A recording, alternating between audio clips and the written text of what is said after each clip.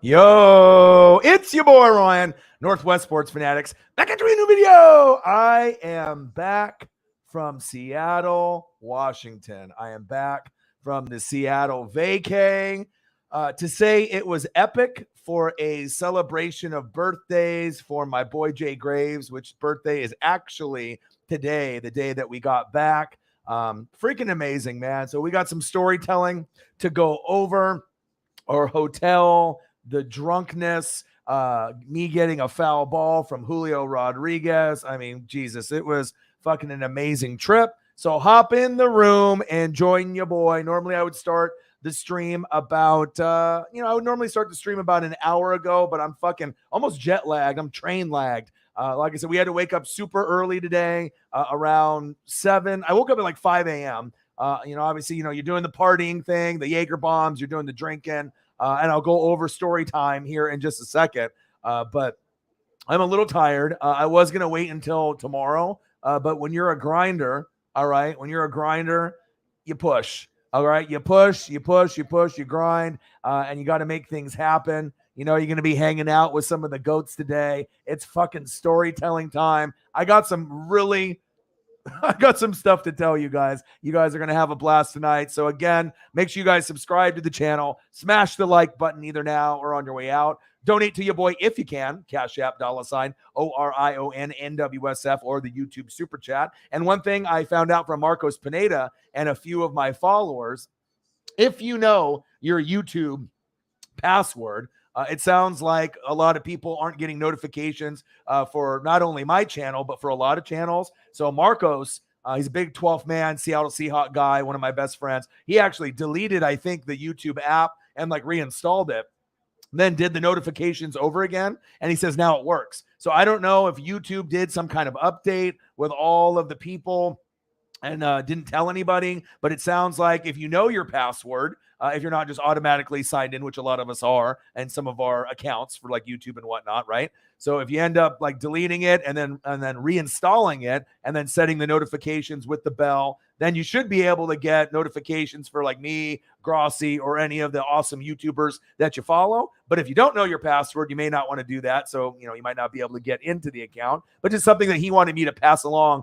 to you guys. And it's working out for him. Man, incredible. And Sarah Small, hey, you are the Robin to me being the Howard Stern. How is everyone doing? Elliot, my boy. Sarah is in the building. Eddie James, I always wanted to visit Seattle, bro. And the room that I stayed in is incredible. It was like $400. It was like $400 a night. So this is like 5-star, hotel. It's even nicer than the one that we stayed in 2.5 years ago, pre-COVID, with me and my buddy when we did this and saw the Mariners back in the day. So we thought it was the Courtyard by Marriott is where we stayed last time, which is still a good hotel, usually about $250 to $300 a night, and it's pretty good. TV maybe about 40 inches, good view of the lake, we thought. And then we ended up staying at the Hyatt, which is like the top of the line, right? 70-inch flat screen TV, 4K, HBO included. If you go to our Twitter, Instagram, my Facebook, YouTube, in the community section, you can see the pictures of the view. Your boy with the Jaeger bombs. All right, obviously, before I ended up getting a foul ball, I told you guys, ESP, baby. You know what I mean? And I'll go over that here in a second. But the room, 70-inch TV. I've never been in a fucking room that had a 70-inch TV. The room was so dope. When you walked into the bathroom, you touched the mirror in the bathroom and lights came up based off how many times that you touched it. If you wanted really bright, you touch it 5 times. If you just wanted a little dim around the outside, it was almost like a border of the outside of the light behind the mirror, which was extra, extra large. Incredible. Shower, insane. The shower it didn't even have like a closable door. It just had a door that was like half, and the other half was open, but there was enough of a raise where the water wouldn't shoot out. Pretty amazing fucking place, let me tell you. And then the views, my God, the views is what we paid for. I paid extra, obviously, for that. And when you see the views of the lake and you're up on the 32nd floor, freaking amazing. Lots of gummies got consumed. Great food. Had a Griffey dog down there. Amazing. too many beers. I think we had dropped like 120 or 150 on beer just on the Saturday night game. I started not to feel too good around the 7th inning just because of the Jaeger bombs around 2 p.m. on that day. Then we're doing the gummies. We had joints, but we didn't even really get into too many of those. And then, obviously consuming beer and doing all that. And then on Sunday, no beers whatsoever. We wanted to make sure that we went and did things, had to recover. And then, I ended up getting the foul ball, the Julio Rodriguez. And it's funny too, because I ended up buying the Julio Rodriguez jersey, right? So I ended up buying that. And then it didn't come in time. They said, we'll have to wait to see if he's going to stay up and not get sent down to AAA and whatnot, right? So I was like, okay, well, I'm going to get the jersey sometime between now and July. Well, the whole point of me buying it right away and doing next day deliveries, I could wear it down there. And then the sports gods were like, okay, Orion got screwed on the jersey. What's better than the jersey? How about a authentic Julio Rodriguez foul ball? Amazing. We had 0 foul ball or, chances. Like after an inning ends, they usually look up to the crowd and they throw a baseball up. Like, you got the 3rd out, all the players are running out the outfield. They look up into the crowd and they toss it up, right? So on the Saturday game, we had zero opportunities to get a ball. Nothing was close to us. No foul balls. On Sunday, 5 opportunities, okay? 2 were about 5 seats or more away from me, 1 on the left and then 1 on the right where these kids were battling it out, and that's totally fine, right? Early in the game, around the 3rd inning, they throw the ball into the crowd, right? J.P. Crawford. He's not throwing it to me. He's throwing it over my head. I jump in the air, and it hits my finger. Bounces off my finger and then goes backwards 3 to 4 rows. And I was like, oh my God, that was my opportunity to maybe, get a foul ball. But it wasn't a foul ball, just a ball that was thrown into the crowd. And you want a foul ball or a home run ball. But still, if you get a ball in a game, you're the fucking man. All right. You're the fucking man if you get a ball. So it hit my finger pretty fucking hard. It almost felt like it was almost going to break it. Bent it backwards, changed the trajectory of the ball. It went backwards 3-4 rows. By the time I turned around, there's a big group of people jumping on top of it, dogpiling. So no baseball for me there, right? Then it's the 9th inning, okay? I need to go to the bathroom. I go up to these steps to go to the bathroom. It's a clutch part of the game. I shouldn't be getting out of my seat. I got to go. All right, I got to go to the bathroom. Go all the way up to the top. All the stalls are full. The people are in the crapper. There's an old man with his hands on his hips waiting to get to the crapper afterwards. So I'm like, I'm not going to be able to go to use the restroom. So I was like, fuck it. All right, I guess I'm going to have a little bit of a stomach ache or whatever, but I'm going to go down back to my seat. Literally go back to my seat. About 2 minutes later, all right, I'm looking down at my phone to check a message, I think from like my dad. And then all of a sudden I look up, Julio Rodriguez is up, foul ball. It hits the aisle, kind of like walkway. When you end up walking down the steps and you have that kind of bar that you hold on to for leverage to make sure you don't fall down. It hits the bar like a couple seats in front of me, bounces towards me, right? So I get up. I'm like, I'm going to get this fucking ball, right? Bounces, goes into a seat right in front of me for where my seat is at. Boom. Julio Rodriguez. Let's fucking go, baby. Let's fucking go, baby. Let's go. So your boy ended up getting the Julio Rodriguez foul ball, not a baseball that got thrown into the crowd. And then the guy that was in front of me, he went to go do the same thing. He went to go to the bathroom. And then the wife was like, the ball literally landed in your seat. The guy couldn't lose. He lost his mind. He couldn't even believe that I got the ball or whatever. And then about maybe 10 minutes later, after those guys like dipped, because the game went into 12 innings, extra innings. Maybe about 10 minutes later in like the 10th or the 11th inning, a guy right in front of me, right, had an opportunity from when J.P. Crawford threw the ball in the crowd. He dropped it. All right, he had 2 hands on it. And then a little kid, got a mitt and it fell into his mitt and he ran away. So technically, if I wanted to be a dick, I probably could have had an opportunity for 2 or 3. But I mean, I'm going to let the kids have the ball. I'm not going to step in front of somebody. I already got the foul ball from Julio, which was the best ball of the night, okay, besides the other 4 that were thrown into the crowd near me. But I've never been in a seat, and we had the same seats for 2 games. Nothing on the first night. I mean, I was sick by the 7th inning. And like I said, I'll go into that story here in a second. But, man, Unbelievable, dude. And I'm going to show you the bobblehead statue. And I'm going to show you the difference between when you end up being drunk, right? If you're drunk and you're faded and you're out of it. And I'll tell this story here really quick once I acknowledge everybody in the room. And you're going to see the difference between when you drink and when you don't drink and what happens in memorabilia and what you get. Okay. You guys are going to love this. Eddie James is in the building. My boy Elliot is in the building. What to do? He said, I'm good. Throat doesn't hurt anymore. Yes, baby. That's awesome. And hopefully, like I said, I'm really fucking tired, but hopefully we get Cyberpunk in the building. Holly Hundo, we get some of the goats. I saw the Celtics fucking got the brooms. All right. They fucking got the brooms. Fucking sweep KD and Kyrie out of the fucking playoffs. I love it. Gimme Warriors. Gimme Celtics. I'm watching the Mavericks just fucking destroy Utah right now. I know Monday Night Raw started. I know they're doing like a Randy Orton tribute. So you guys will let me know if I need to watch Raw or I'll go over to NFL Network and watch something else. But glad to hear that you're feeling better. Let's get to 200 in donos tonight for story time. And like I said, I was going to skip tonight. I was extremely tired. Let me know. I didn't even get a chance I didn't really get a chance today really to, nap. I tried to, and then Paisley has this new dog toy, which is a football, and it's a squeaker. So I'm like, oh, okay, I guess I'm not sleeping at all. But, oh, man. Bro, Julio Rodriguez foul ball. Dude, like I said, out of anybody that was there, the sports gods, I guess, love your boy because, foul balls don't come around often to you. They might come close, but realistically, I'm a honey badger. And what do honey badgers do? They don't give a fuck, right? So last time I got a foul ball a couple years back, I've gotten two foul balls when we had the Portland Beavers, all right, when I was 10 years old, and I got batting gloves. So I've always been lucky. I got a foul ball for Mariners Dodgers a couple years ago when Kike Hernandez came to, Seattle, and it was the Dodgers playing. We went to a 2-game set. I had one ball got thrown to the left of me, one seat below me, next to my left. It was thrown into the crowd. I tried reaching for it. Nacho helmet beer, couldn't get it. And then the guy that was in the row in front of me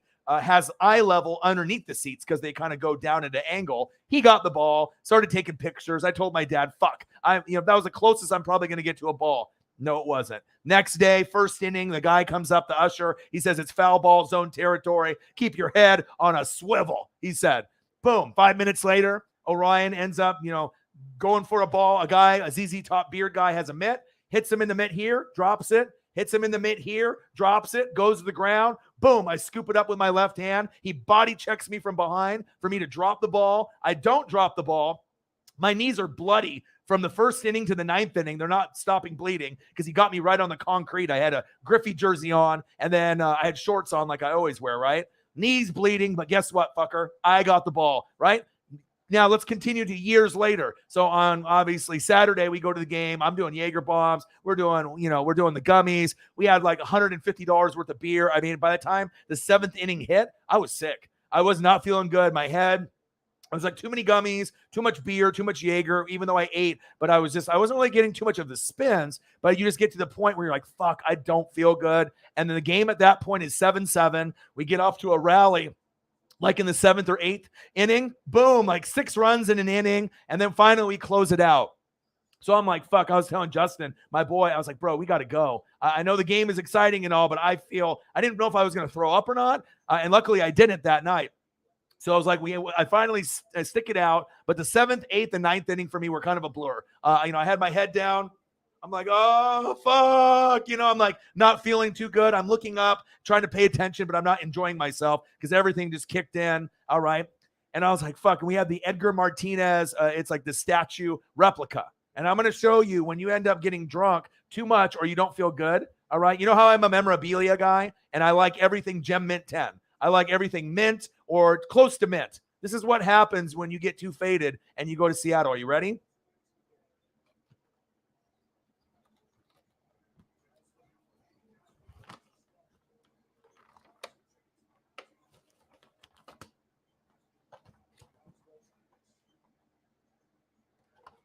Absolutely fucking destroyed. The box is fucking done. I spilt beer on it. Got all fucking wet. I dropped it like 4 times. And then we tried getting a lift after the game. Fuck, we had 2 rides cancel, right? And we didn't have our hotel too far away from the stadium. But I'm fucking feeling sick. You know what I mean? I'm going to lay on the ground like a Seattle bum. I can't move. I have to fucking push myself and walk, right, for like 30 to 45 minutes because the lifts cancel on us. We finally get to the hotel. I put all my shit down, right? Literally, I'm falling asleep in 30 seconds. Put the covers on my head, and Justin's like, man, you were out. I was like, I told you I didn't feel good. You know what I mean? But I still walked all the way. My Edgar figure in the inside is still okay. But as you can see, the box is absolutely trashed. All right. But I'll take the figure out and you can see it. But I like to collect, but I thought it would be a good memory. And I'll take a picture on Twitter so you guys can see, when you get drunk, this is what happens. When you don't get drunk, this is fucking what happens. Fucking A, man. But great times. Next day, we're fucking hungover. We feel like shit. We look to see how much money we spent. Hundreds of dollars just fucking going ham on food and beers and everything else. I'm like, fuck. Got a really cool t-shirt. He got a Julio Rodriguez jersey. Mine was supposed to be, sent to me from MLB Shop. I should have been smart and not even bought the jersey on MLB Shop like 3 weeks ago when it debuted. If they were going to dick me over, I could have waited to go to Seattle and bought one there, but whatever, right? The gods were like, all right, they fucked him over there. We're going to get him a Julio Rodriguez foul ball. We're going to get him the best thing that he could possibly get besides a home run ball. All right. So I'm like, cool. So then the next day we wake up. We wake up at probably like 7 or 8 a.m. We feel like dog shit. I'm like, all right, bro, we got to order like some breakfast burritos. I need Gatorades. I need water. Next game doesn't start until 1:10. So I'm like, thank God. If it was 10 a.m., we probably wouldn't have been able to make it. So we rehydrate. Lots of water, and we're enjoying the views. We're watching, a little bit of football on TV. I think they have like the Elway Marino story. And I'm like, all right, give us 4 hours and we'll be money. And then we end up going down there. We go to get a Griffey dog outside the stadium, which is this amazing hot dog, cream cheese, grilled onions, ketchup. And the thing is like huge. Like the bun is here. The dog hangs out like this much. I mean, it's like massive. So you get that, a thing of chips and like water was like $9. The best hot dog I have ever had. They have like Buhner dog, Martinez dog, Ichiro dog. Of course, I'm going to go for the top of the line, the Griffey, but they didn't put a whole lot of like the cream cheese in there. And I've never really had that in there. And obviously my buddy got it with the cream cheese but the onions, the grilled onions and everything that was in there, fucking amazing. Best food. Went in there. He got a jersey at the shop across the street.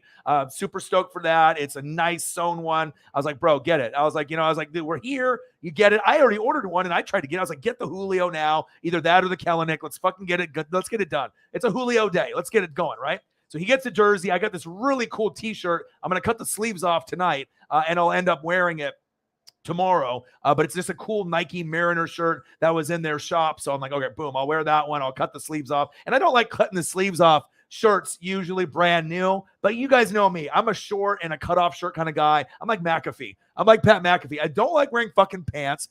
He does a tank top thing. I'll cut the shirts off, not as thin as a tank top. Give me a little bit more edge on the shoulders to make it look better. But I got that nice shirt there, and man, oh man. I mean, the Edgar Martinez statue, I mean, the box is fucking obliterated.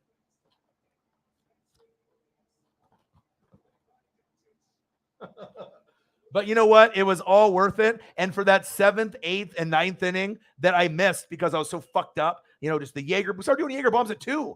The game, and then I was like, okay, fuck, the game didn't start until I think like 6, you know what I mean? 6 or 7. So I'm all okay. So doing that, eating, drinking, fucking beers, also Bud Light, and then doing, I don't even know how many fucking beers we had at the game. I think they were even at like maybe $10 a piece.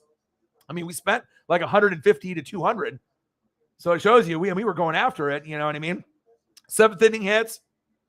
I'm not feeling good. Pretty much not a lot of recollection from 7th, 8th, 9th inning. I mean, I saw the stuff, but I couldn't be like, cheering and high-fiving like I normally do. Lo and behold, sober dog. All right, not drunk dog anymore. Sober dog. I don't want that Edgar Martinez thing to happen to me again. We're responsible. We're sober dog. I end up getting a Julio ball. 4 other chances of baseballs close to me. Pretty incredible story, man. And just, sometimes it's good to get a little faded, but sometimes, you'll pay the price if you get too faded. And I got my 3 innings back. So the game, obviously, I started getting sick on the Saturday game around the 7th inning. So 7th inning, 8th inning, 9th inning, a blur. What happens in the Sunday game? It goes 12.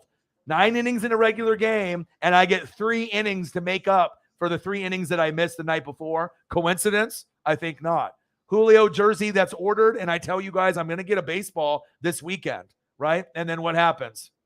ESP, your boy gets a ball. Some people want to say it's luck. It ain't luck. All right. You know, your boy is a honey badger. I go after it. I mean, there's a chance I could have gotten 3 balls, but I mean, I don't really care about the ones that get thrown into the crowd. And plus, if a little kid is there, I would rather have the little kid to have a memory rather than me being a dickhead and just pushing people out of the way. And I wouldn't like be doing anything rude, but you know, it's all fun. And you know, when you're trying to end up, you know, getting a baseball, you know how it goes. If you guys have ever been to a Mariner game or any game for professional baseball, once the ball is in the crowd, it's fair game. I mean, it doesn't matter. Kids, fat people, skinny people, you know what I mean? You're going after it. You know what I'm saying? So, man, Sarah Small, bang, baby. 99 cents to get it going. Let's get to 200, baby. Man, incredible time. The room, amazing. I mean, it's expensive. Besides the 7th, 8th, 9th inning and me having to walk fucking like 45 minutes, trashed, dropping my fucking Edgar Martinez statue figure like 4 times, ruining the box altogether. But luckily, the figure inside is still good.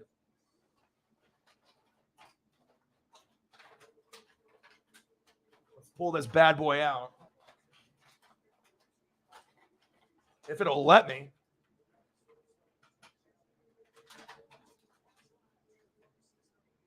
Checking to see if there's any damage.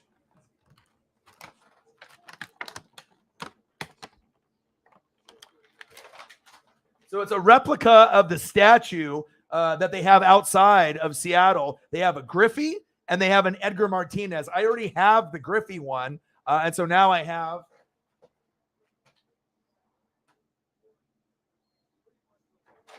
Oh my gosh. This thing is cool. Let me put it together real quick. Hold on.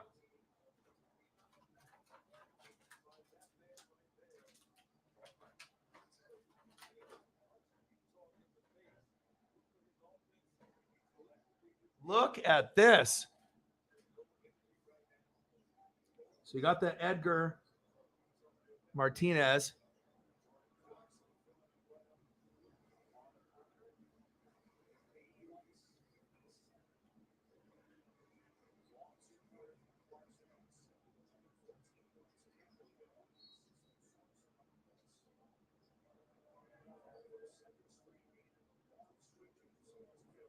Pretty cool. It's a big size.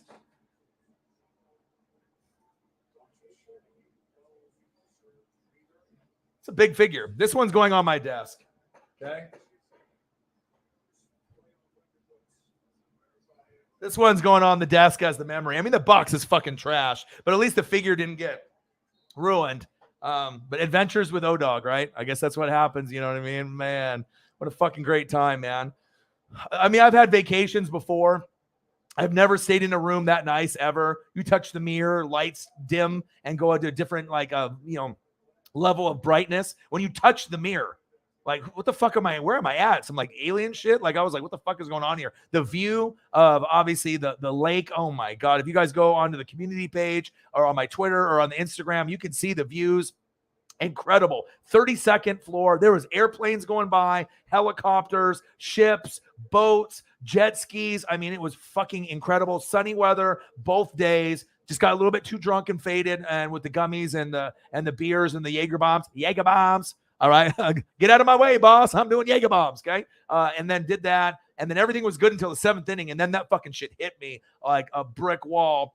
Didn't get to enjoy really the end of the game, but we did win. And I saw, that we ripped off like 6 runs, then spilled my beer, got the box all fucking wet, and then, pretty much ruined the box. But it's not, if it was a bobblehead, I would have been pissed. You know what I mean? But this statue one, I already have a Griffey one. And the Griffey one I bought at a card shop with no box. So it's almost fitting that I have now this Edgar I'm going to keep on the desk as a memory. But you know what? Drunk dog, this is what happens.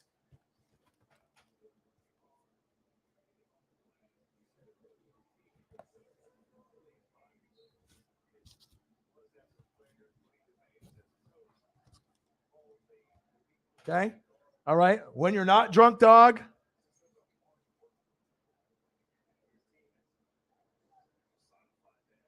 It's got the color on it too. Let's go, baby.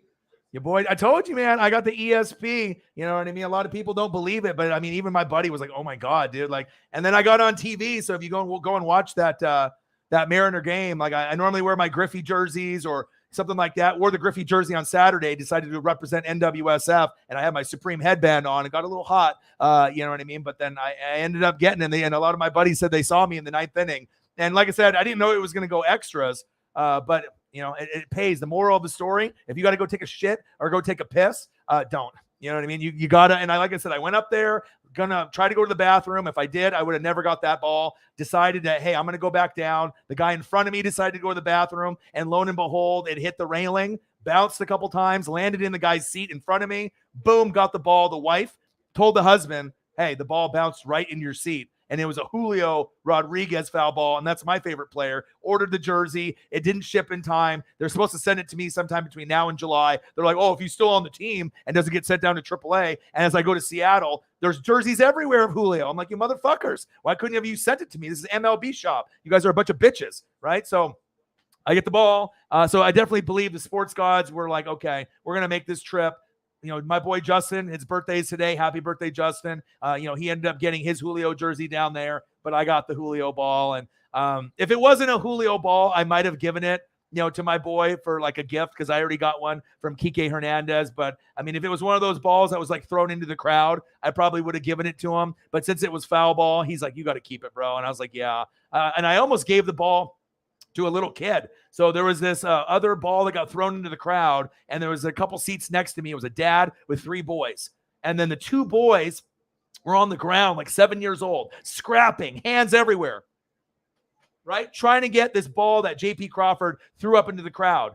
Both brothers are like punching each other in the head, trying to get this baseball. One brother wins. The other brother, what happens? Cries, head down, hat down, crying for like 20 minutes. Right. And I was like, fuck. I was like, Justin, I was like, should I give my ball to the kid? You know, and I don't want to give up the ball. It's a Julio foul ball. It's not a ball that got thrown into the crowd at the end of the inning. Mine's worth more and it's more special. But I was like, should I do it? And I talked to him and I was thinking about it. I was like, man, you know, because I'm always trying to put people first. And I was like, I could just imagine that kid rubbing it in, you know, for the rest of his life. He's like, I got the ball. You didn't get one. Lo and behold, an inning later, right? They throw another ball up. Guess who gets it? The dad.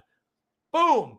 2 hands, gets the ball. Kid stops crying, gives it to the other son. I walk over. I give the dad a high five.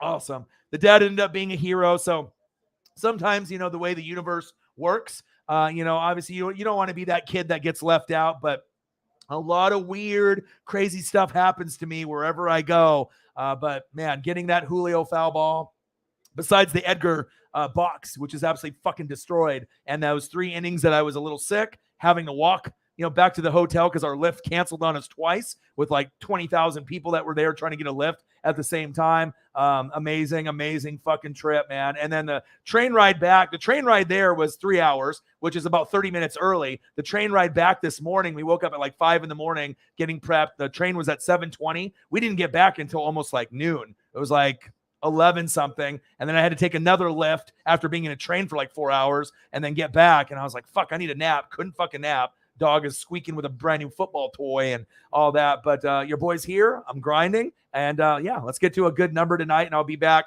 tomorrow, Wednesday, Thursday, NFL draft, Friday. Probably will take Saturday off. You know, just for some birthday celebration stuff. I'll probably not stream, or if I do, it'll be for a short period of time. Sunday, obviously I hang out with my dad in the morning, but I'll stream Sunday night. And then Monday on next Monday is the birthday spectacular. I am turning 40. So I imagine a lot of people will be dropping the $40 donos, and we're going to have a great time. I'll be drinking, I'll be smoking, I'll be doing a little bit of everything, and we'll be doing a little birthday celebration next Monday. And like I said, it'll be a blast, man. I'll be pulling up pictures. I'll be pulling up gifts. We'll be watching whatever's going on playoff-wise, baseball, or basketball or wrestling, whatever's going on. But I love you guys, and I appreciate you guys very much. Let me get into the comments here really quick. All right, let's go here. Oh, I'm getting pumped for the draft as well. Michael is in the building. Want to do $1 for the donos. Sarah, appreciate you getting the donos started. And like I said, a lot of money was spent. A lot of money was spent, so I definitely need to recover some of the money because obviously I had to do the rent thing. Then I had to cover, my girlfriend's rent portion because the government took some of the money. Then we had the room that was like $800. So definitely not something that I'm going to be able to do all the time, like once or twice a year, but we're definitely going to be staying in the Hyatt again. Incredible room, 70-inch TV, had HBO, 4K, had a view of the lake of like 5 different areas of the windows. Check out Instagram or Twitter or the community page if you guys want to see all the photos that I posted. Ended up getting a Julio Rodriguez foul ball. Everything. Like I said, I told you guys I was going to get a ball. I got the ESP. I usually come and deliver.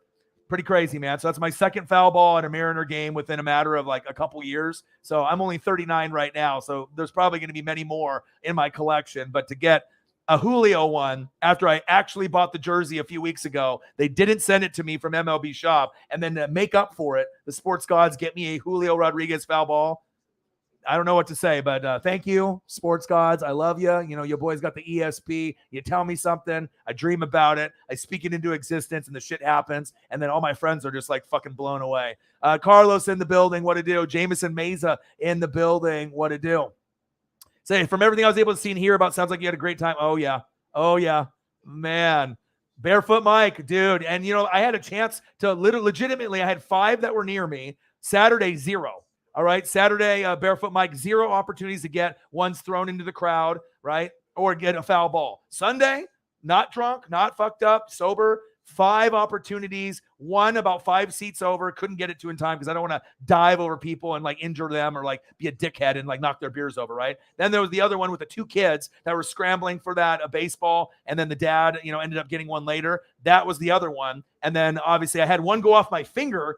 Obviously, like in the 3rd inning, the guy threw it up after the inning ended. He threw it fucking hard. Like I said, because we're only 14 rows back. It goes up like 100 rows in the bottom level. Then they have the second level in the triple deck. We're on the bottom level. And that thing bent my fucking finger back so hard. And my buddy was like, Jay Graves, Justin was like, dude, you almost had it.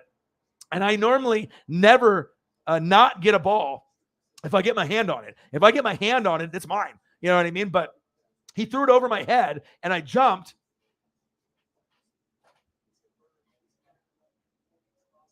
I jumped, and then it went backwards, like 4 rows behind me. So he threw it hard. So there's no way I was getting that one, but I changed the trajectory, and I jumped, and at least I got it with my finger, and I was like, all right, well, this is a good sign. I told him I'm getting one. I was like, you watch. Give me a few more innings. Like, I'm going to get one, whether it's thrown into the crowd after an inning, but I preferably want a foul ball. That's what I want.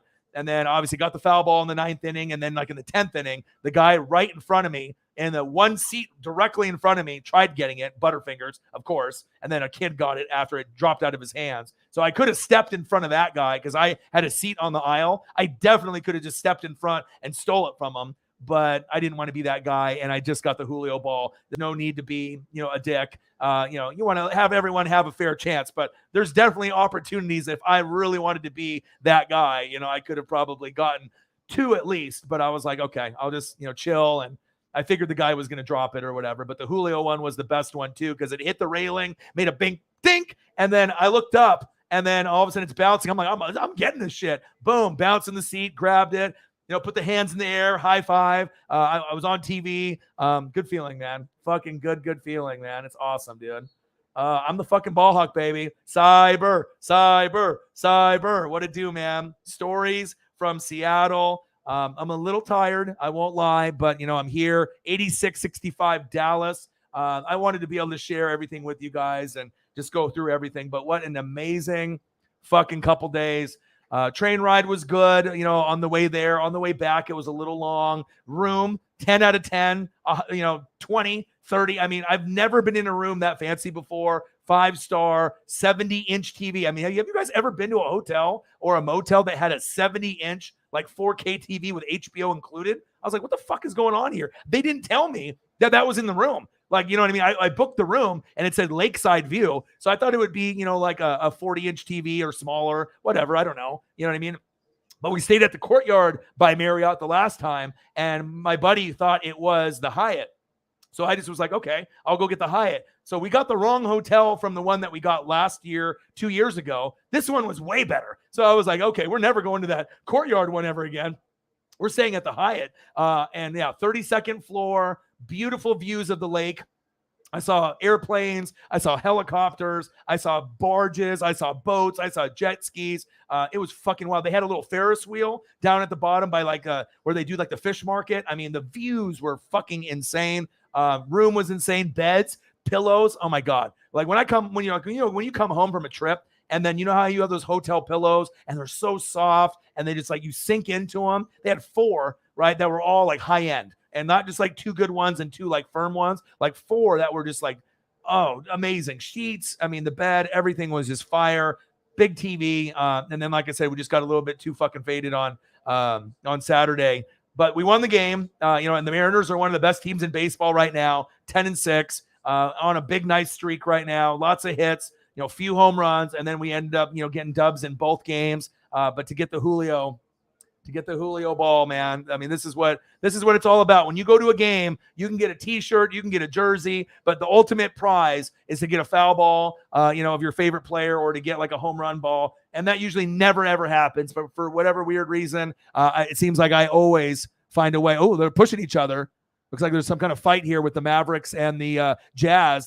One guy went up to dunk it. I don't know if it was Luka or something, but some guy went up to go dunk it. They rejected it, Luka, and then they all started pushing each other. So I don't know if they're going to get ejected, but if you guys want to turn it on. Fourth quarter, 5:33. Mavericks are up by 89-65. I don't know if someone's getting thrown out right there, but I'm going to switch it over to obviously wrestling or something else after this game is over. Man, I am a fucking ball hawk, baby. You know it, dude. Cyberpunk in the building. What do I do? I missed you guys on Saturday and Sunday, but I tried to post as many pictures and videos. I posted a little video, when I was still feeling decent. But yeah, by the time it ended up being in the 7th inning, I was fucking destroyed. And then obviously you can see my box.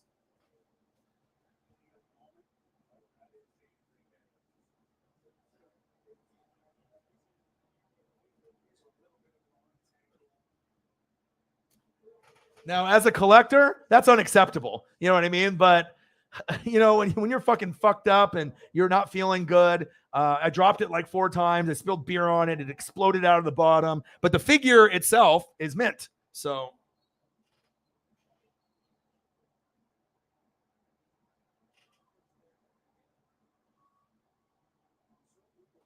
we got a mint condition Edgar Martinez statue figure, and it's based off the statue that is out in Seattle, just like the Griffey one that I already have. So it's this one's big. It's like, I don't even know how big the figure is. Maybe 1, 2, 3, 4, 6, 7-inch figure. I mean, it's 8-inch. I mean, it's big.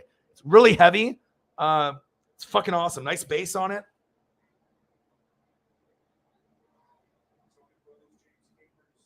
Love it. It's going to stay on the desk now as a memory.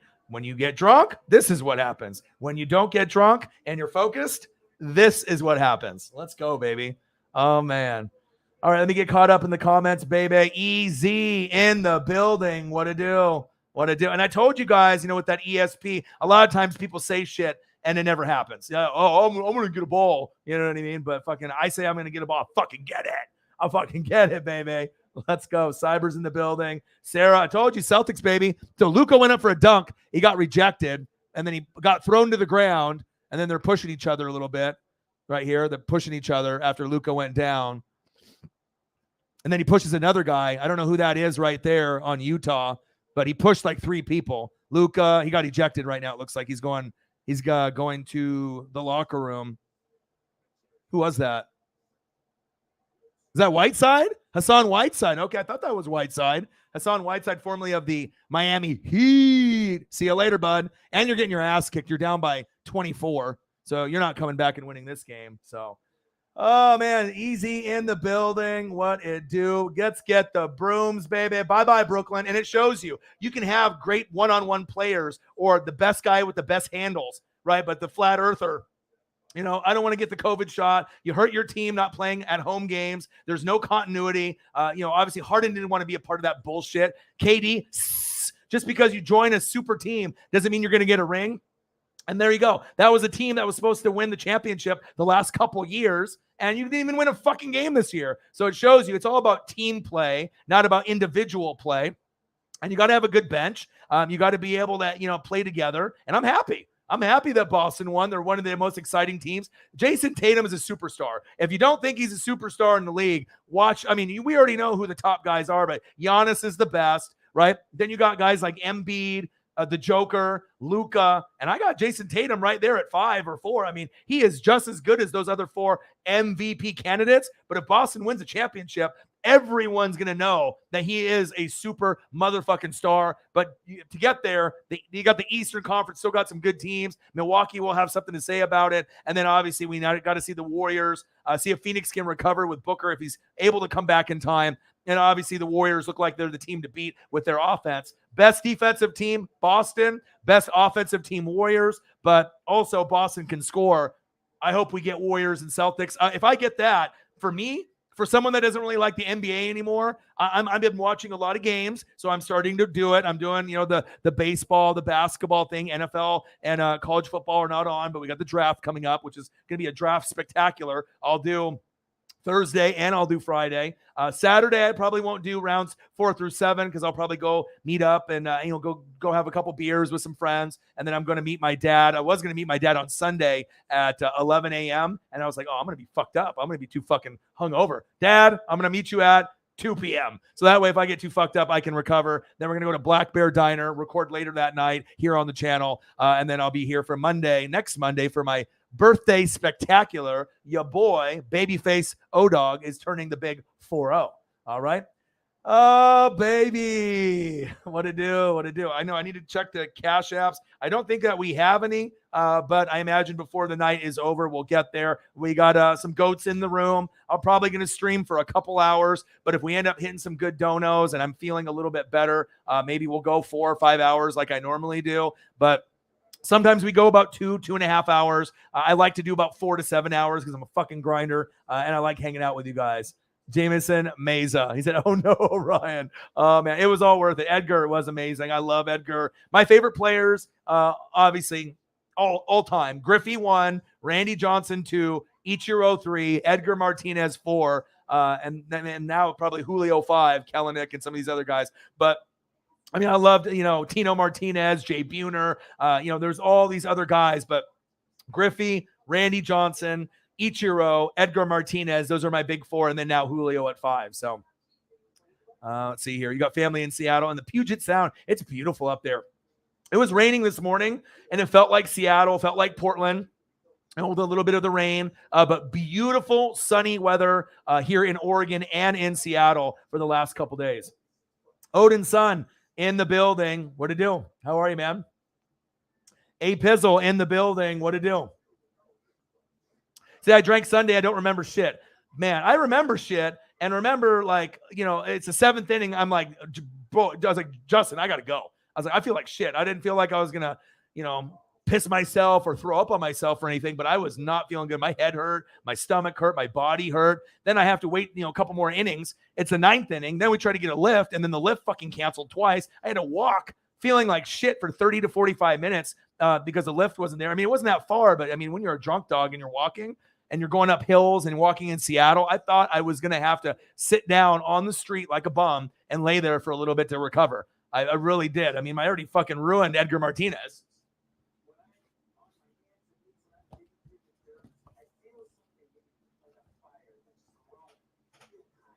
Safe to say, Edgar Martinez box is not Gem Mint 10 anymore, but it's all good, man.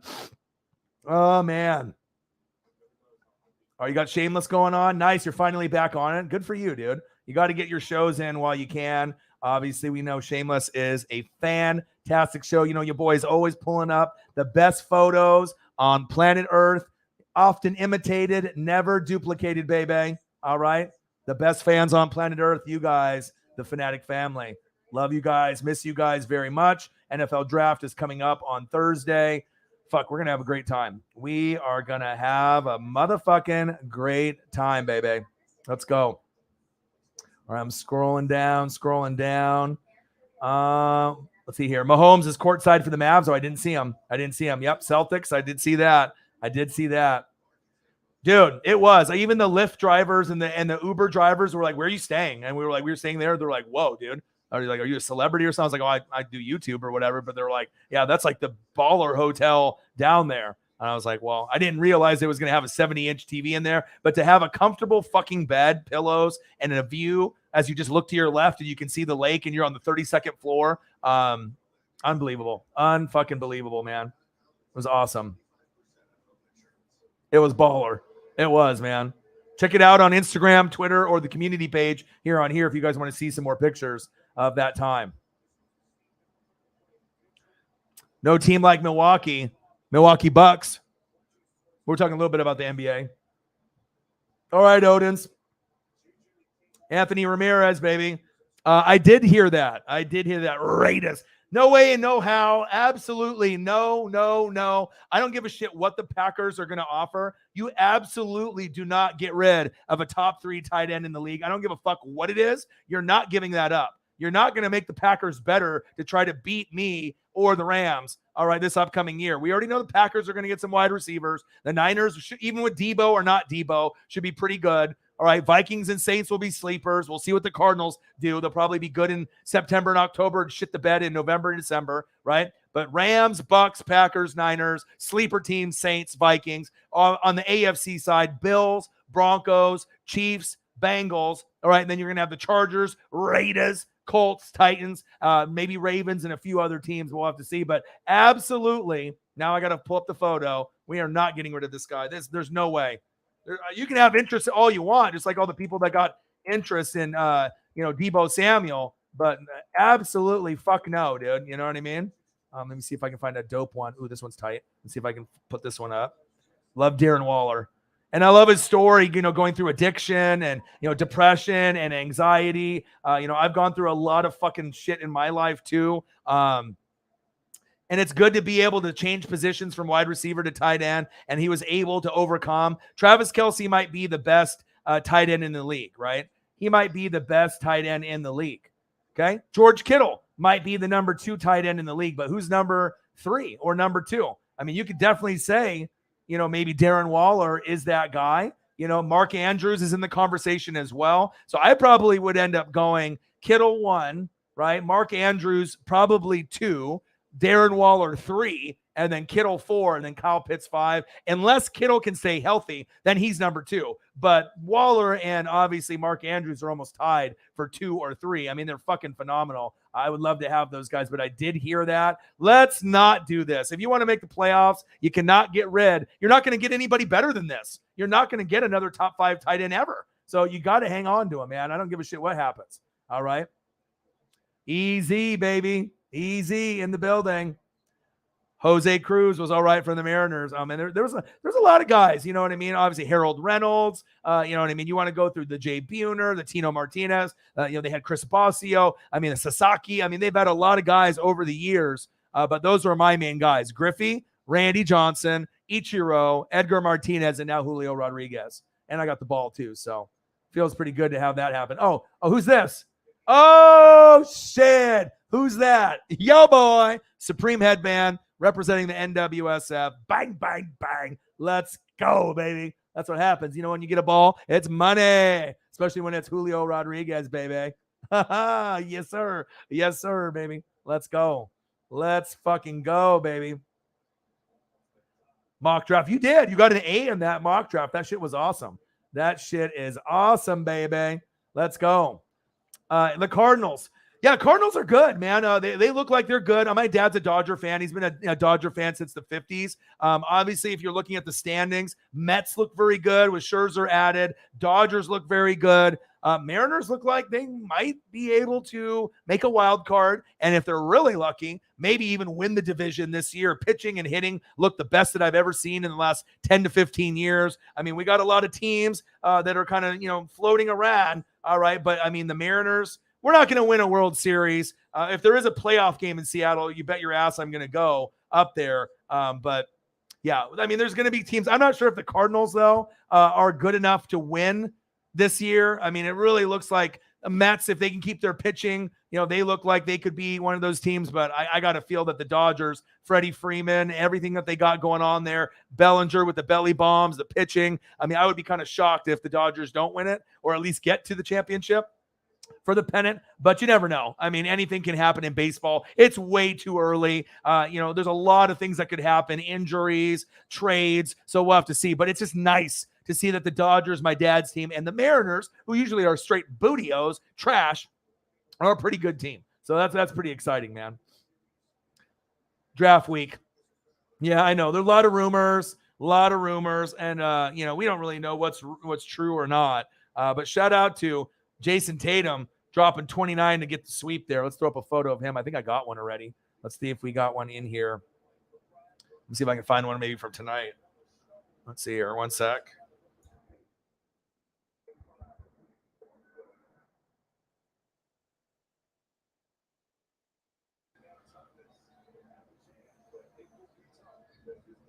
Yeah, this one isn't from tonight, but it's just a cool photo.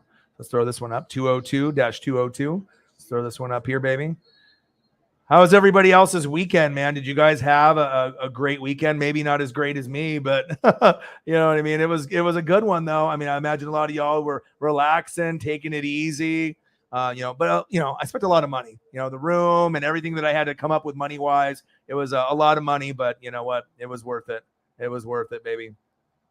Let's go. 102.72. So I can obviously get off this. Now, is Monday Night Raw worth watching, or should I just go to NFL Network? What's going on here? So the series tied 2-2. They have another game on after and a little bit at 10 p.m. Who is it?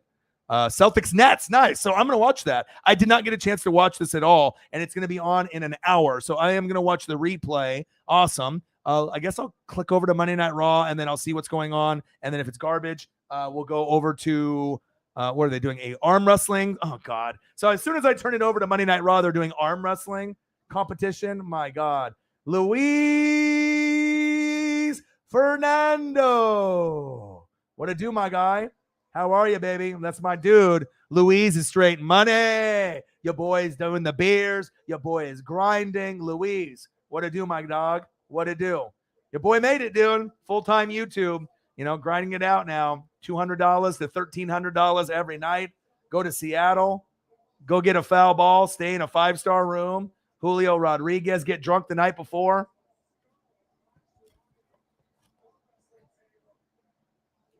Hey, that's the difference. One day you get fucking wasted, ruin your fucking box of your giveaway Edgar Martinez statue. The figures now is still in good shape, though. Okay? Still in good shape, but then to get the foul ball the next day, yeah, beautiful. Luis, my boy, how are you, dude? He said, take me out to dinner. My dude, Skrilla, how are you, man?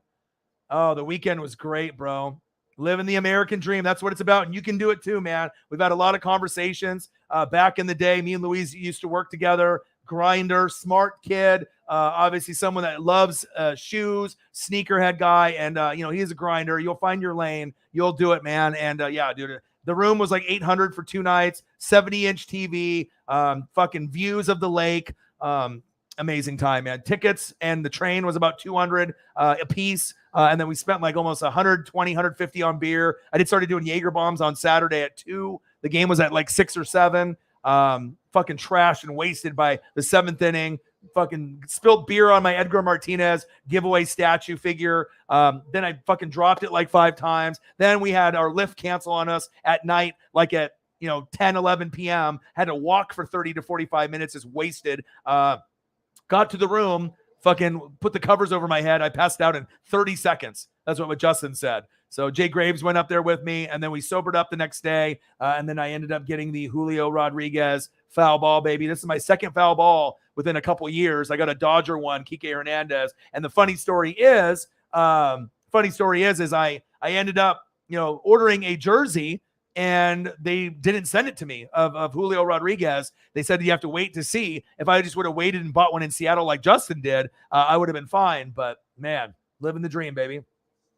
You got a jersey you can give away? Awesome. Okay, cool. Okay. All right. We'll figure it out. Maybe it'll just go to me, since I'm a Buck fan. I don't know how many Tom Brady fans that we got. I might be the only one because it's on the Buccaneers. But, yeah. I mean, like I said, and I saw Greg. I went to Luis. I went to Dick's I haven't seen Greg in like 2 years, right? I went to Dick's, obviously Sporting Goods at Washington Square, right? I was there the day before, like on Friday, right? It was like 11:45. I'm in the car, right? And I'm about to leave. And then who parks right across from me in the parking lot? He said, O-Dog? And I was like, oh, shit. So then I sit there and I talk to Greg for about an hour and a half in the parking lot. Amazing to catch up. Incredible, dude. What size?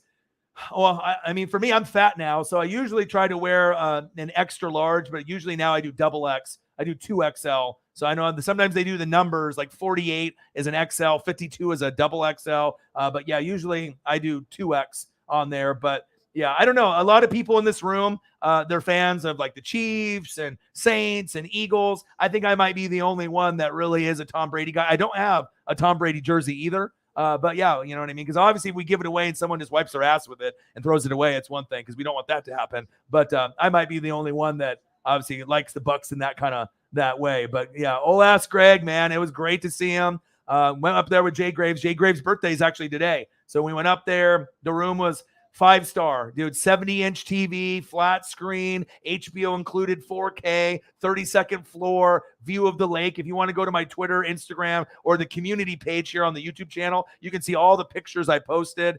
Duffel bag boys in the building, baby. And like I said, I almost got more than one ball on Sunday. I had an opportunity for maybe 2 others that were really close, and then 2 that were about 5 seats away. So I had 5 opportunities that I could have been pretty damn close. And then on Saturday, I had 0, but I ended up getting the baseball. So that makes me feel really good. So Sarah Small in the building, Louise, baby. Oh, man, it felt so good, man. And like I said, it's just crazy that I ordered the jersey because Julio Rodriguez is the number 3 prospect. It's like the biggest prospect the Mariners have had in like 10 to 15 years. I ordered the jersey when it came up on MLB Shop immediately, next day delivery. And then they say they're going to send it to me from now until July to see if he's still on the team or if he gets called down to AAA. And then we go to Seattle and they have a bunch of them there. I'm like, motherfucker, I should have just waited. But then that's how I ended up having the sports gods. Louise, you know the sports gods love your boy. And I'm a honey badger, and honey badger don't give a fuck. And we end up getting the baseball, baby. So, you know, life is good. Life is good. Your boy is grinding. Your boy is hustling. Bang, baby. Supreme headband, NWSF hoodie, and a baseball the match, baby.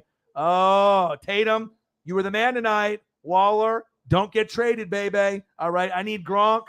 All right, I need Sue. Your boy needs players. We might have some food porn tonight. Who knows what I might be pulling up on pictures today for you, baby. Oh, that shit looks way good. Shit is delicious. Okay, maybe you want some burgers. Maybe you want some pizza. Let's get it. And what will happen with Debo this Thursday? Are we going to have Debo on the Niners? I seen him at the club. It says Debo Stan. He gave the fuck no, I'm not Stan type of vibe. We will see.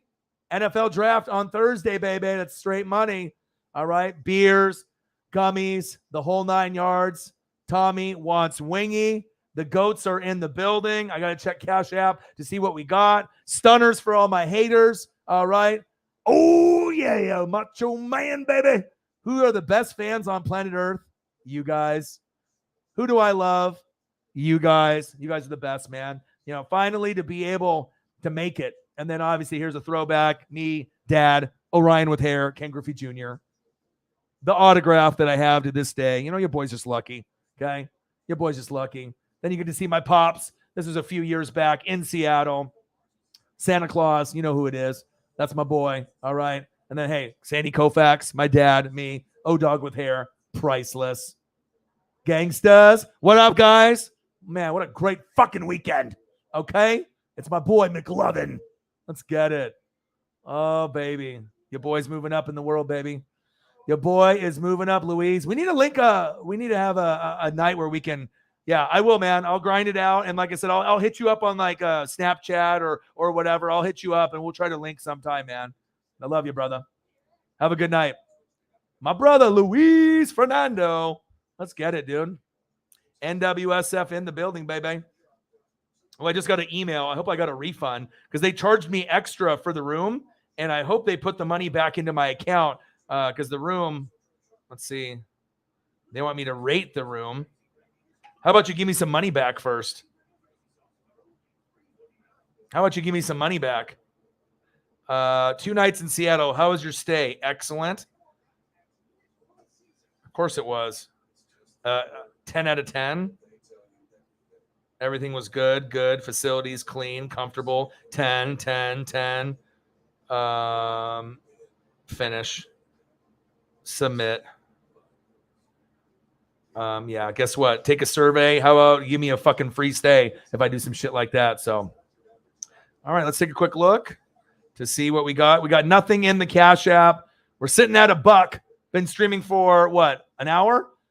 Story time with Orion is only worth $1, but your boy's still going to be grinding. And like I said, I know before the stream ends, we'll get to a good number. Usually we hit like 200 before the stream ends. So I'm pretty confident that even though we're, at a low number right now, we'll be able to get to the 200. We'll get to the 200. That's our minimum. We usually will get there. So I'll stream until, we end up, just getting bored or whatever. But, I am a little tired and I'm grinding, but yeah, I'm going to be around for a few more hours. That's big facts. And then hopefully we get somebody to donate, and then it'll start like a dono train. And once you get one person to donate, you'll get like, a $5, 10, 20, 50, 100, boom. And then that kind of, sets off kind of a trigger. And obviously Uncle Momentum starts happening, and you know how that goes. So yeah. All right.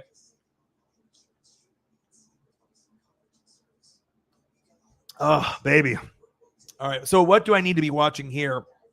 In an hour or 50 minutes, I'm going to get the basketball game. I'm going to go to NFL Network now or see if there's anything else on.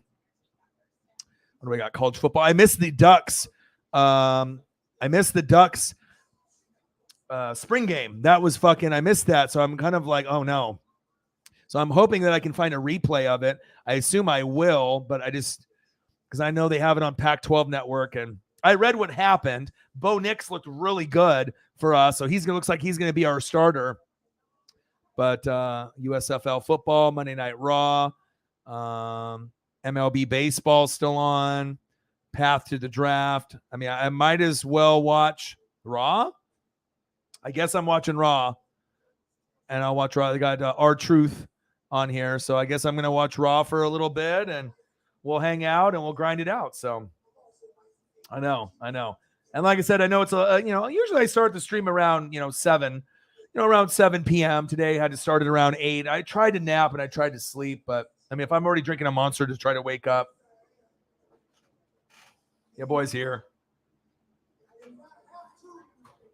Your boy is grinding, baby. Yeah, no beers tonight. But yeah.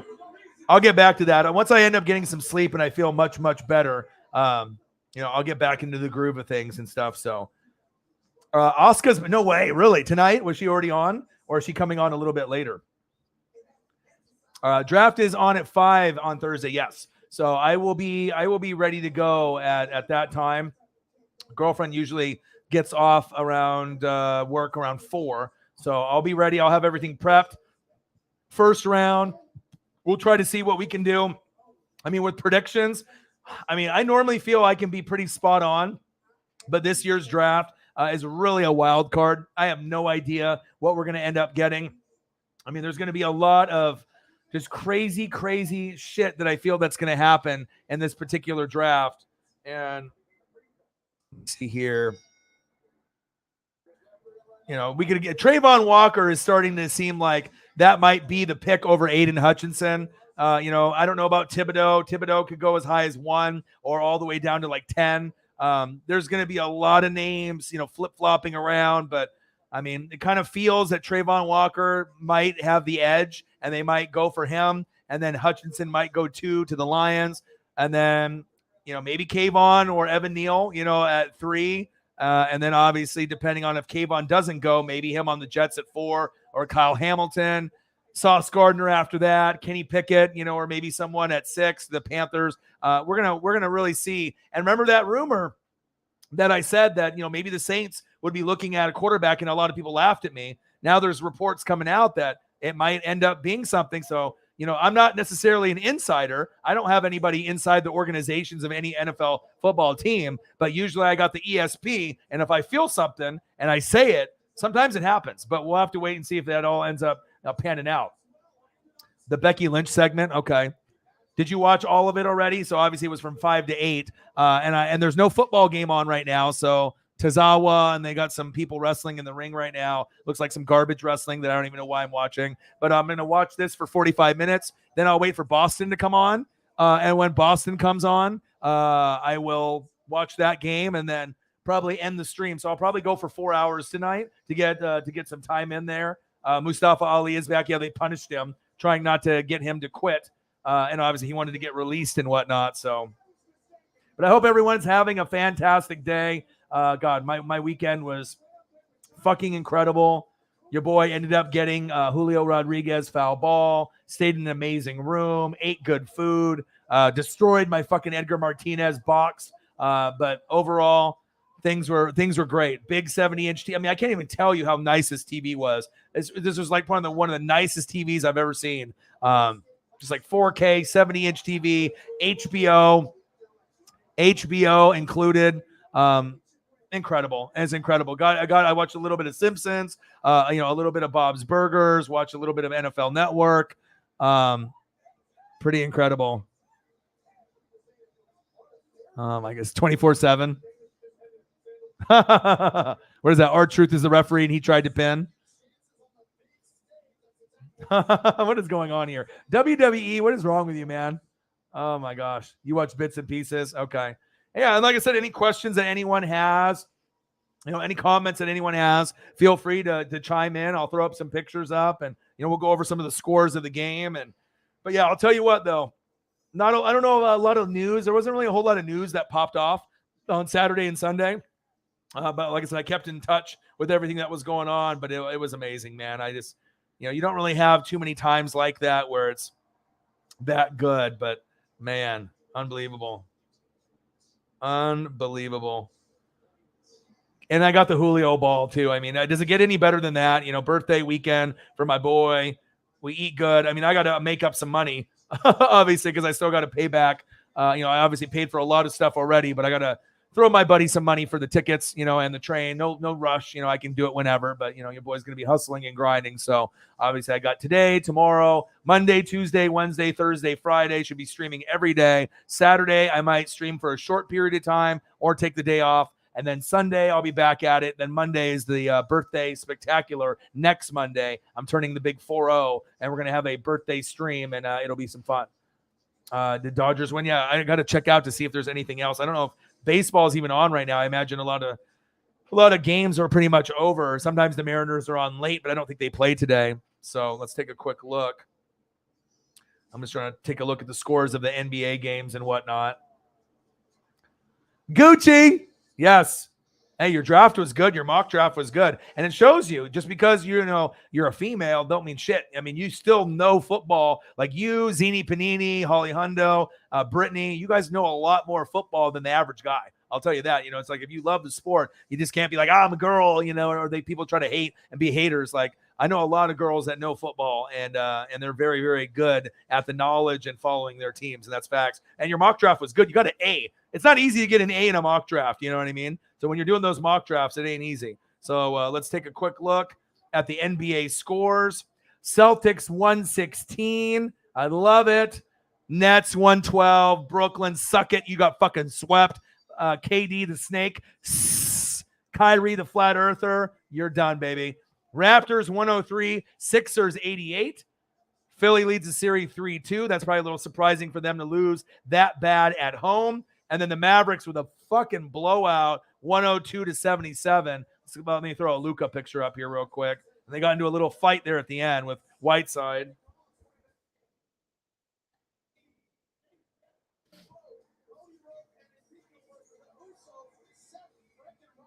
Let me see if I can find a good Luka picture here.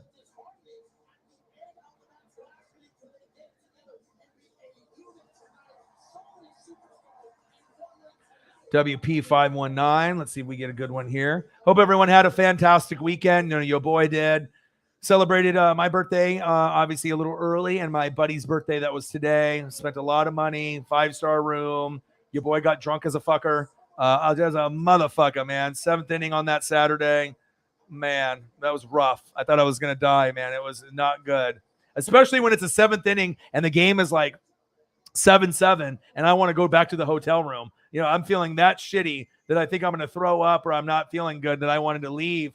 And then we ripped off like 7 runs or 6 runs that inning and then ended up winning like 13-6, 13-7. But all right, the Becky Lynch just came out with her stunner shades. Her and Seth Rollins, the power couple.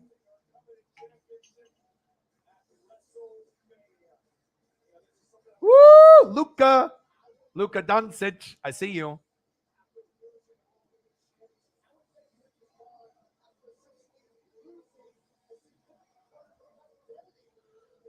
See if I can throw up another Luka photo. Maybe one a little bit sharper. This one is going to be. I like the photos, but I want to get them as sharp as possible. As if I can get the HD on all of them and have that look, but sometimes some aren't going to be as full HD. But I want to do it for your guys' visual pleasure. You guys want to be able to be having the visuals in the stream. Your boy works really hard, so even when I'm tired and I'm train lagged, I'm still grinding it out. All right, here we go. Looks like Becky's going to have a little segment.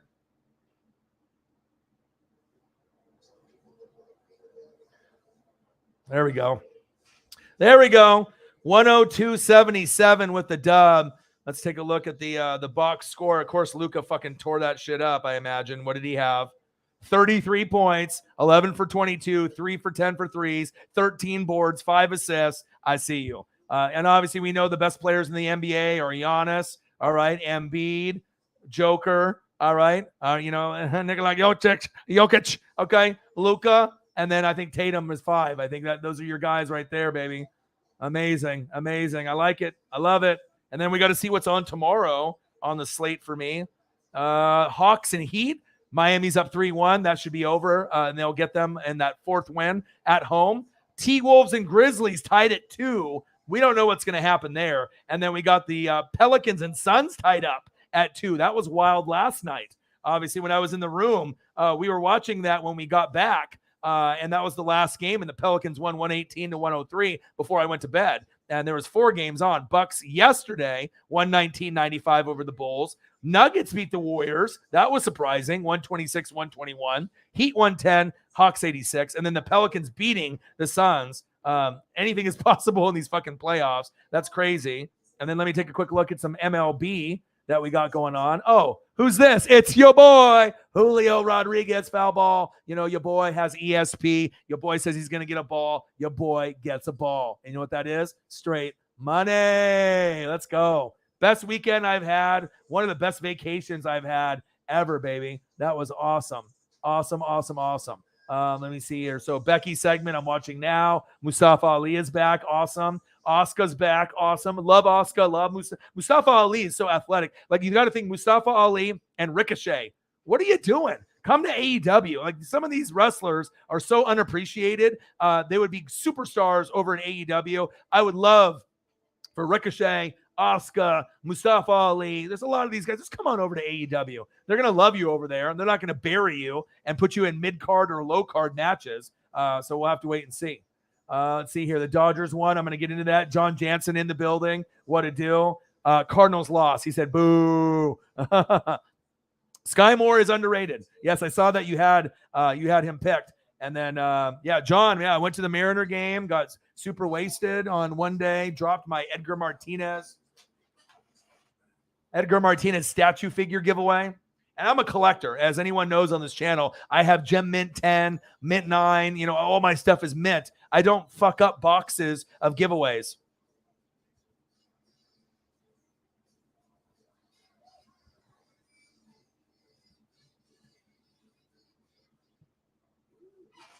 Absolutely destroyed. Way too many beers. Spent like 120 to 150 on beers. Started doing Jaeger bombs at 2 p.m. Fucking gummies, way too many. And then fucking 7th inning hit, spilled beers, destroyed the box. Fucking lift canceled on us twice. Had to walk back to the hotel. Dropped the box like 5 times. But the figure itself is mint.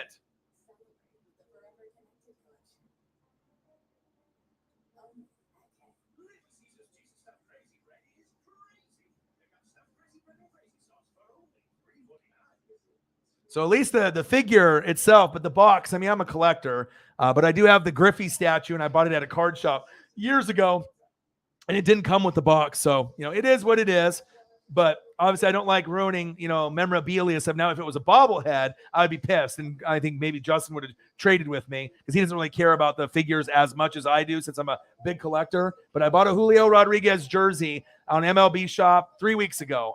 I ordered next day delivery, and they sent me an email saying that they're going to send it to me between now and July. I was like, dude, I ordered it to wear it to the vacation. And then lo and behold, your boy got a Julio Rodriguez foul ball in the 9th inning, and the game went in 12 innings long. Fucking incredible, man. I mean, you can't script it any better. The baseball gods, they love your boy, man. They really do, and it felt good. All right, now I got the Becky Lynch segment here. I'm just watching Monday Night Raw. She needs to grow her hair out. She definitely doesn't look as good with the short hair after they cut her hair, obviously with like the Bianca Belair thing. But once she gets her hair a little bit longer, I like her on the mic. 3 years since I walked out on Raw without my championship.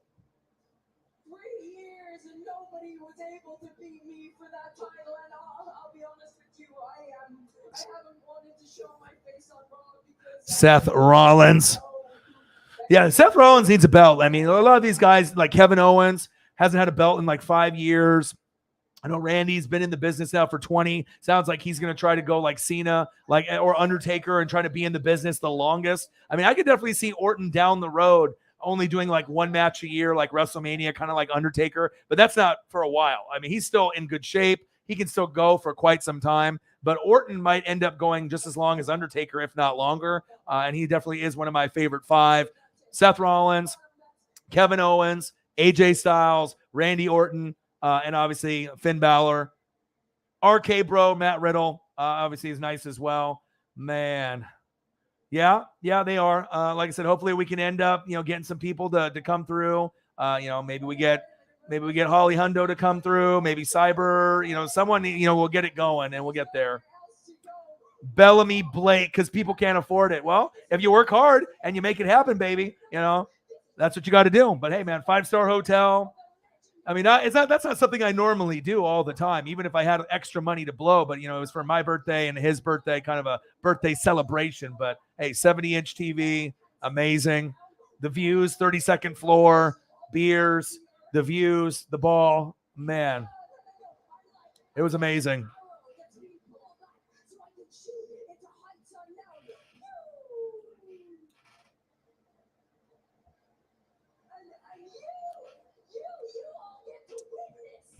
All right, let me take a quick look. Becky Lynch is just bitching and complaining here. All right, what do we got here? Giants 4, Brewers 2, Phillies 8, Rockies 2, Blue Jays 6, Red Sox 2, Mets 5, Cardinals 2. Ooh, that sucks. Well, you played the Mets, right? And who was pitching? I imagine someone pretty good was pitching, I would assume. Arenado had an error. Uh-oh.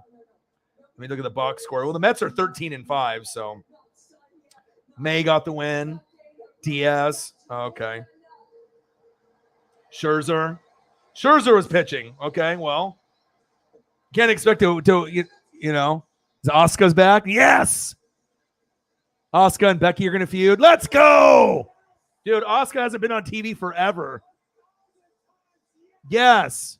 And Asuka might be the most skilled wrestler as a female. Yeah, you got Charlotte Flair, you got Bianca Belair, but when you actually look at skill set in the ring, Asuka's just as good as those two, if not better. Wow, this is awesome. Dodgers 4, Diamondbacks 0. Let me look at the standings right now. All right, so in the standings, we got the Blue Jays in first, 11-6. Yankees 10-6. That's in the American League East. And then we got the Minnesota Twins in first place in the Central at 8-8. Seattle Mariners in first place in the West, 10-6. Fuck yeah. Let's see. The Mets are in first place in the East and the National League, 13-5. Cardinals are still in first, even losing today, 9-6. And Dodgers are in first place at 12-4 in the West. So awesome. And there's not really a whole lot of news that's going on. Mental health focus of Ben Simmons. Obviously talking about, Deebo Samuel, Tatum's 29 points. Nothing really going crazy there. All right, Asuka, you're back, baby. I love it. 30 minutes until that Boston game comes on. And then I'm going to end up grinding that out as well. And then, there's other things that I ended up seeing down there too. Like Sean Kemp has a weed store there in Seattle. There was all kinds of stuff that was going on there. Man, good views. All right, let's see if I can pull up a couple other things here. Give me a sec.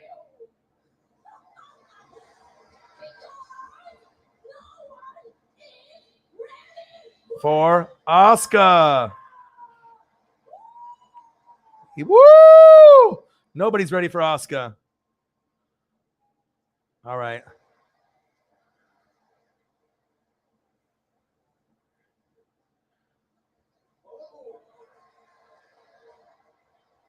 This is going to be a good feud. Asuka's back finally. All right, let's see here. I'll try to throw up some of the photos from the trip so I can pull that up here for you guys. All right, here's the duffel bag boys. All right, great seats right off first base. Your boy's fat and chubby, but you know what? I'm going to be trying to lose some of that weight. You know, I love to eat. I like to drink beer. You know, we both got the Griffey jerseys on. I gave him that Griffey jersey actually like last year. We got to be twins out there, right? We got to be representing the Griffey. Hey, got the ball from Julio Rodriguez. Life is good, baby. And then let's take a quick look to see if I can pull up a couple others. FREB.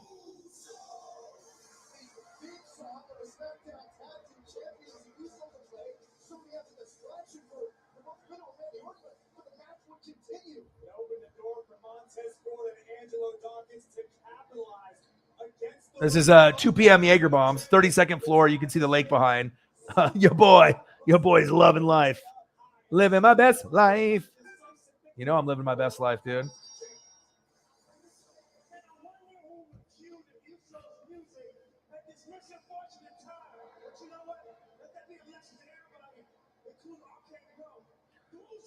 FRDNN.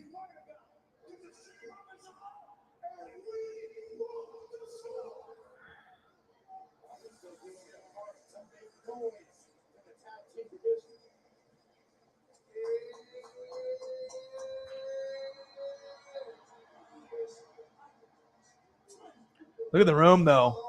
32nd floor. Look at the lake back there. I mean, it's just beautiful, dude, to be able to have that view.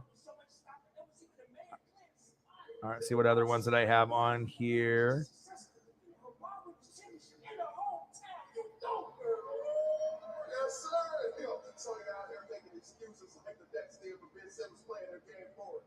But that ain't all tonight, man. We got RK Pro. You right. With the American Nightmare, Cody Rhodes ain't see you. Not to get you confused with this older brother, Elias. They're taking on the new soul for Saturday night. I got my money on scene. All right, FRI5. Let's take a look here.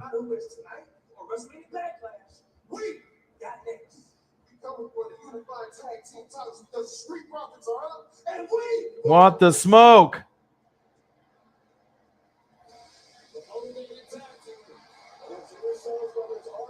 All right, a couple more to bring up so you can kind of see what's going on here. There's a picture that I took there, and then I got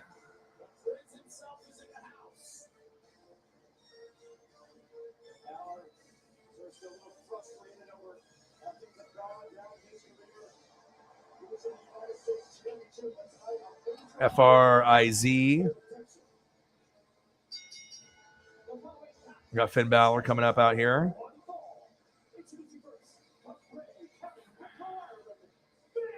Balor.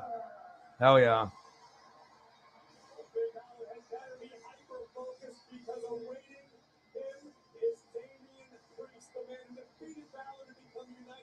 This is from our seats. I mean, we're fucking close. You know what I mean? Right there. And then I'll give you one like a panoramic, farther away view. This was at the top of the bottom level. So at the very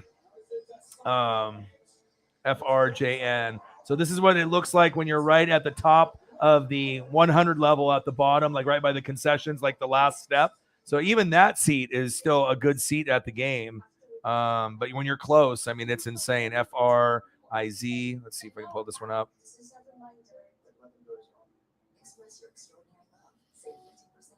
FRJN. Mac and cheese. Fries. Tenders. KFC side flippers. You prepare 3 sides with tenders or your favorite fried chicken. That's when you're looking good. Now here we go. And this one's kind of cool because this is like farther back.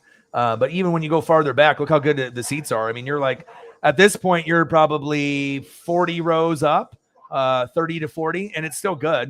You know, so I had to snap a photo right there. I think this is the photo I snapped before I got the ball when I went down there. So as you can see, I mean, it's beautiful, man. Great ballpark.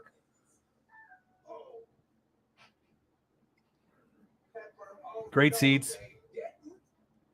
Yeah, boy. The duffel bag boys in the building, baby. Getting the ball. Life is good. Life is good. Yeah. Yeah. Yeah, so far, we'll get there. Like I said, I always have faith no matter what happens. You know what I mean, Sarah? We always get to a point where, you know, maybe it's a little slow, maybe sitting at, you know, $50 or less, you know, in the donos, and then all of a sudden we end up hitting 200 to 500. So I'm still confident that we'll be good to go. I've only been to Seattle. I mean, I haven't been to too many places, John. I'm not rich by any means. I mean, I've just started going full-time YouTube in January. And like I said, I've just been to Oregon, Washington, California, Japan, and I've been to Illinois. I've been to, you know, Chicago Bulls game against the Warriors, you know, for a business trip. But other than that, I haven't been anywhere else besides Oregon, Washington, California, and Japan. That's it. Michael Lawler in the building. What do you do, man? How are you, man? Bro, I had an amazing trip, dude. I got a Julio Rodriguez foul ball. You know, ordered the jersey. Didn't show up in time. Your boy in the 9th inning, baby. Your boy in the 9th inning snagged it, dude. Fuck, man. I had one go off my finger in the 3rd inning, but it was like thrown into the crowd after the inning ended. Then I got this one, a Julio Rodriguez foul ball, which was even more valuable because that's the guy that I bought the jersey of, and they didn't send it to me in time. So the sports gods are like, we'll take care of you. And then I had another ball that got thrown up into the crowd, 1 row in front of me, directly in front of me, and the guy dropped it and the kid got it. But yeah. Duffel Bag Boys in the building. This is one of my best friends, Jay Graves. He is my road trip buddy. We go to Ducks games, Blazer games, Mariner games, Seahawk games. This is the guy I road trip with. He's one of my best friends. His birthday's today. Happy birthday, Justin. Saturday, started doing Jaeger bombs at our 32nd floor hotel at 2 p.m. All right, the game is at 6 or 7. Jaeger bombs, gummies, beers, not good. Okay, by the time the 7th inning hit, I was not in good shape, wanted to leave. They ended up ripping off like 6 runs that inning, and then after that, they won. Then I decided not to drink the next day. Obviously, you can see the views from our room. Insane. All right, 32nd floor. Go to the game. Fucking beautiful. Good views. Even at the top of the concession stand, the last row on that 100 level still looks great. You know what I mean? And yeah, it just felt good to be able to get. The only thing that's bad is that my Edgar Martinez statue box got fucking ruined because I spilt beer on it and I dropped it like 5 times because I was drunk and it's fucking sick on Saturday.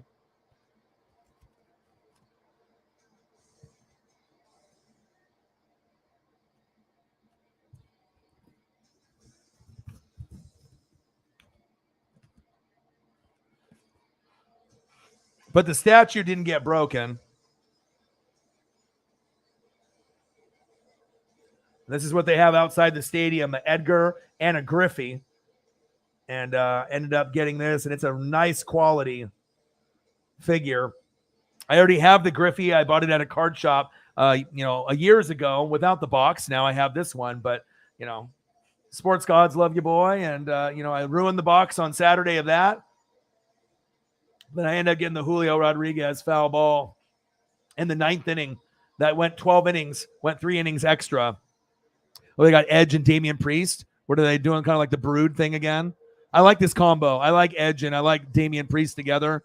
I mean, Christian's not there anymore, but Damian Priest is nice. He's got that kind of vibe, kind of like dark, creepy vibe, Indian, this kind of like Islander, this dark vibe.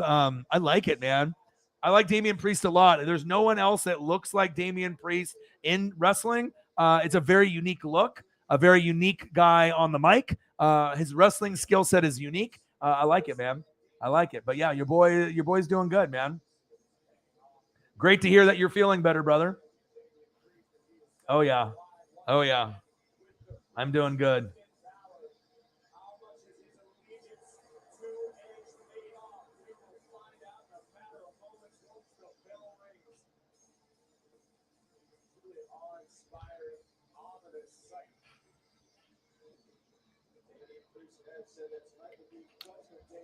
Let's go, baby. All right, so I got I've been on online now for what, an hour and 30 minutes. AJ Styles and Edge. Ooh. WrestleMania Backlash. Why are they calling it WrestleMania Backlash? Is it just supposed to be Backlash? Why does the WrestleMania have to be in there? I don't get it. All right.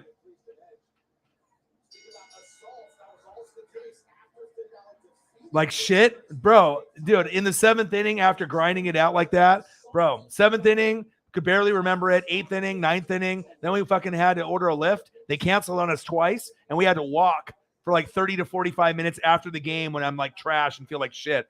And I was like, fuck, dude, are you kidding me? I was like, I can't walk. I was about to lay down on the fucking concrete like a bum, dude. I was like not feeling good. But the bobblehead statue, it's not even a bobblehead, it's just a statue replica. Box got destroyed, wet from the beer that I soaked in it, and I dropped it a few times, but I made it to the hotel, and then I literally fell asleep in 30 seconds. Got to the room, threw all my clothes and all my shit, on the table, put the covers over my head, boom, I was out. And my boy Justin said I fell asleep in 30 seconds. I told him I wasn't feeling good, you know what I mean? And then I didn't throw up or puke, thank God, but I felt like I was going to. And then we were hungover for like 3 or 4 hours in the morning. And then luckily the game wasn't until 1. So we had a good 4 hours from 8 a.m. when we woke up to like noon to feel better. And then after that, things were Gucci. And the game went extra innings, went 12 innings to make up for the 3 innings that I, obviously was a little bit of a blur for me on the night before. So nice. That's always good, Anytime, that you end up getting something like that, always giving back, right? Put some money in the tank.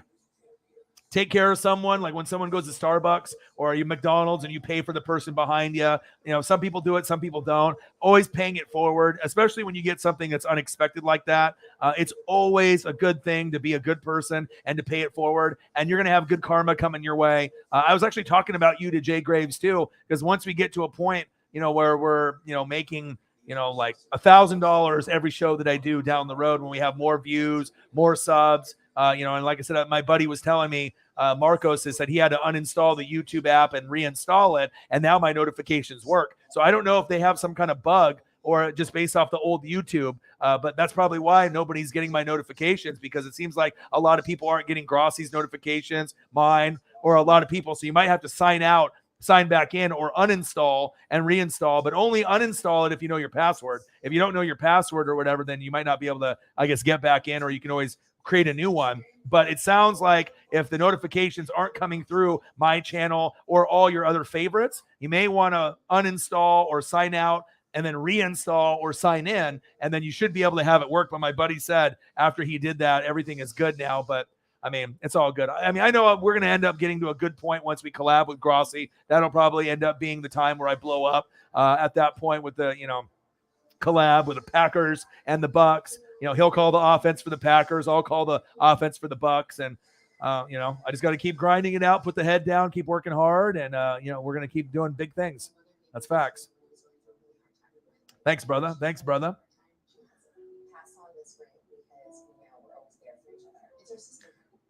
Yes, absolutely. Yeah. And I do. The Jaeger bomb started we had a 5th, but we didn't finish it all. Thank God. So we finished like half of it, or almost a little bit more than half. Right. So did that. Had a little bit of food to soak it up, but not a lot. Then had Griffey Dog, had that, and then had like $100 to $150 worth of beer. And even at $10 a beer, 7 or 8 beers each, On top of that, gummies too. I had 10 milligram gummies. I usually have 5 milligram gummies, and I had 10. And I think I did 3. So yeah, just way too much gummies, way too much beer, way too much fucking Jaeger bombs. And that's the first time I did Jaeger bombs in like 10 years too. I usually don't do that, but you know, it shows you. Then the box gets ruined. My figure's still good. I'm going to keep it here on the desk as a memory. But then I ended up getting the baseball from Julio. That made it all worth it. Yeah, Marcos is awesome. Marcos is my boy, man. Like, he's one of those guys that I've been friends with him for, about 20 years. He's the only one that's in my friend group on Facebook here in Oregon that actually watches every show, shares my shit every time. No one else does it. You know what I mean? So when we end up getting really, really big, he's going to be the one, the first people that we take care of besides you, Sarah, Holly Hundo, Cyberpunk, Shep, Odin's son. There's going to be the core group that's been with me, early on. And I'm definitely going to take care of those people. So that's facts. Yes, absolutely.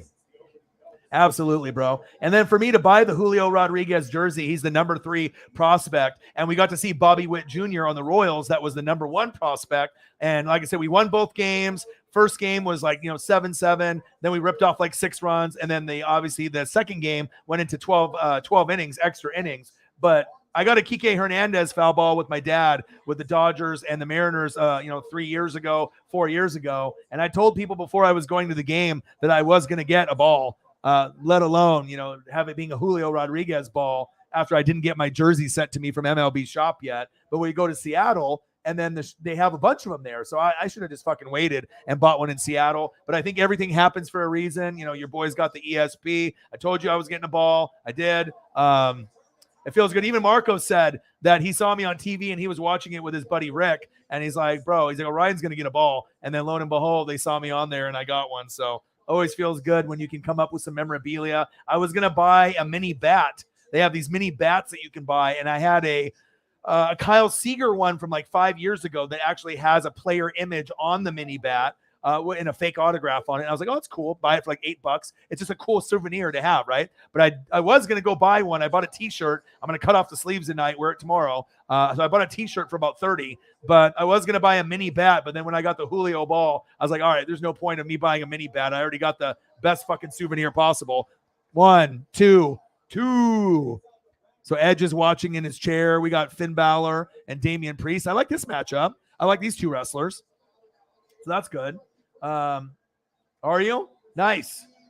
Oregon Duck game, maybe. We might be able to figure something out. Yes, I have been. And Russell's coming back to go to Seattle. And I might go to that game. And my buddy Justin that I went to, he actually is a Bronco fan since the 80s. So we might travel to Denver, us two, to go see Russ in Denver against the Chiefs, the Raiders, Chargers, or another matchup. And then when Russ comes to Seattle, it's going to be an expensive ticket, but we might end up going. But yes, I have been to Seahawks games, and it is loud. The only place that's louder or on the same level, Oregon Ducks, obviously is super loud. We have 50,000 fans. You have Alabama, Penn State, the bigger schools that have 100,000 capacity. They're the only ones that are louder. We're number 4, but we have 50,000. 1, 2, and 3 have 100,000 capacity. So Oregon Ducks is by far the loudest. But for NFL, the Seahawks, the Chiefs, and Arrowhead, and obviously the Saints in the Dome, those are the 3 loudest by far. But when you go there, the Northwest fans, we're very hardcore, dude. You know what I mean? Nobody on YouTube really represents, the West Coast, like your boy. So, we got NorbCam that does the Seahawks and whatnot, but Seahawk fans, Mariner fans, obviously with the Ducks and the Beavers, the Blazers, we're very passionate out here. And we definitely are, we'll get lit, we'll drink, we'll smoke, we'll be drinking, we'll be partying. You know what I mean? We definitely show our support, but you just can't go too ham like I did. And then all of a sudden the box gets ruined of your Edgar Martinez collectible. And they said, Justin said, what'd you do? It's fuck, I had too much to drink, dude. I had way too much to drink. I was like, that was me right there. That was me in the 7th inning, in the 8th inning, in the 9th inning. But the one shitty thing that I didn't bring up just yet, the Sisters and Brothers, the Nashville hot chicken, right? We were going to go there. We ended up wanting to go Sunday. the game went extra innings. And when we got there at 6:03.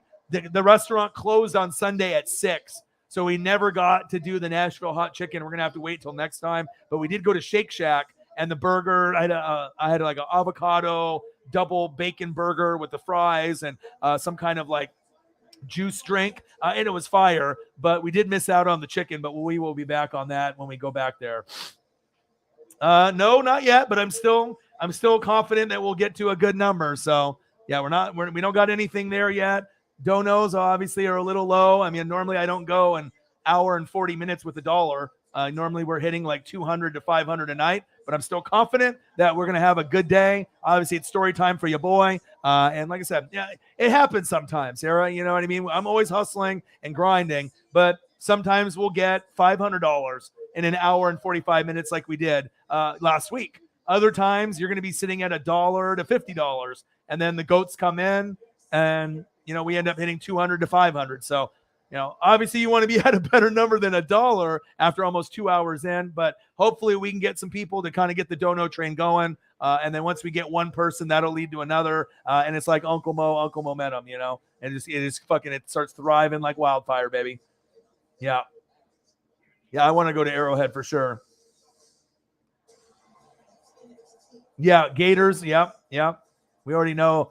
And like I said, I love watching them out there too. And obviously we know Holly Hundo loves Tommy Townsend. And Gator football is a big reason why I am a Tampa Bay Buccaneer fan. Not only Steve Spurrier being the quarterback and obviously being the first guy to lead the Tampa Bay Buccaneers, even though it was like 0-26. But obviously with Steve Spurrier's spread offense and then Jaquez Green, Rydell Anthony, and Ike Hilliard. Jaquez Green and Rydell Anthony got drafted by the Bucs. Ike Hilliard went to the Giants, eventually went to Tampa Bay. And I got Warren Sapp from the U and then Derek Brooks from Florida State. And the rest is history. You know what I mean? Stunners on all my haters. Okay. But yeah, Gators. Love watching them. They are one of the ones I love kind of keeping up on. Besides my Oregon Ducks, I wouldn't consider myself a fan necessarily, but I always like to see what's going on, and they got some fire jerseys themselves as well. Deebo Samuel drama, we don't really know where it's going. Obviously, he's been seen at clubs and working out. They had a sign at one of the clubs saying that Deebo is staying. He cut to the camera. He said no. So we'll see. We'll see what happens. There's going to be a lot of trades. The draft is on Thursday. So like I said, I'll be here on Tuesday, Wednesday, Thursday, and Friday for the draft. Maybe take Saturday off. I'll be back Sunday. And then next Monday is the birthday spectacular for your boy. I'll be turning the big 4-0. So we'll be grinding it out, baby. And we're going to be drinking. Hopefully I don't get sick. Maybe a little Wendy's lemonade instead of too many beers. But we'll figure it out, man. We will figure it out. Pizza, Mexican pizza, burgers, ribs, whatever's clever, baby. Whatever's clever. And then I need to get this done. I need to figure this out and this out with Brady and the situation. I mean, so we don't really know what the hell is going to be happening with this draft. I mean, it's just crazy to me with all the opportunities, with all the players. I don't really know what's going to happen, but at least Brady took a restructured contract, less money. We're trying to win it all. Lots of competition in the NFC, but as long as the Packers and Rodgers, hopefully, I mean, I don't know. I know they want Waller, but hell no, dude. If you're the Raiders, you need him. Packers can be interested all they want, but I hope they don't get rid of Waller. I mean, he's a top 4 tight end. You got Kelsey. If Kelsey's the best tight end in the game, if we're all, under that consensus, if he's number 1, Kittle was 2, but he gets hurt too much. So now for me, it might be Mark Andrews at 2, Waller at 3, maybe Kittle at 4, unless he's healthy, then he'll be 2, and then maybe Kyle Pitts at 5. But I love Waller. I would take him in a heartbeat. Jason Tatum getting the brooms out. See you later, fucking KD. See you later, Kyrie, flat earther. Luka doing Luka things today. Things are nice. Your boy went to the games.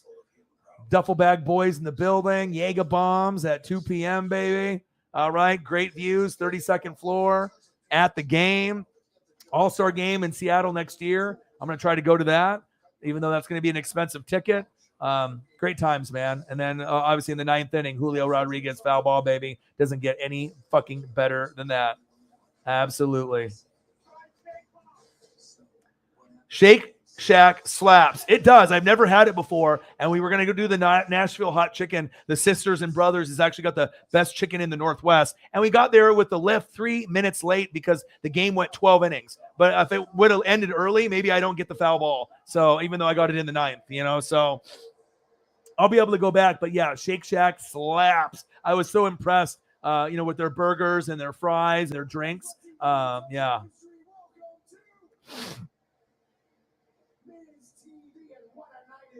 Warriors game. Oh, yeah. They have the best fans in the NBA because they're all young. You know what I mean? You got a bunch of young people that are out there. Yeah, and it's debatable, you know what I mean? Like I said, Waller, Andrews, they're both very, very good. But also you have to think, right? Waller isn't going to get the same kind of targets anymore. You know what I mean? Because now you got Carr and Devontae Adams, you got Jacobs, you got Renfro. Waller's targets are going to be going to Devontae. So his numbers might go a little down. Lamar only throws to Mark Andrews. So Mark Andrews' numbers are going to go up, obviously. And Kelsey's numbers are probably going to go up too with no Tyreek. But Waller's numbers might slightly dip, but I still think he's awesome.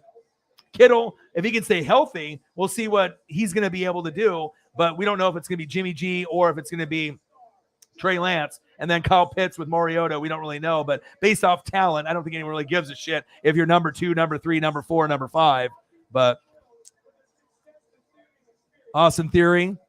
They just call him Theory now, huh? They just dropped the first name. WWE's always doing that, man. They're like, don't even want to give them the first names anymore, huh? Austin Theory. Vince loves this guy. You can tell they're definitely going to push this guy. But he ain't John Cena, though.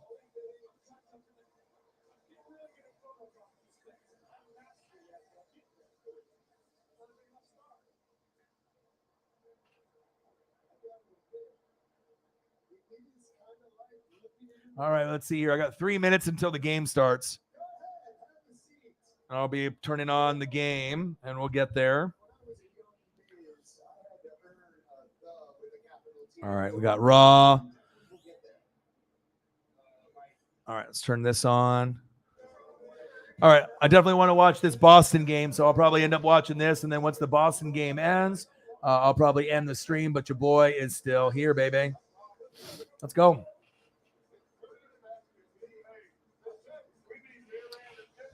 Oh, baby.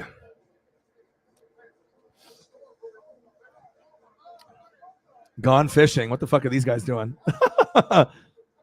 On TNT. The boys. Barkley.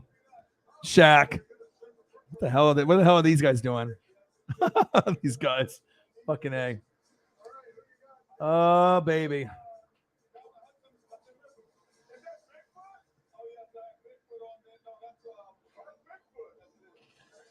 Yeah, hopefully we end up getting the Dono train started. I mean, this might be the lowest that we've been at for a while, but yeah, I know we'll get there. And I always have faith we'll end up doing it. But Seattle trip was fucking amazing, man. I couldn't ask for a better trip, a better homie to hang out with. Beautiful room, beautiful time. You know, besides me getting a little sick in the Saturday game for a few innings, but besides that, everything else was great. That's facts. So, yeah, we're just going to hang out, man. So if you guys want to turn on TNT, if you guys want to watch the game with me, I'm gonna watch the game here. Going to watch the Boston Celtics get the brooms against the Nets. And then I will see what NFL Network has as well. And then I don't know if is anything else worth watching on Monday Night Raw, Sarah? Is there anything else that, I mean, obviously I saw Asuka. I saw that, but is there anything else that's worth watching in the last hour of Monday Night Raw or no? I mean, should I be bouncing back and forth between Raw and this Celtics game or no? I would assume probably not, but you never know.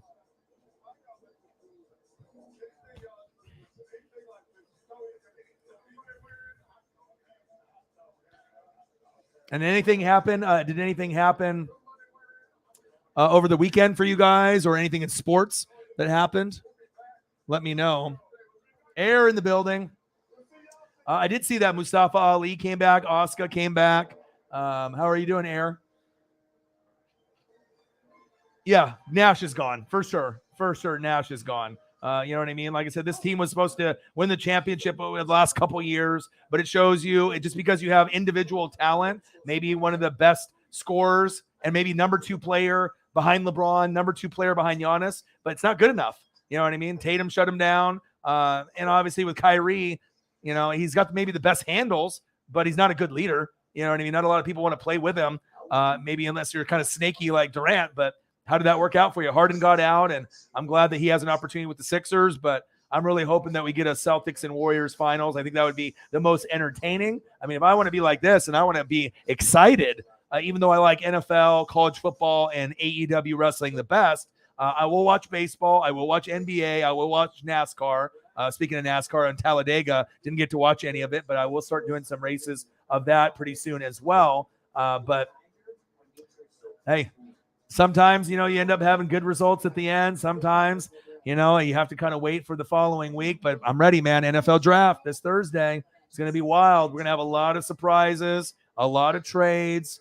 I mean, I can't wait to see what we're going to end up getting. And hopefully we end up getting, I mean, it's kind of late right now. Hopefully we get Holly Hundo or maybe Cyber. I mean, I imagine some of them are either, you know, working on stuff or, you know, usually, you know, I'm streaming almost every night. But once we get a couple more goats in the room, you know, we can maybe get the dono train going and then we'll go from there. Normally we're not this low on a dono train with 2 hours in, but, you know, shit happens. You know what I'm saying? Your boy's always hustling. Your boy's always grinding. And, you know, got a lot of shit to fucking make up for. A lot of shit I got to fucking pay for. That's facts. That is facts. For everything we need, for everything we want, for everything we do. We're all better off with an ally. Oh, goodness. Take a seat. Then take another. Get into the mindset. Oh, baby. There's no one mindset. Yeah, let's go. This might be the lowest that we've been at. I know we've been at, you know, 10 or 11, you know what I mean, or 20, you know what I mean, or 50, but I'm confident. I mean, I'm still going to be streaming here for another 2-3 hours probably. I'm a grinder, you know what I mean? That's what you got to do. You got to grind it out. So trip was awesome. And like I said, and that we're going to get there. All it takes is one person to start and help support your boy. And then we'll keep it going. Main event was good. Who's in the main event? So I got the Celtics. And I got the Nets, and then we'll go from there. But what time does that start? That'll probably start at like 10:40, 10:45. Yeah, but obviously, bro, you don't know me, bro. I usually have less than 20 people in the room, and I make 200 to 1,300 every show. So obviously, you're new to the channel or you don't know me. So I usually always have less than 20 people in the room, and I make 200 to 1,300. So I actually do get that money every day. I'm not you, brother. All right? I ain't you. You obviously don't know this channel, brother. It happens. If it's another channel, maybe, but obviously not this channel, dude. You don't know me. Get the fuck out of here. You don't know me. Riddle, Orton, Cody, and Ezekiel versus KO, Seth, and Usos. Ooh, I am watching that. 8-man tag. Okay. Kyrie owned up. Yeah. Yeah, I'm excited, man. I want to be able to see this matchup here. And then let me know when that comes on. Do you know what time it comes on? Like 15 minutes before or 20 minutes before? So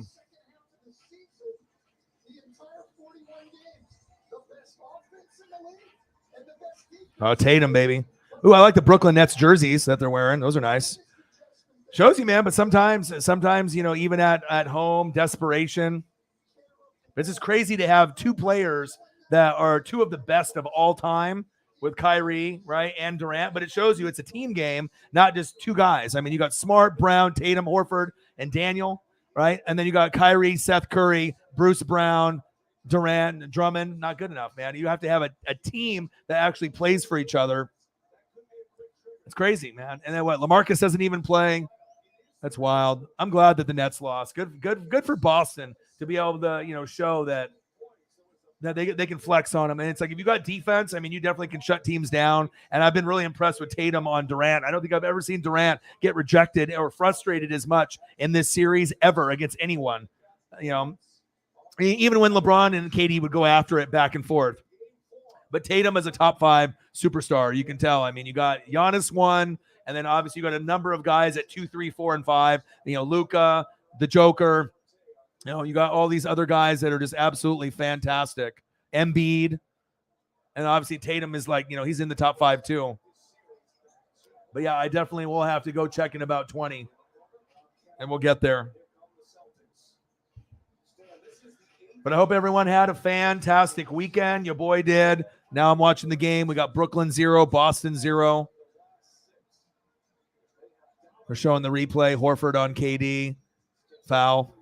And then, like I said, remind me here to turn it on. I mean, obviously, Raw is going to be on pretty soon, so I'm checking about 20. Is it the very last? Because it's 10:05 here, so I would assume that it would be on at like 10:40 to 11, because that'll be the last 20 minutes, right? So,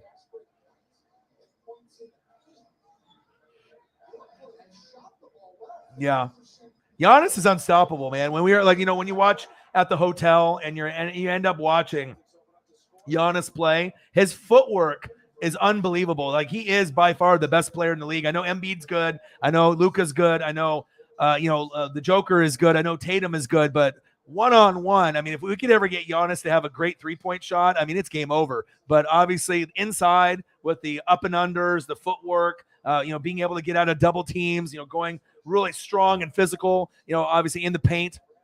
I mean, there is no one that can guard this guy. I mean, he's unstoppable, and he's only going to get better and better and better. It's definitely really fun to watch, that's for sure.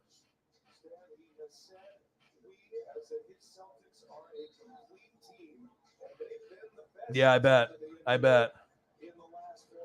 Giannis' passing is underrated. Everything about him is great, and he's getting better and better and better. And I think that's a big reason why Dame wants to stay in Portland, because he wants to try to do what Giannis did. Probably won't be able to do that, but we're hoping, that if Dame never wins, he'd rather stay in Portland, I think, forever and be a legend, that just stayed, instead of just hopping on to a team that's got 3 superstars like KD did and try to win a championship that way.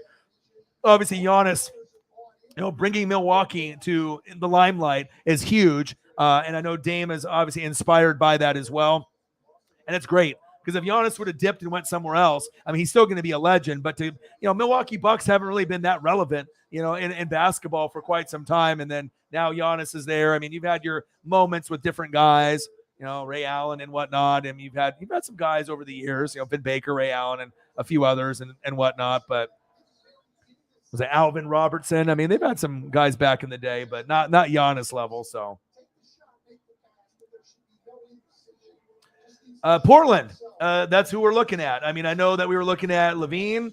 We were looking at maybe Draymond, Bradley Beal, but he got the ACL or whatever. He got injured. So there's a few guys, and then Ayton, but Ayton ain't going to leave Phoenix. So, I mean, I think Zach LaVine is the biggest draw. I know Jeremy Grant is another guy that would be like a role player for the Blazers, but I mean, getting Jeremy Grant and Dame, that's not good enough. I mean, when we had CJ McCollum, even though if we have Nurk and then we have Anthony Simons, but it's like we're so far away from being a contender, but it is what it is.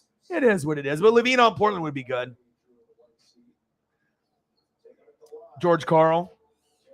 You didn't like George Karl for the Sonics or for them? Yeah. That's hilarious. All right, baby. Let's go. 5-2 Boston. Tatum at the line. We've been streaming for about 2 hours. We're 2 minutes from 2 hours. We're going to get a dono train starting here probably sometime between now and the next 30 minutes to an hour. And then once the dono train starts going, we'll be good, baby. We will be good. 6-2 Boston. I got to check out a little bit of Monday Night Raw. Anything that you guys want to talk about in the chat, pop it up. Like I said, I can bring up some photos. I can, end up taking care of you guys on here as well. And obviously the weekend was good for me. Hey, when you end up getting a Julio Rodriguez foul ball, life is fucking good, man. Life is good. Duffel Bag Boys in Seattle back at it again, rocking the Griffey jerseys. Jaeger bombs at 2 p.m., 32nd floor. Life is good. All right. Views from the room, unbelievable. All right. T-Mobile, baby. It's a great place. That's a view from our seats, 14th row. And then this is from the top of the 100 level. That's like 40 rows back. Still a good view. Still a good view of the game right there. Had to take that. And I think I took that picture before I went down and got the Julio ball. That might have been in like the 9th inning there, or 8th inning or 9th inning. I think you can see that in the background. I think it's right to be about the 9th inning. Amazing, man. Amazing time. But I hope you guys had a great weekend. You know, your boy loves the fans. And, you know, some people think they know your boy, all right? Like Bellamy Blake, you don't fucking know me, bro. I can have less than 20 people in here, and you think that just because you have a couple people in here, you can't end up making a living. And obviously, we all know that's not true. You know, your boy's a hustler, your boy's a grinder. Some days are slower than others, but we always find a way. Oh, brick. That looked like Eric Montross shot right there. 8-2 Boston. Seth Curry, big three.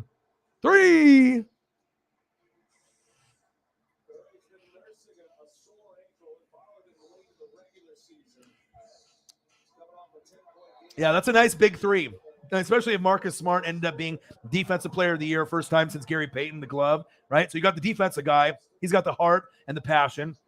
Jaylen Brown is underrated, and I think Tatum is underrated. I mean, I know most people think Tatum is good. Tatum is superstar, but I think he needs to win a championship or at least get to the finals so more people can see how great he really is. Like if it ends up being Warriors and the Celtics losing 6, but Tatum goes off, at least he can get a little bit more respect.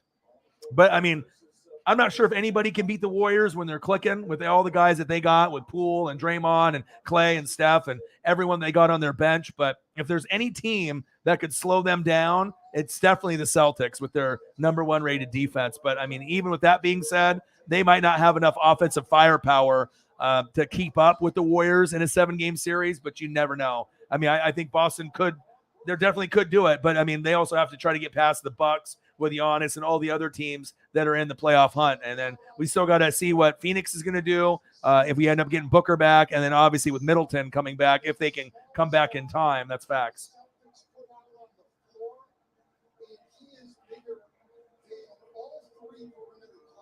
Yeah, it was huge. What did everybody do on the weekend? Anyone do anything fun? You guys go out to eat or, you know, watch games? Any sport news that I missed possibly on Saturday and Sunday? I mean, I was on my phone, but I tried not to drain the battery too much. But was there anything? I don't think there was anything really NFL wise that happened, right? Nothing really popped off on that particular weekend. I mean, I was just trying to take pictures and do video and whatnot, but I assume at that point there was nothing. If there's anything that did happen, you know, let me know. All right, 10-5. Boston is up. Boston up 3-0. Well, staying home and winning it there, so. You did? Nice. What'd you have?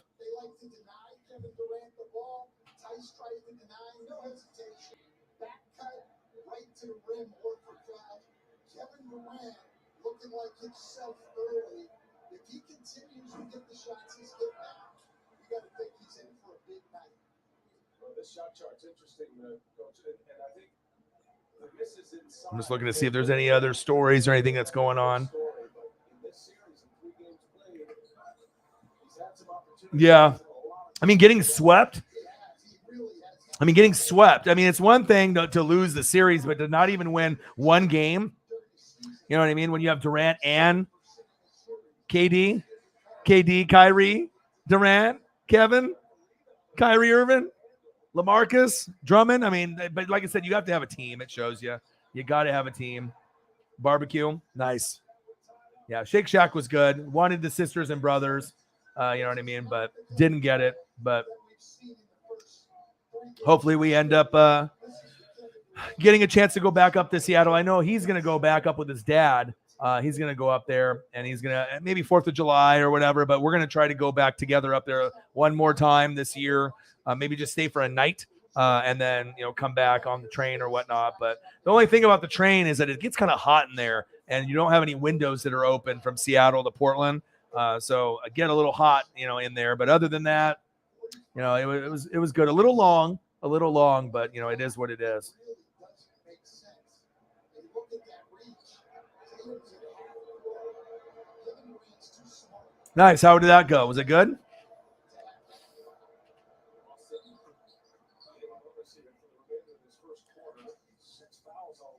I mean, obviously for their legacies, you know, and then the whole Brooklyn experiment, obviously that didn't go too well.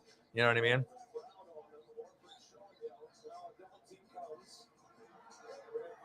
I mean, how do you not even win a game?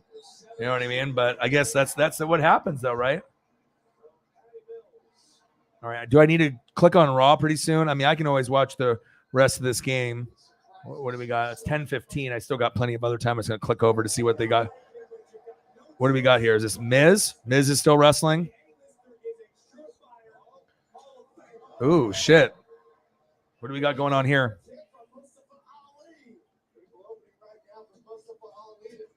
Oh, Mustafa Ali. Damn it, I missed that. I didn't know. I know he came back, but I didn't know he wrestled. And then obviously Asuka is back. It looks like there's going to be a feud with Becky Lynch, so I like that. But they punished Mustafa Ali. He's just like, release me, release me. I mean, he's one of those guys that they don't even use him. Might as well just like cut him so he can go to AEW. But they probably were like, well, I guess we're just going to make you suffer and you're just not going to be on TV and we'll pay you, I guess. But at least he's on here now. And did they end up having their post-WrestleMania cut? I don't think I saw anything in the news or on Twitter about any cuts, because they usually cut a lot of wrestlers after WrestleMania. But speaking of Twitter, we know that Elon Musk, it looks like, bought Twitter. I hope they don't change anything where I have to pay or anything like that. But bought it for like, what, $43 billion or something? I mean, that's just wild. That's wild. I mean, as long as you know the changes that he makes to the private company instead of public are better. But it's just wild that someone has got that much money that they can buy Twitter for, like $43 billion. Crazy. Just don't make me pay for it. All right, Elon. I mean, if you're going to make me pay for Twitter, you better send me a Tesla or something. All right. But I see you with the money. All right. I see what you're doing. I see what you're doing, dude. But he's like, hey, I'm flexing. He said, I'm flexing on them. I'm going to buy Twitter. I'm going to buy this. I'm going to buy that. I know Twitter shares went up. I knew that was going to happen once he bought it. So I wish I would have had some Twitter shares that I would have bought earlier. But, yeah. When you go to Seattle and you spend the big money, though, sometimes, you got to be able to make that up first. So, yeah, absolutely. Mustafa Ali with the win. Nice. Mustafa. They call him Mustafa. Mustafa Ali.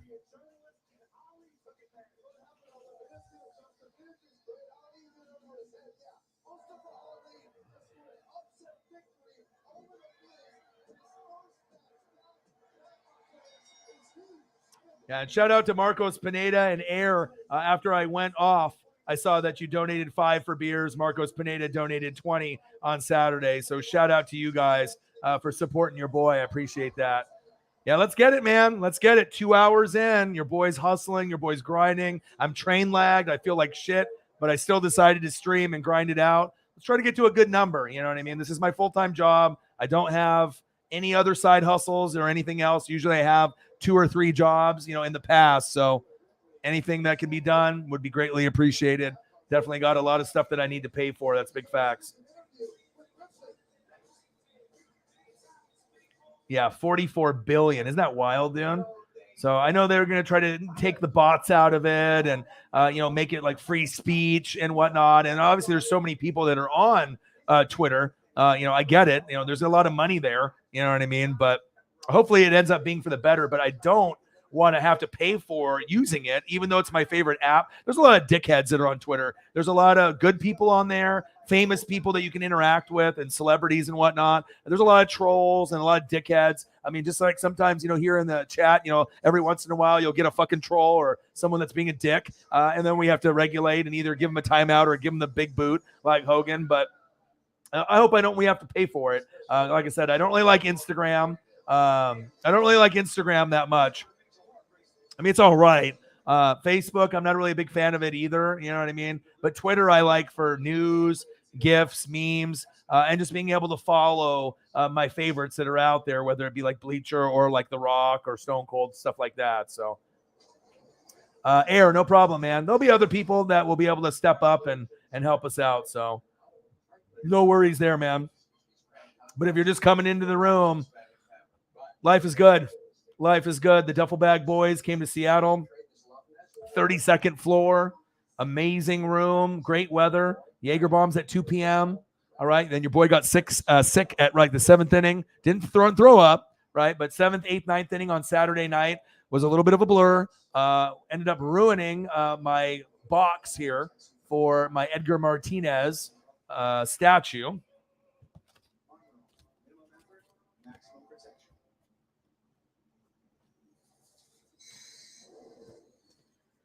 And as you guys know, I'm a collector, so that shit is fucking unacceptable. But at least the figure didn't get damaged. I mean, drank way too many beers and then spilled it and then dropped it a couple times. And then we ordered Lyft after the game was over. We got canceled twice by the driver, had to walk, being fucking faded and feeling like shit, like you're going to throw up and having to walk for 30 to 45 minutes. Fuck no. But somehow I did it. I thought I was going to pass out on the fucking Seattle streets like a bum. You know what I mean? But all right. Got the Edgar Martinez.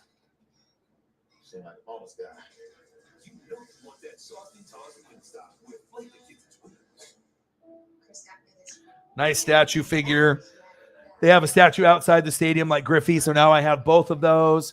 Box is, completely fucking torn up, hung over like a motherfucker or whatever, but, it is what it is.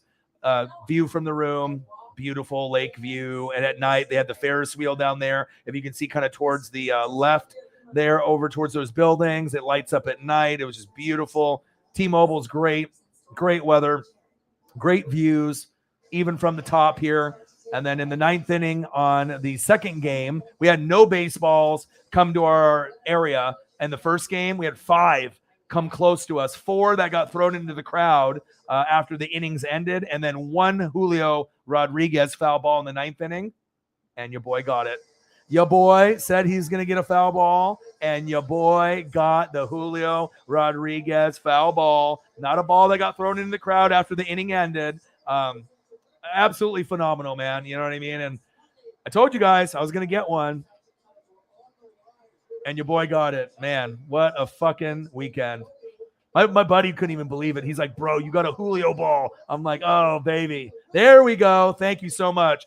Bang! Thank you. And all it takes is just generosity and just a little bit of, I know some people, you got bills and some people are broke and whatnot, but sometimes it just takes that one person just to be able to get things going. If you like the content, you like my grind, like I said, I'm the only one that does late night streams. I'm grinding for typically 4 to 7 hours. Thank you so much, man. That really helps. We're going now from 1, now we're at 6, and this might be the lowest that we've ever had within a 2-hour period. But again, there's also been times where we've streamed for an hour and 45 minutes and hit 500. So some days are going to be higher than others, but your boy's going to keep hanging out. But Barefoot, it means everything to me. Thank you so much, man. It means a lot. It means a lot. Thank you so much. Like I said, it's about the hustle and the grind, and I need people like you. Thank you so much. All right, there we go. $6 in donos. Let's get to 200, baby. Let's go. Let's go. And I'm going to be here. I'm going to watch Raw.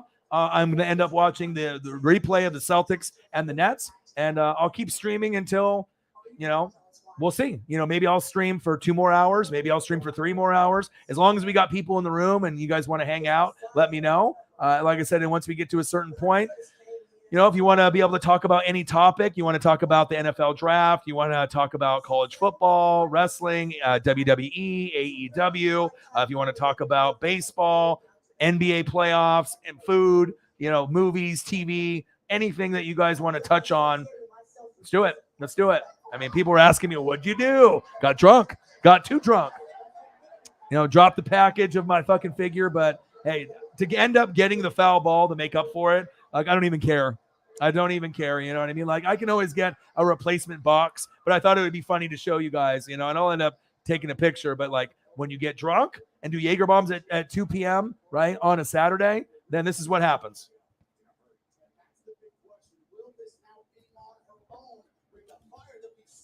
Just absolutely destroyed when you don't drink and you're hungover and you're sober.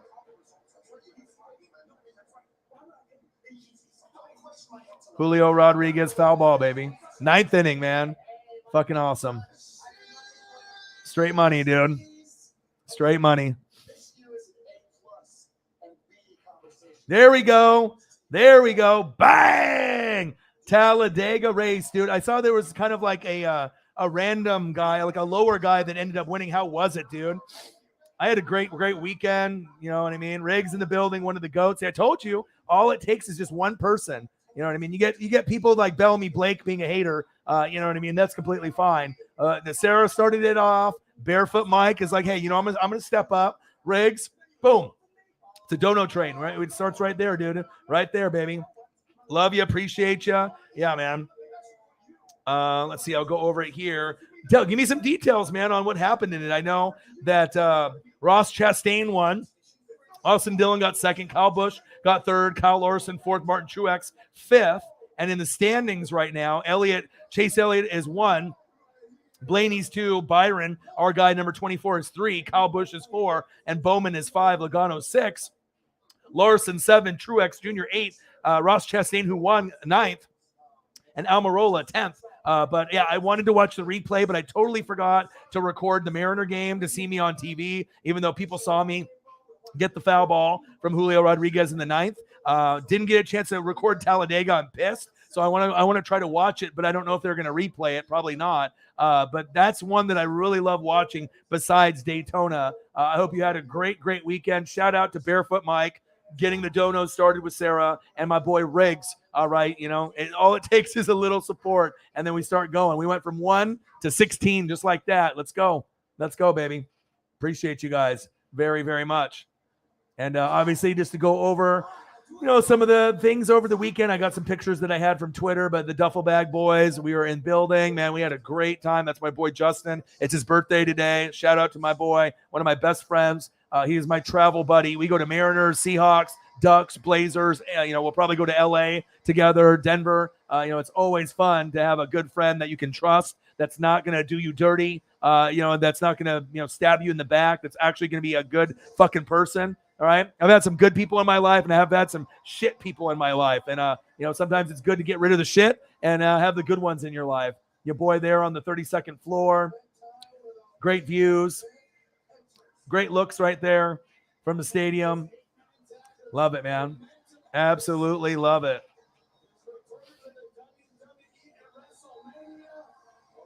And then obviously the cream of the crop, baby. 9th inning, foul ball, baby. Supreme Headband, NWSF. Let's get it. I was in shock, man. You know what I mean? Because I wanted to get a ball, and I had one go off my finger like in the 3rd inning that was thrown in the crowd from J.P. Crawford, but it was like over my head, so I couldn't get that one. Then I got one in the 9th, and then in the 10th, there was another ball that got thrown up into the crowd, one seat in front of me, and then the guy, the old guy, dropped it. You know what I mean? The adult, and then the kid got it, but I'm a honey badger. If the ball is near me, I'm getting it. And then I got the best one because there was 4 that got thrown up into the crowd, and there was only one foul ball the whole game that was in our area, and it was the Julio, and I got it. So yeah, life is fucking good, man. I'm on cloud 9 right now. I'm feeling good, baby. I am feeling good. Mad dash, like 6 drivers at the end. Literally drove it in a straight line. Everyone else was so concerned with Bloggy. Really? Is there any way that I can watch the race? I mean, I don't know if there is, right? I have to, maybe it'll be on like FS1 on like a replay. I don't know. I know sometimes that they do that during the week. I hope and pray that I can find it here on FS1. Let me take a look. Let's see if I can find it on FS1 maybe tomorrow or the next day. I know they usually replay it the next day. They might have done it this morning, but I didn't get back into town until like noon. I took woke up at 5 a.m. and then we took a 7:20 train. It went a little late, and then we got back into Portland like at 11:30. I got home at like noon. I haven't been able to nap or anything. I'm really fucking tired. But boys, here I'm grinding it out. I'm looking to see if they have anything on like FS1 or FS2. Looks like they have a lot of USFL football, Skip and Shannon and stuff like that. But the herd? But what about the Talladega though? Can I get? I mean, they're probably not going to show it, I don't think. Or they did. Maybe they did it this morning. But NASCAR Race Hub. What is this? What is this on FS1 at 3 p.m.? NASCAR Cup Series at 4 p.m. Was it called the Geico 500? Is that it? I think I found it, dude. Tuesday at 4 p.m. Oh, yeah. That's what it is, Riggs, right? It's the Geico 500. It's from 4 to 7 on FS1. I'm recording it. Yes. Dude, I know. I always, if you just look, sometimes they'll end up showing it. Okay, I'm recording it tomorrow. Boom, I'm watching it. Yes. I'm stoked, dude, because I want to be able to watch that. And it seems like a lot of these like lower name guys are winning. It's not like when I used to watch where it was like Jeff Gordon one week, Jimmy Johnson the next week. Like we're getting kind of a wide variety of guys that are winning this season. So I like it, man. It's like kind of up for grabs and kind of unpredictable. But yeah, I was thinking about you, man, like watching it, and I was like, oh, I bet Riggs is having a good time. And my phone battery was not doing too good. I think I need to get a new phone. I think my phone is just crapped out, and it's just like the battery is just like losing its charge way too quickly. So once I end up getting a little bit more money, I think I'm going to upgrade and try to get a new phone, because this one is no bueno. It just fucking battery dies way too quick. This is Ross's second win. Doesn't William Byron have 2 wins this year? Does he have 2 wins? I'll check here in just a second. William Byron blew the car. Uh-oh. Is it William that finished last? The finish is on YouTube. Okay. Dude, I'm so stoked. Oh, man. Chastain, right. 2 wins each, right? Didn't Byron, number 24, get 2? Or does he only have 1? I mean, you're the NASCAR pro. You're the one that has that information, so.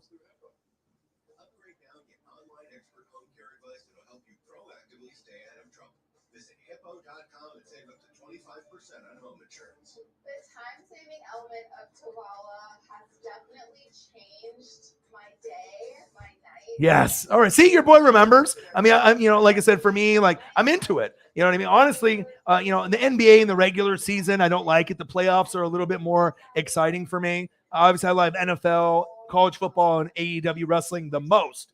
But I have a lot of love for baseball and NASCAR, a little for NBA playoffs. But as we get further, if we get Celtics Warriors, I'm going to be in it. I'm going to be like super into that matchup if we can end up getting that matchup there. But I have been watching more of the playoffs, and the playoffs are a lot more exciting than the regular season. The regular season's boring for me, but I really, really love watching NASCAR, even though some people aren't into it like baseball. It's like kind of a specific thing. Like you either love it or you don't. And I do like NASCAR and MLB. And normally I would like watching NASCAR and MLB even over the NBA, but just maybe not the NBA playoffs, because the playoffs are a little bit exciting. I mean, I'll give them that.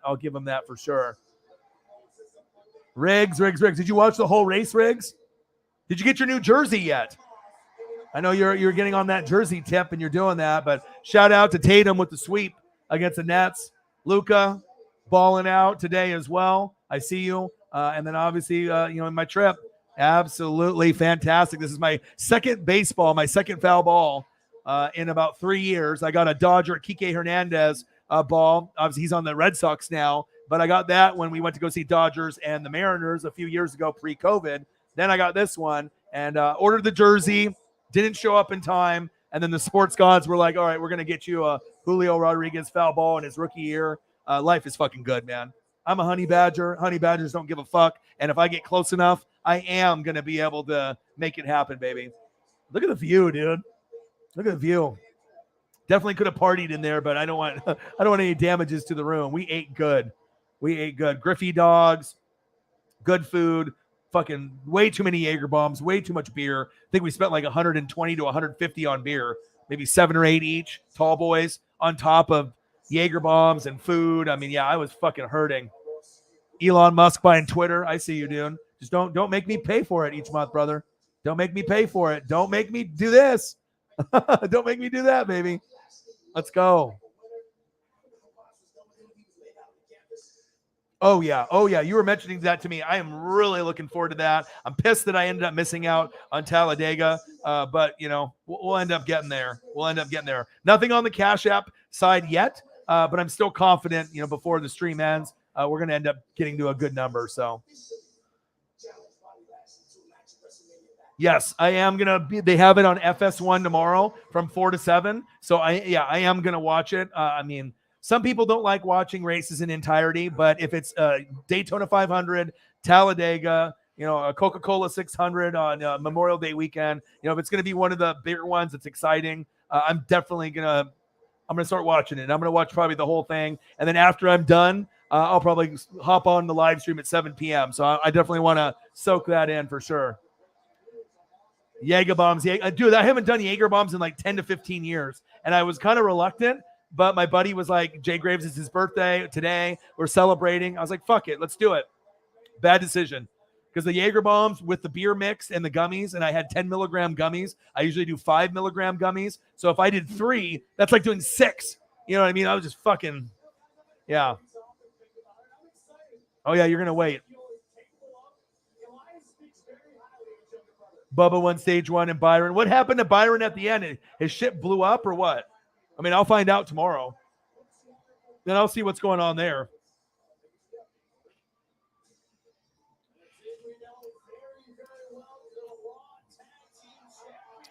RK, bro. And I like the story with Randy Orton. I think he got a little complacent and was getting a little kind of down on things. And then I think Matt Riddle really brought out the energy in him, the positivity. And I think it kind of rejuvenated his career. Obviously, it's good for them to link together. But I think now with Riddle and Orton, it's good. Sometimes you need to have that kind of breath of fresh air. And there's nobody more positive than Riddle. I mean, he is always just a positive guy. And you need those guys. You know what I mean? There's a lot of negative people that are out there, a lot of haters. And it's just nice. But Orton is going to go for a long, long time, and he's going to be kind of like maybe the Undertaker when it's all said and done down the road when he only wrestles 1 or 2 events a year. I mean, he might end up going 20, 25 years. I mean, RK Bro, baby.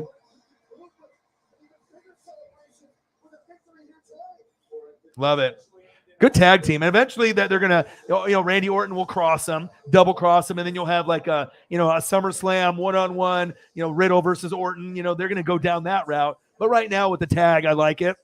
And I also like BCC and AEW, where you got Daniel Bryan, Bryan Danielson, right? You got William Regal being the manager, Wheeler Yuta. And then you also have Jon Moxley, AKA Dean Ambrose. And here we got the Usos as well.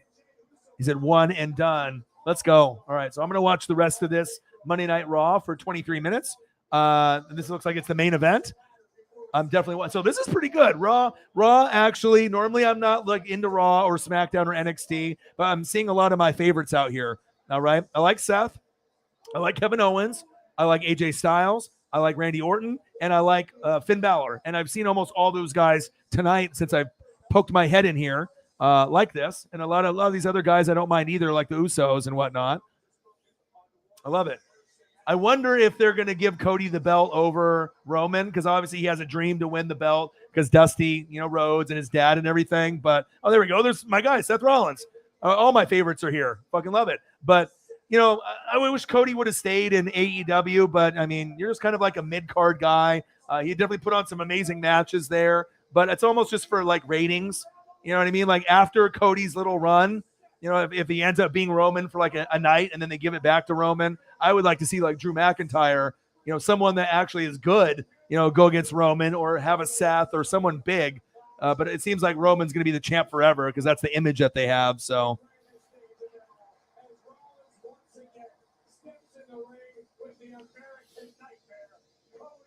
Pop that collar, baby. Throwback paint schemes. No way. Really. Oh, baby. Yeah, Brees would be good. I don't know if they're going to go that route, though. I hope they do, but I mean, we need defense too. We need defensive line, offensive line help. We need to help Brady out as much as we can.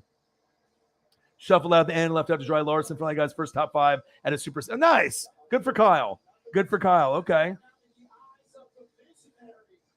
Southern 500 on Labor Day. Awesome, dude. Like sometimes, people like Jameson and Riggs and me, we love NASCAR, but some people are like, that's stupid. I don't like it. Well, that's you. You know what I mean? Everyone's got their little favorites. I mean, I'm a fanatic. I try to watch as many things as possible. I'm not really going to get into soccer besides World Cup. I'm not really going to get into NHL unless it's a Stanley Cup or the All-Star game, but I definitely will invest my time in NASCAR and MLB more than most people. A lot of people, do NBA or don't do NBA. I love the NFL, college football, and AEW, and I'm starting to do the WWE thing as long as the matches are good. So, they're changing the throwback week to the other Darlington race. Okay. If you haven't seen, it's an old video, my new haircut. Is that the one where he's like, Jaeger bombs, and he's like, shut up, mom. And the guy that's in the bomb is in the bar or whatever at his house, the Jaeger bomb video. I've seen a bunch of Jaeger bomb videos from back in the day, like kind of the comedy ones or whatever. Yeah. So I've seen some of those. Absolutely. But I hope everyone had a fantastic weekend. I wish I didn't get as drunk and feel so shitty, Saturday, but sometimes you just got to live your best life. But we ate good. Griffey dog was insane. I mean, the Griffey dog bun was like right here, and it was like each side was sticking out, maybe 4-5 inches out on each side. They had like a grilled onions, ketchup that you could put on. They had like not sour cream, but like cream cheese was like, and I've never had cream cheese in a dog, but I guess the way that they do it with the cream cheese and the onions and everything, it's like, they put it in my buddy's, but they were supposed to put it in mine, but they didn't put as much, but it was good. I was like, oh, wow, this Griffey dog is pretty legendary, but they have like outside the stadium, you can get this massive dog, chips and a water for $9. You go inside the stadium and you get like a little smoky, in a bun for like the same price. So I'm like, fuck, I need to eat something. I need to soak up some of this fucking liquor and beer. But yeah, too much beer, too much gummies, too much everything. But, everything was worth it. The Duffel Bag Boys win Seattle again, baby. Feels good.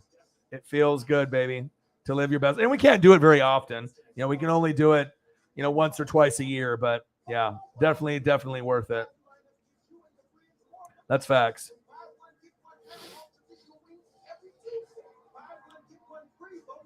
It's a big weenie. Yeah. Yeah. Another update too. Obviously the former partner on this channel now is making threats to me and Swaggy P, his ex-girlfriend. So it seems like something's going on mentally, with this guy. So it's kind of disturbing when I'm seeing like text messages, with the threats, that he wants to like fight us or like punch us in the head or whatever. I was like, bro, you know what I mean? It's like, you quit on me. All right. You're not with your girlfriend no more. All right. This is all on you. All right. But I know at some point, if this guy keeps making threats, he's going to get arrested. So kind of sad that it went down this path, but he's been sending a lot of messages to Preston, and it won't surprise me if he goes to the police or whatever. Because I mean, when you're saying that you're going to spit on your ex-girlfriend and then you're trying to fight me and Preston, and you're sending us fucked up messages, he doesn't send him to me, but he sends them to Preston, and Preston doesn't have anything to do with anything besides the fact that oh boy's ex-girlfriend is dating someone that Preston knows. Sad, man. It's like, grow up, dude. You're past 40 years old. Act like a fucking grown up. But I guess it is what it is, man. If you're fake and you're that type of person, the shit will get exposed. So I'm happy that the way that things are going with the channel, the fan base that I got. And sometimes you think people, you know what I mean? But real recognizes real, and you got to make sure that you have real people in your life. And obviously, if people aren't real, you'll find out sooner than later, and that's big facts. Yeah, absolutely. You know what I mean? And Preston has nothing to do with it. So, you know what I mean? It's like he went to school with this, or it was like a neighbor of this guy like 25 years ago. Doesn't even talk to him. You know what I mean? But obviously when she posted her update of her new boyfriend, he saw that Preston knows the guy. So he thinks that we like have been scheming and trying to hook up this guy with his ex or something. But, Yeah, I don't think he likes his job where he's working at. Obviously, probably is very jelly that I'm grinding and making money and I'm grinding it out. But to threaten violence, on me and Preston and his ex-girlfriend, come on, man. Be better, dude. Be fucking better. Be better. Yeah, but my life is good. Yeah. Preston's my dude, man. Preston is my dude.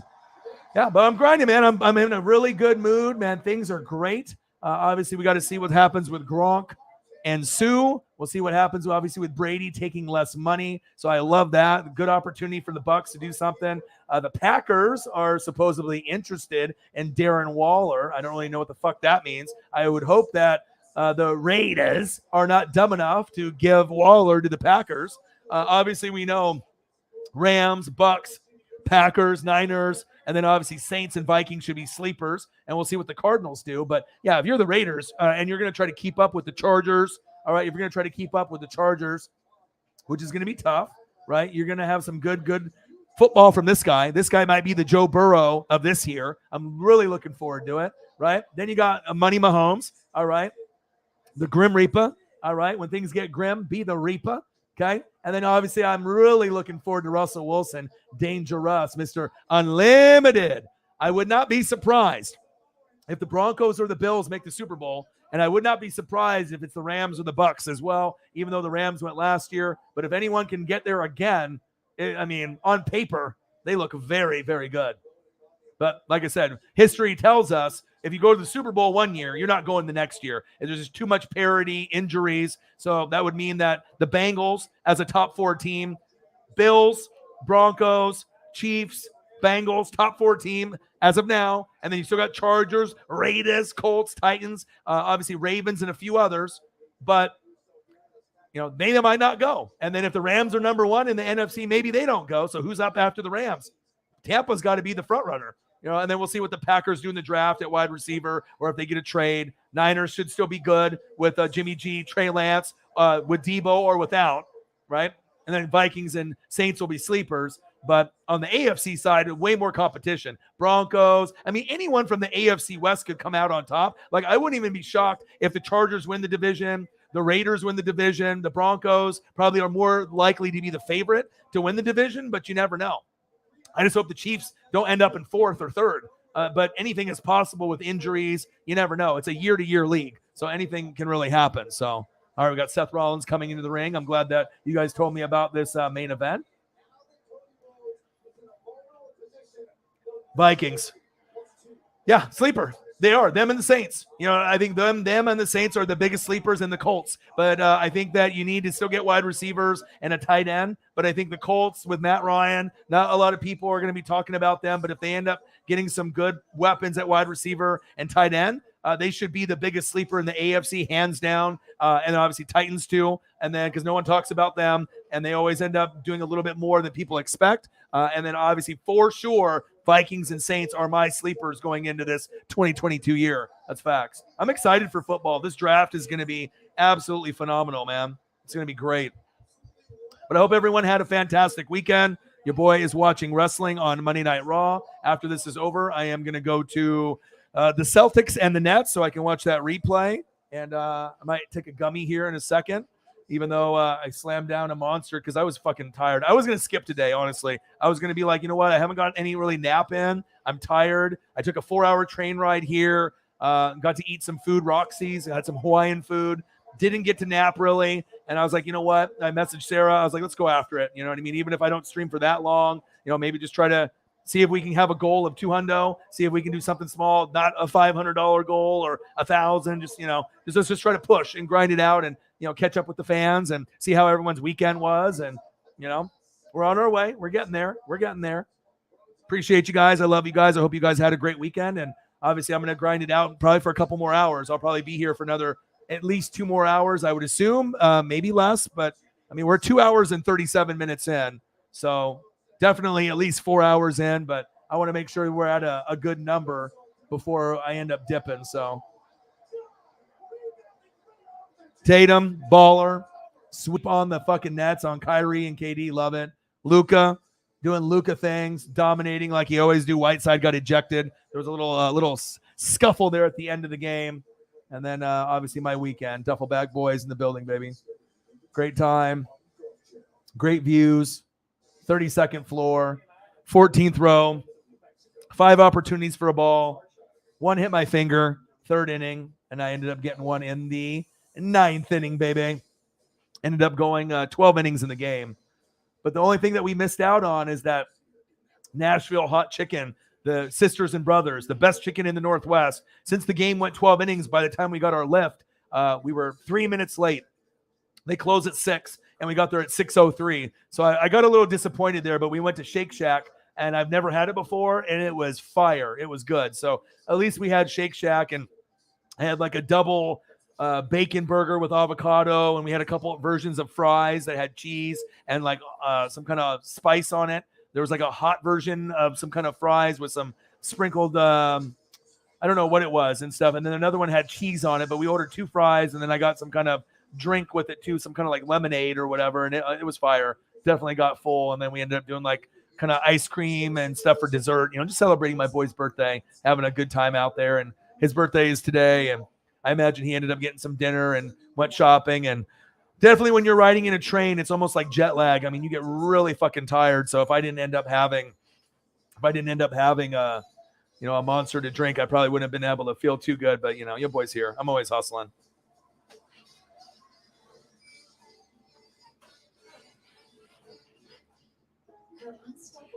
Oh, baby. $16 in donos. Let's get to at least $100. We can do it. We always do it. You know what I mean?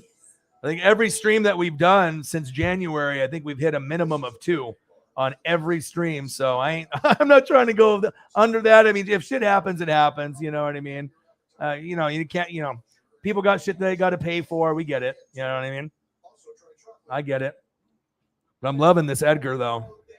At least this didn't get ruined. I'm trying to make sure I look at the fingers to make sure nothing got broken. Did anything get broken on here? It looks like everything's legit.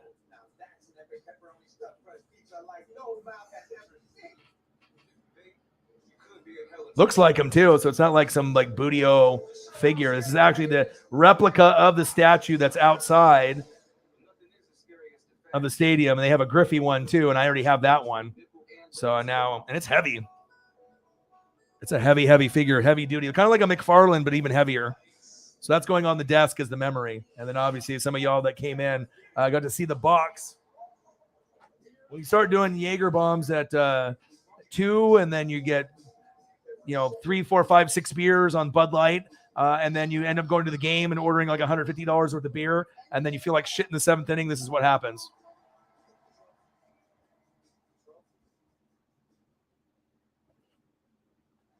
Absolutely ruined. And it's for me being a collector, that's so unacceptable, but shit happens. Spilled beer on it, fucking dropped it a couple times. I mean, I thought I was gonna have to lay down on the floor in Seattle, like on the ground. Like I was hurting. And then the lift fucking got canceled twice. And I told Justin, I'm like, bro, I can't walk, dude.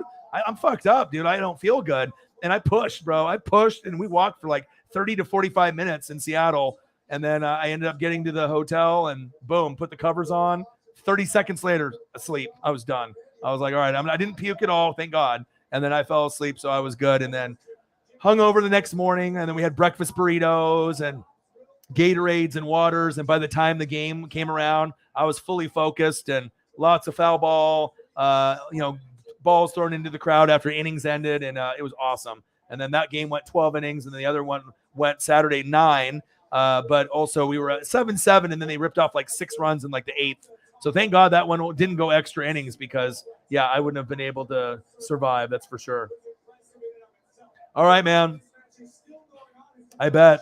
I know it's late out there. Almost 2.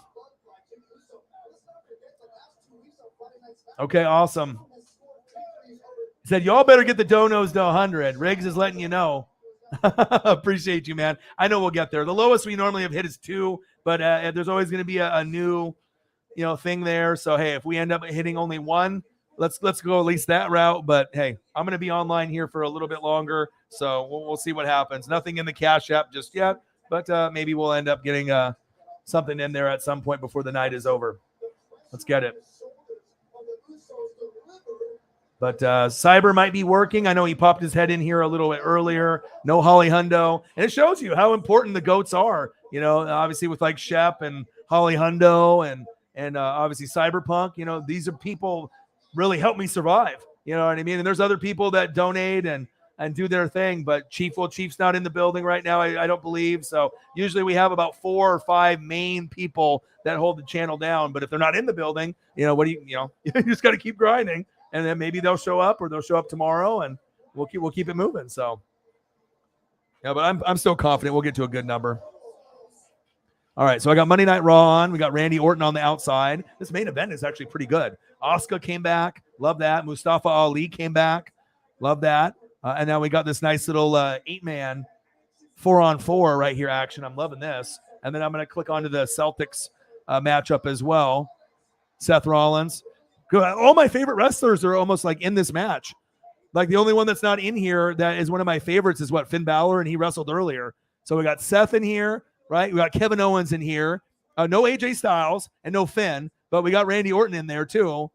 So we got 3 of my favorite 5 that are in this right now, but no AJ Styles and no Finn. AJ's on SmackDown, isn't he? So yeah, shout out to Riggs, my boy. Appreciate you. He's usually the one dropping 20, 50 hundo. He'll be back. Late night. Okay, yeah, I'll keep it moving and stuff. Like I said, I know where we're at on the donos, and like I said, if we have someone else that will step up, I don't know if Elliot is in the room, but if Elliot is not in the room, you know, we might have someone like Jameson Meza if he's going to be hanging out. Maybe he can take the role and kind of copy the format. I think Jameson's been in the room long enough to kind of know what to say and what needs to be typed in, you know. So if you need to go, that's no problem. And like I said, I'll keep grinding it out, but I'm gonna keep it moving. All right, RKO.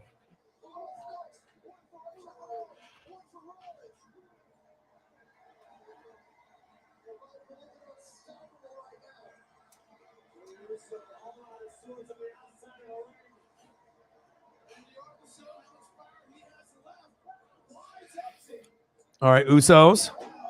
Randy Orton with the block. All right, Randy.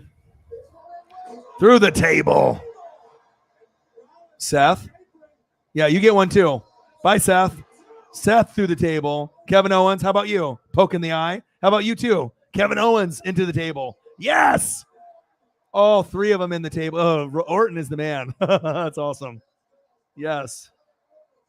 Riddle, Orton. I see it. Let's go.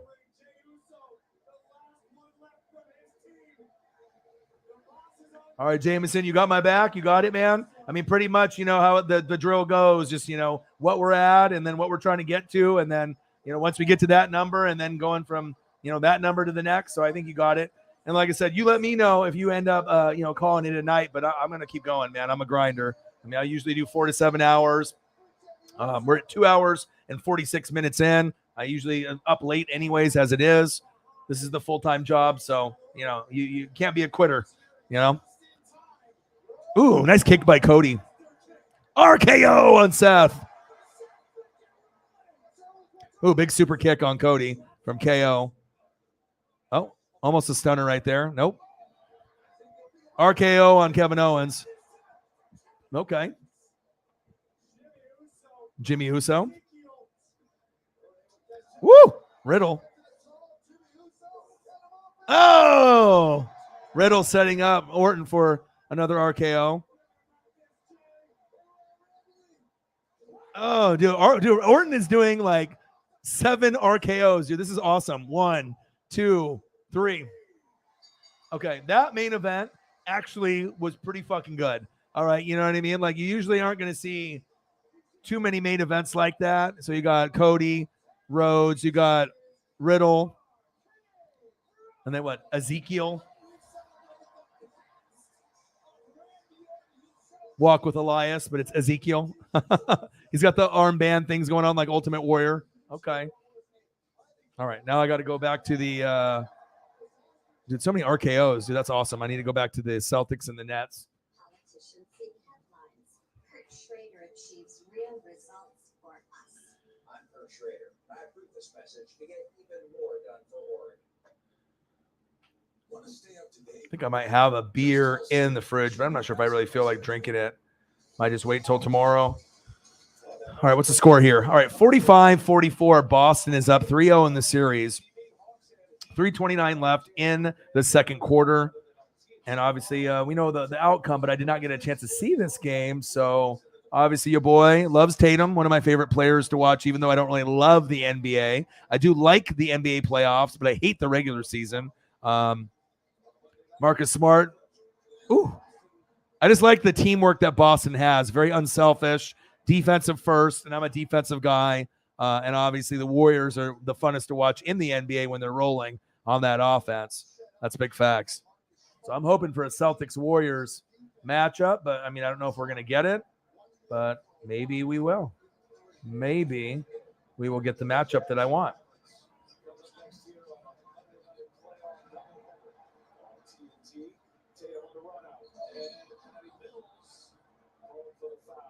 Patty Mills with the foul.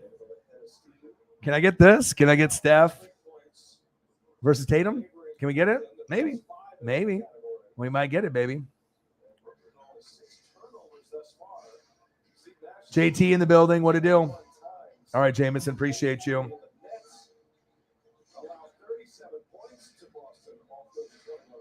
And then pretty much Jameson, I would probably just, go from here.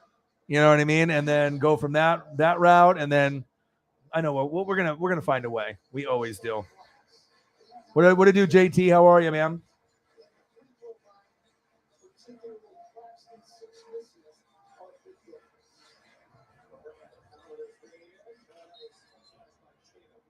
All right, 48-44. I'm trying to see if there's anything else that is worthy of watching. But shout out to everybody in the room hanging out with your boy. I love you guys, and I appreciate you guys. I'm always grinding. I'm always hustling. Long fucking day. Was going to just say fuck it today. And, I'll just stream tomorrow. But when you're a grinder, you push. You push, you push, you push, and you push some more. Pushing like you're having a fucking baby. Having twins. Having triplets. You gotta work hard. You just can't give up. A lot of people give up. A lot of people quit. Not your boy.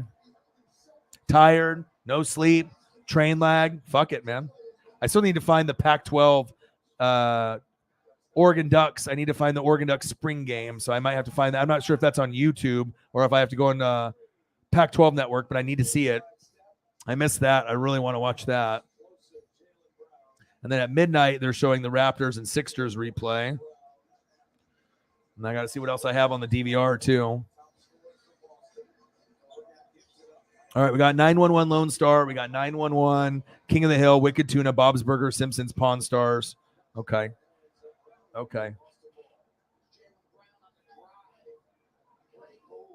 JT, because no one gets it. Everyone hates on your boy. YouTube doesn't give it out.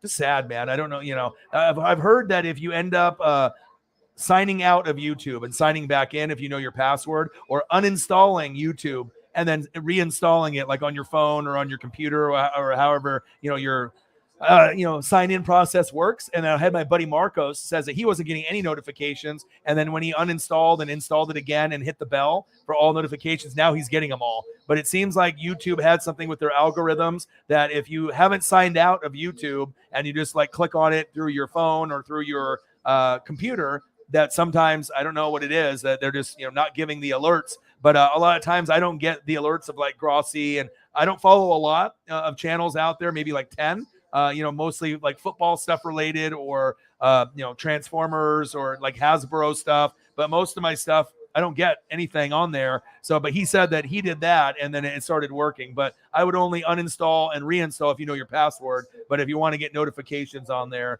that's what's going on. But yeah, you got to think I'm always streaming, dude. But I was gone on the weekend, so. Yeah, I started at like 8 o'clock roughly, so a little late. But, Duffel Bag Boys went to Seattle. Life is good. 32nd floor, Jaeger Bombs at 2 p.m. Great view.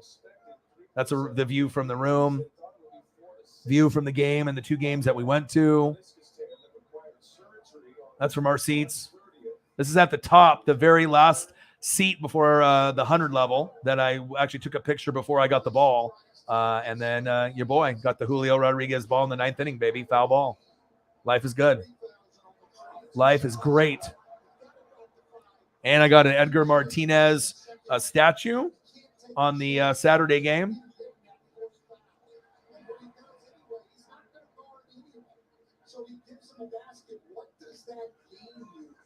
Pretty cool.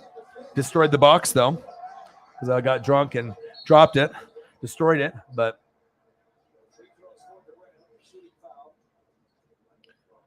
this is what it's about right here, though. And it's got green and blue and brown, the dirt. I mean, it's got scuffs all over it. I mean, and it's a Julio ball, dude. It's a Julio. He's a number 3 prospect. I mean, he might end up being like Seattle's biggest superstar since like Griffey. So for me to have a rookie year ball, pretty cool. At some point, I'll probably try to get him to sign it if I can get him to sign it, but I don't know if that's going to be possible. But I imagine if I get to a game early enough, then maybe I'll be able to get him to sign it, though. That's a good question. It's like a bronze, because it's a replica bronze statue. Just like the one that they have outside the stadium. So they have a Griffey statue outside of the stadium, and I have that one from the giveaway, and then this one. And this one is just like the paint job on it, but it's kind of like a McFarlane, but it's a lot heavier. But it's I don't know how much it weighs, like a pound or whatever too. But yeah, I mean the paint scheme that they did on it to make it just look like the statue, it's awesome. Bronze, maybe, yeah, it's awesome. And I'm a hardcore collector. And I'll show you, I showed this earlier, but when I got too faded in the 7th inning on the first game and I destroyed the box. And I'm a collector, so this is a no-no for me, but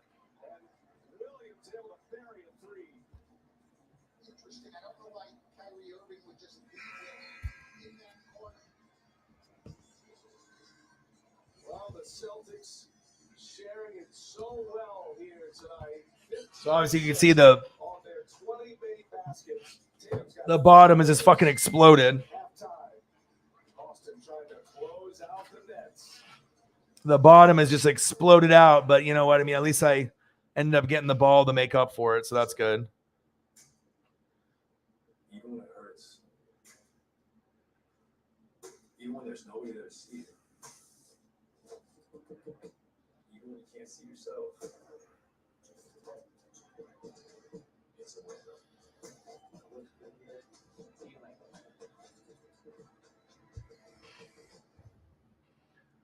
You got an Ichiro bobblehead? Yeah, if it was a bobblehead, I would have, been a lot more careful. But at least the figure itself didn't get ruined, and it's kind of a funny story. And I was going to buy a miniature bat, and usually they have some that have player image on it. I have a Kyle Seager one from like 3, 4, 5 years ago. Costs only like $8 to $12. It's this cool mini bat, and it has like the actual player image painted on it. And that was what I was going to buy. I bought a really cool T-shirt that I'm going to cut the sleeves off tomorrow, and I'll wear that on the show. And I bought that. But to get a ball, I mean, that's the ultimate.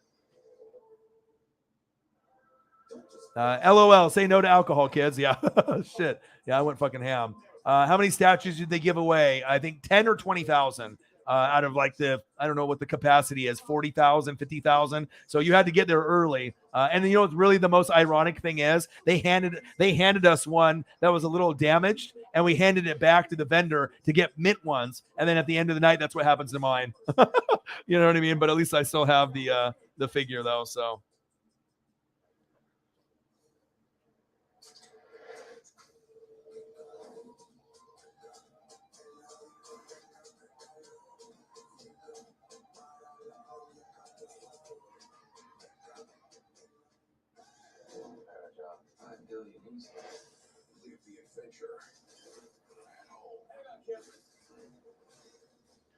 My bro's hit me up. I miss you, bro. I was like, yeah, I miss you too, dude. Just grinding on the YouTube, man. It's grinding.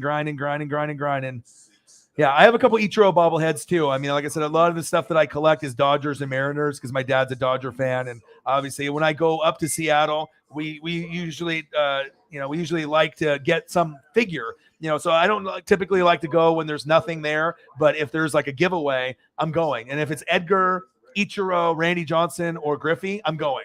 You know what I mean? Those are my top 4, or Julio. And yeah, What an amazing, amazing fucking weekend, dude. I'm really not. Last row. Sometimes the last row stuff, it doesn't matter though, because look at this right here. I mean, you can be on the 100 level, 200 or 300, but look at this right here. This is the last row at the top, right where the concessions are. This is like 40, 50 rows back, right on the 100 level on the bottom. That's a good fucking view. That's a good view. It may not be as good as this view off like 14 rows back where we were at, in the foul ball zone area, like really, really close, but that's still a good seat. And even if you go in the 200 level or in the 300 level up there, I mean, it's a fun ballpark to go to. I had a great time, man. They're going to have the All-Star game there next year, home run derby. My buddy's already got tickets for it because he bought like an $800 pack. So as long as you spend the $800 over the year for tickets, then you get first access to go to the All-Star game, which is the first time the Mariners have had it, I think, since 2001 or Ichiro's rookie year or something like that. So we were supposed to have Royal Rumble, but COVID hit, so that got canceled in Seattle. But they're going to have the home run derby. And I mean, if I'm talking about any event that I can go to that's not Ducks, for Oregon Ducks, it's this. The All-Star game, I get to see all the All-Stars, maybe get a foul ball, the festivities of the All-Star game. I mean, I got to figure it out. I got to find a way to be able to get tickets for that for sure. And that's from our room. Your boy doing the Jaeger bombs at 2 p.m. That was a mistake. And then the Duffel Bag Boys wearing the Griffey jerseys. I gave him that Griffey jersey too. That's my boy, man. That's a real one right there. That is a real one right there. And then here's the ball, baby. Let's get it. Straight money, baby.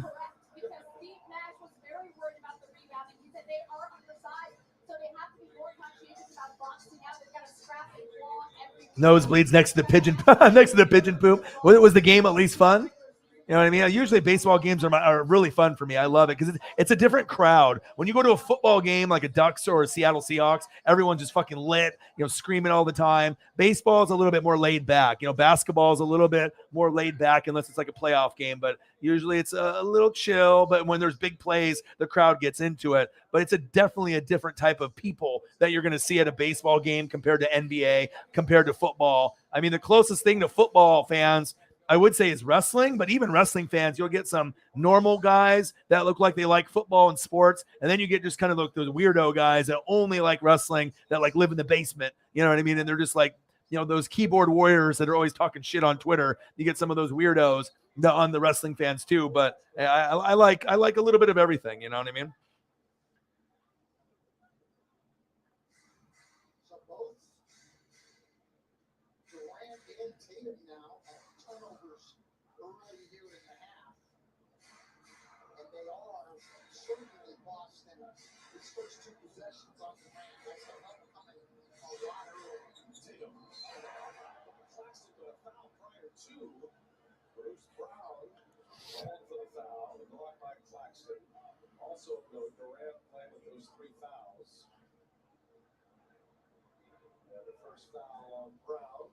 Hey, don't forget, while you're watching with us, snap the QR code on the screen to go to NBA Twitter Live, where Taylor Rooks, Michael Richardson, Renee Montgomery are focused on a player that you, the fans, So it was fun. My kids were young and we had a good time. That's awesome, dude. Yeah, and like I said, after I got the foul ball, there was these two kids that were scrambling, their brothers, that JP Crawford threw after the inning ended, he threw a ball into the crowd. One brother got it, the other one didn't. He was crying, and I almost gave up my ball to the other kid because I, even though mine was more valuable, it's like a Julio foul ball. I just felt so bad for the kid, you know what I mean? The one brother rubbing it in, and the other brother putting his hat over his eyes and crying for like 20 minutes. But then after I said that, there was an end of an inning, like in the 10th, and then the JP Crawford or one of the players threw up a ball, and the dad caught it and then gave it to the kid, and the kid stopped crying. So both kids got a ball, and that made my heart feel really good because I could just imagine the stories of the one brother telling the other one that I got the ball and you didn't, and just like, he's like, okay, go to sleep tonight. I'll get the ball. You know what I mean? There'd probably be a lot of fights and whatnot, but it was awesome. And when I saw that, it almost made me tear up a little bit. I was like, oh, that's awesome. When I went over and I walked over to the guy, gave him a high five, the dad, and the dad put two hands on it. He clamped it. So I knew he was going to get it. No glove. And he was like, I got to get this ball for my kid so this kid will shut the fuck up. The kid was really crying. And so, yeah, life was good. But we had 5 baseballs in my area. 3 were really close. I had my finger on one that flew by that got thrown up after an inning. It hit my finger, bent my finger backwards. Didn't get it. It was going way too fast. So I got my finger on one. Then in the 9th inning, I got the Julio ball. And then in the 10th inning, they threw up a ball after the 10th ended, or the 11th. And it went 1 row in front of me, but the guy dropped it and the kid picked it up. Idiot, had butterfingers. And then I had one go like 5 rows to the left of me. And then the other one that 5 rows to the right of me with those kids and the dad, they got that. So, life is good. Definitely it was a good section for us to be in, for sure. Yeah. But even though I ruined the box of the figure, which is a no-no for me because I'm a big collector. I'm always about like mint boxes, mint figures. You know what I mean? But when you get Jaeger bombs at 2 p.m. and you're drinking Bud Light beers and you spend $150 on beers at the game, and if they're like $10 a piece, you're still spending like 7-8 beers each. Griffey dogs. I mean, I was just fucking fucked, man. Like by the time that 7th inning hit, I was not in good shape. 7th, 8th, and 9th were a blur, but I got those 3 innings made up because in the next game went 12. So like the sports gods were like, you know what? We're going to make this guy have an amazing weekend. And I did. And I ordered a Julio jersey 3 weeks ago from MLB Shop. And then they said they were going to wait to send it to me until like now to July to see if he gets called down. Then I go up to Seattle and they have a bunch of them available. So I was like, that was stupid. I should have just waited. But I did next day delivery and $30 extra. Still haven't got my jersey yet. So I don't know what's going to happen if I just will return it. But that was the whole point. But my buddy bought one, Jay Graves. Justin bought a Julio jersey. So that's awesome. He got that. He wore that on Sunday's game, Griffey jersey that I gave him. And then we both were Griffey on Saturday. Then he got the Julio jersey. And then I got the Julio ball. So, yeah, pretty sweet, dude. Pretty fucking sweet. Good times, man. Absolutely.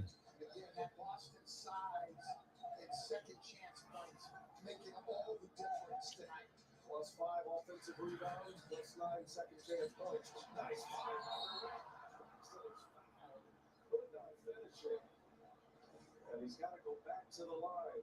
Here it is. Great drive. Drives create offensive rebounds. And then pass out to Smart to knock it down. When you go to help on a drive, you take your body off your own man. It gives him a clear path to the glass. So Tatum really responsible for the offensive rebound and the 3-point. Shannon stayed in the row in 2006. Claxton has now stayed in the row in the matchup. So Claxton is 0 for 8. Stan, the rest of the Nets are 8 for 8 from the free throw line, and this is starting to become a mental issue right now. Oh, there's desperately need to see them go through. There's no question. 0 for 9 at the free throw line for Claxton. He's now 3 for 20 in the series. You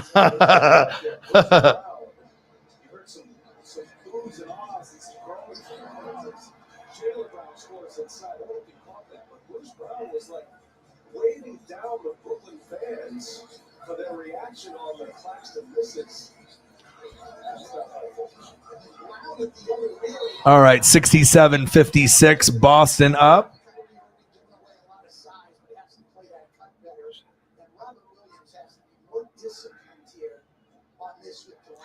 It's great you want to contest. It's great you're working hard against a great player like Kevin Durant, but that is not intelligent basketball there.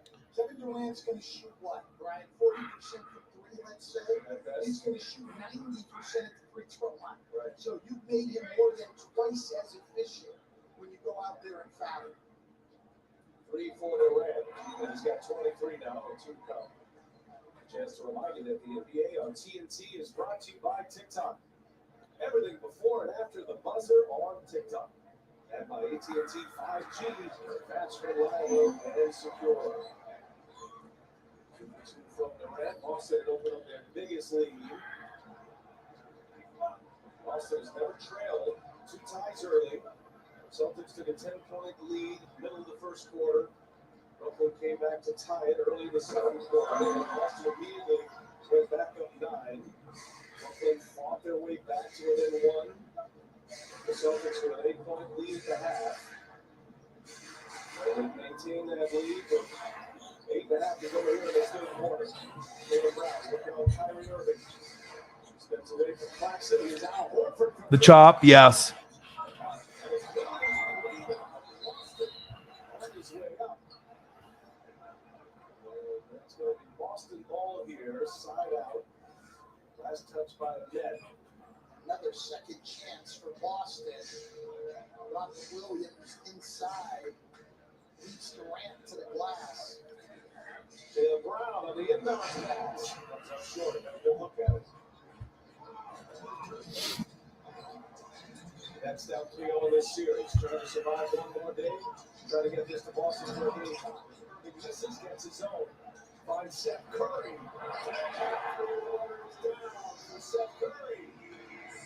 It's his third three. Gives him 13. That's a great pass.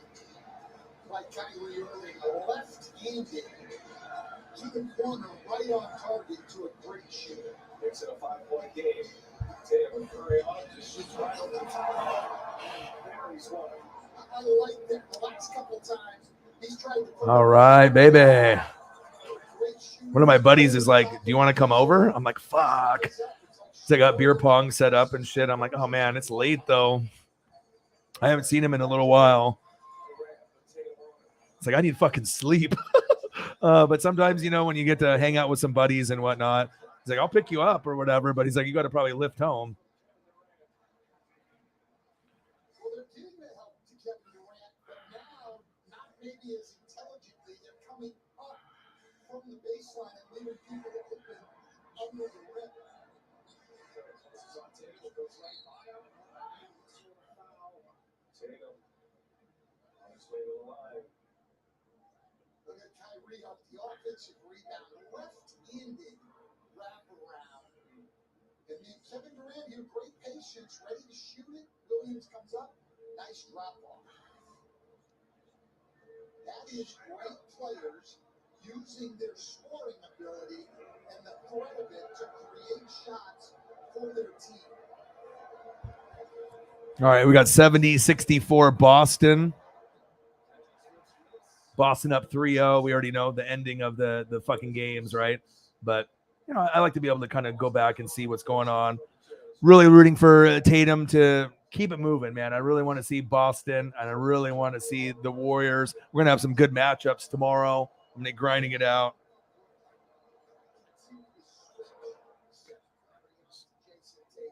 Seth Curry, I've seen him during the year, especially in his days in Philly this year, get out and show on the pick and roll and get back to his own man. That's just too easy a matchup for Jason Tatum. Boston is massive. Yeah, I think I'm going to stay home. Buddy's family is out of town, so you know what I mean. Can get kind of chill and do our own thing. But I mean, if I go over there now and then I got to come back in like 3 or 4 hours, I mean, I don't know. At this point, I'm tired. I told him, I miss you, bro. Thank you for the invite, but maybe I can come. Maybe I can come through in a couple days. For Robert Williams. Sometimes it's hard to make those decisions. You know what I mean? It's like you really want to hang out with friends. There we go, Jameson. Let him know. We got to find a way to at least get to that number. I mean, this is the first stream I think ever that we are going to be under 2. But there's a first for everything. But normally, I mean, every stream that we've done from like January till now, I think we've been at 200 to 1,300. But like I said, if the goats aren't in the building, it shows you how important they are to the channel. You know what I mean? They definitely support, and you know they do the damn thing. You know what I mean? So if you have Cyber in, or Holly Hundo, or Shepard, or Mr. Williams, or some of the others, then you know that these guys are really the backbone of the channel, and then you get other people feeding off them. But if they're not in, obviously it's going to be a little bit lower, but I'm still confident that we can at least get to a good number. How are you feeling? Are you getting sleepy? Are you still okay? What's your situation, Jameson? You still all good? Chilling with your boy? And I know sometimes it gets a little late, but this might be the first stream also we've never got a Cash App. Usually we always get at least a Cash App. But I'm not worried about it. I mean, like I said, sometimes you're going to have the ups and you're going to have the downs. And like I said, I'll be back. If I had 2 or 3 jobs and extra side hustles, then, it's one thing. But all you got to do is you just got to be able to be positive and keep grinding it out. And, I'm here to do the late night streams and hang out with y'all and share my experiences with y'all. And you guys are the best, man. Love you. 16, baby. Let's get to a hundo. Let's do it. I don't know if we're probably not going to be able to get to 2, just because of how late it is, unless we get some goats that hop in, at some point or another. But I'm going to be up for a while. So your boy will be up. Your boy is going to be grinding. Wish I would have drank a little bit less. Dropped my fucking figure. Just what did you do? Man, it was rough. It was rough. But thank God I didn't drink on Sunday. I mean, I wouldn't have gotten the baseball if I was just drinking. I just couldn't do it, man. I just couldn't do it. It was just so rough. But I'll tell you what, the memory of getting that ball was just amazing, dude. Amazing. Just like this day was amazing. Meeting Griffey, man. Or meeting Koufax. It's incredible. Extremely blessed, with the opportunities that I have. That's facts.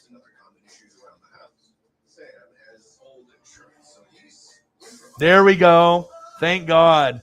All right, Jameson. Cyber, you are a fucking legend, dude. Thank you so much, dude. So like I said, we don't know where we're going to get it. And then we get our boy Cyberpunk getting us to 100. He doesn't have to do it. I didn't know if he was still in the room or if he was working. We owe everything to this channel to people like Cyber and Holly. You know what I mean? Because without them, I can't do this. Thank you so much, dude. Because obviously without Cyberpunk doing this, we don't get to this number. Amazing.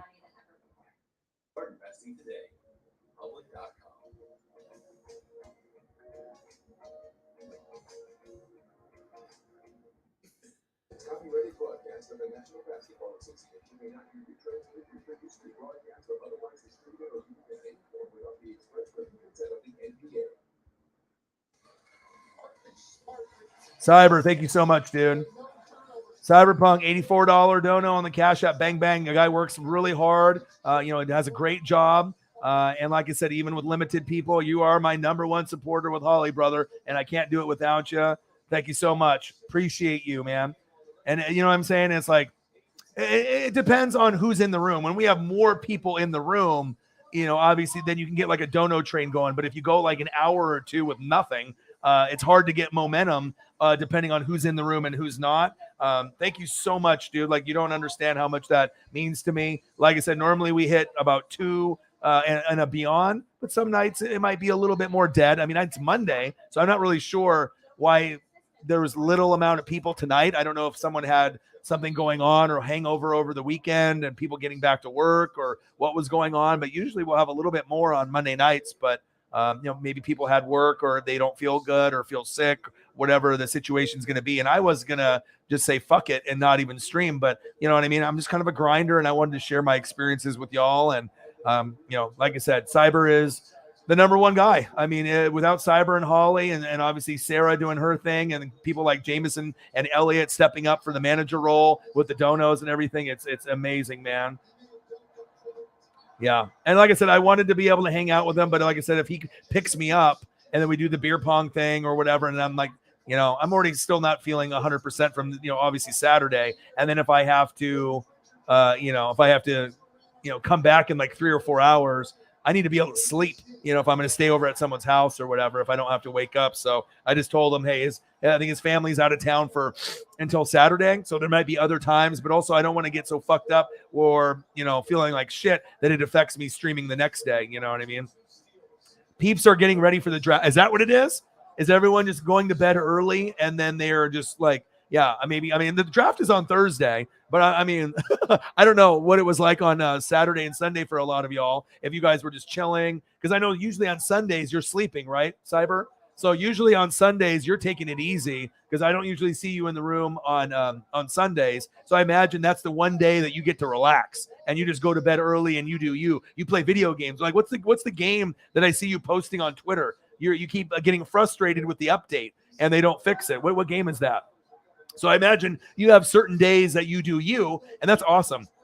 You got to have those times for yourself, and you do you. I see you play some video games, you sleep, and obviously you're working like graveyard. You're working like 7 p.m. to 6 a.m., so I'm glad I can be there to help entertain and do the thing. But thank you so much, because like I said, that trip, I mean, I had to come up with $800 to pay the rent. And obviously we had to pay a little bit late. Then I had to come up with another $500 or $600 for my girlfriend because, the government took like $300 unexpectedly. That was tough. And then obviously the room, and that was like $800, and then the tickets and the train was $200, 2 games and 2 tickets either there and back, and then obviously food and beer and all the other stuff. I mean, it all, you know how it goes. I mean, if you're doing and you're living your best life, shit adds up. So got to be able to get things managed. And like I said, you are a fucking goat. Thank you, man. Because like I said, without you, we don't even get there to the number. So will we get to 2 before the stream ends? That's the goal, because that's usually the minimum that we typically get. But whatever we get. But I'll tell you what, to even get to the single 100, that's a fucking amazing thing, because when you're sitting at 16 and it's 3 hours, I mean, it's one thing if it's like 2 hours and you're at under 50, but when you're in the 3 hour column, when I usually do 4 to 7 hour streams, and you're still not really getting, those there, then you can get a goat like you to step up. Thank you so much, man. You are the fucking man. You work hard, and you support me even sometimes when you don't need to. I really, really, really genuinely appreciate the hell out of you, man. Because like I said, without you, I can't do this. And like I said, I like to be able to give back to the fans. I like to be able to show the gratitude. And you mean everything to me. You and Holly are fucking fantastic. Just like Jameson and Elliot and all the other people that are always fucking here, no matter what, dude. Thank you so much, dude.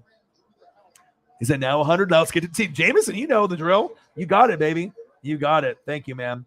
Dying Light. I like to follow my followers. If they're on Twitter or they're on Instagram, I always like to kind of see, and I usually like to support this stuff and look at the stuff that they're, posting. Twitter. I know you had the Cash App breach. I saw that. Read your shit. I saw you playing the video game. All right, so tell me, Dying Light. What is that? Is that like RPG? Is that kind of like a shooter? You know what I mean? Is that what is that? What is that game kind of like? Is that like what would you compare that game to? They have like Dying Light 1 and 2.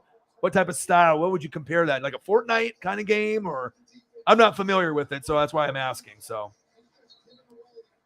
appreciate you. You're good. Thank you, man. See? And like I said, sometimes when things look grim, right? And they say when things look grim, be the Grim Reaper. That's what they said about Mahomes. And I honestly didn't know if boy was working and he wasn't able to get there. And maybe he was, just working on his job. It looks like Holly wasn't in the building at all today, which is a little unusual. So she probably is feeling sick or maybe had some other things going on. But shout out to Cyber, a little Chiefs appreciation that I can show. You're the man. Appreciate you very, very much, dude. The GOAT. Chiefs. Thank you, dude. Give you a little extra here, too. That's a cool photo. Little Jamal Charles action. Love that. A little flick of the wrist. Who's the man? Cyberpunk. Appreciate you. The tag team champion of the world, Cyberpunk 53. With Nick Bolton, baby. Thank you, GOAT. Appreciate you. Cyber gets wingy, baby. What are you anticipating for the draft, Cyber? You got anything that you're looking at? Let's see here. Open world zombie game. Oh, that sounds fun. So what's going on with the update? You have a spot where you're trying to rest or collect items, and then it's like fucking just like aired out. Like there's like a stop point or a checkpoint, and then you're trying to like rest or get items, and then there's like an error, like you can't rest there. There's like a bed or something I've seen in your photo, and then like you try to click on it, and like an error message or some kind of message pops up, right? What's Dying Light on? Is that PC? Is that PC game?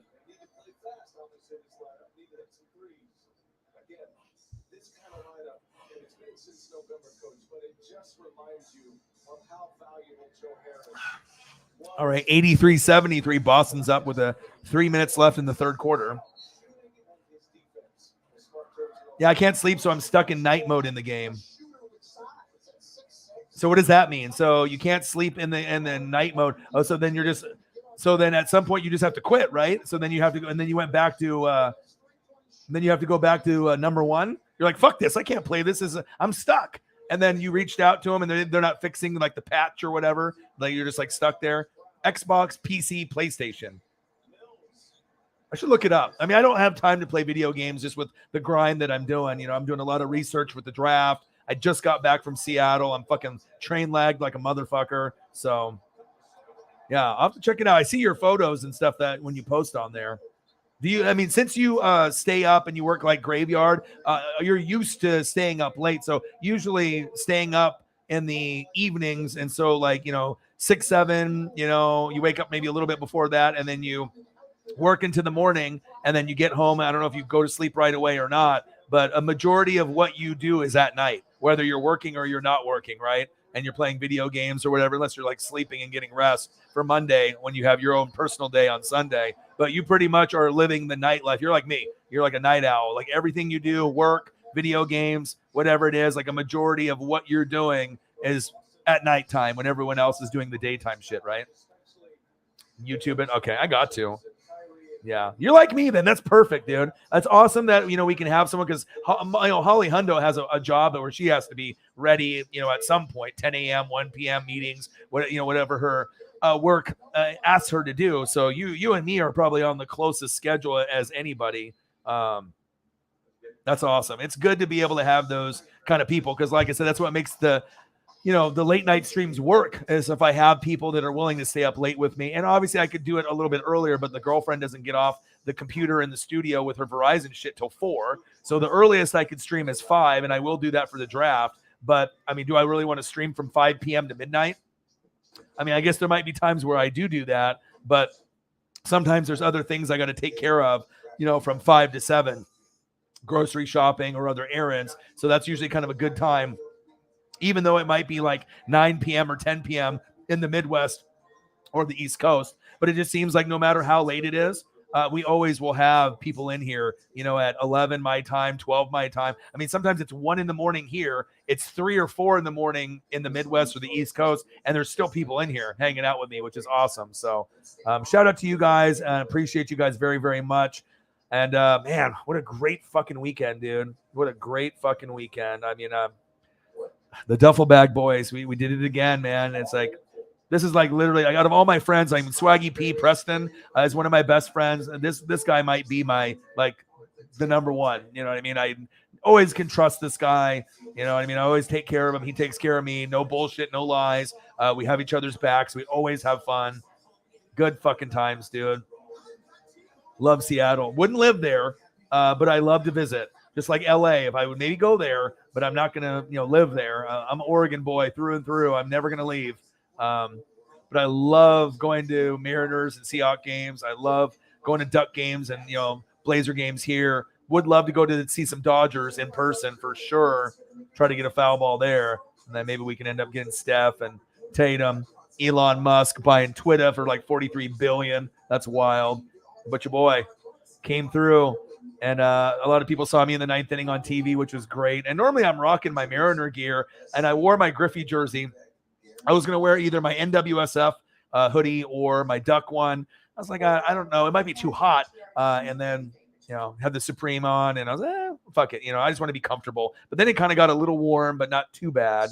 And then the ultimate prize, obviously the Edgar Martinez, Hall of Fame statue was cool. But this right here, I mean, especially when I got, ripped off with the Julio jersey, I'll end up getting it. I don't know if it's screen print or sewn, what they're going to send me, but that's the ultimate souvenir. You're not going to get a glove or a cleat or a jersey, but you can get a foul ball or a ball thrown up into the crowd after an inning ends, or a home run ball if there is a home run ball. But obviously you have to be in the outfield. But I always get seats on first base, because that way I can see the pitcher the best, and I'm in an area where I'm going to get a ball, or I'm going to get very close to getting a ball. And it's pretty crazy. Jay Graves has been to hundreds of games of Dodgers and Mariners, and he's never gotten a ball.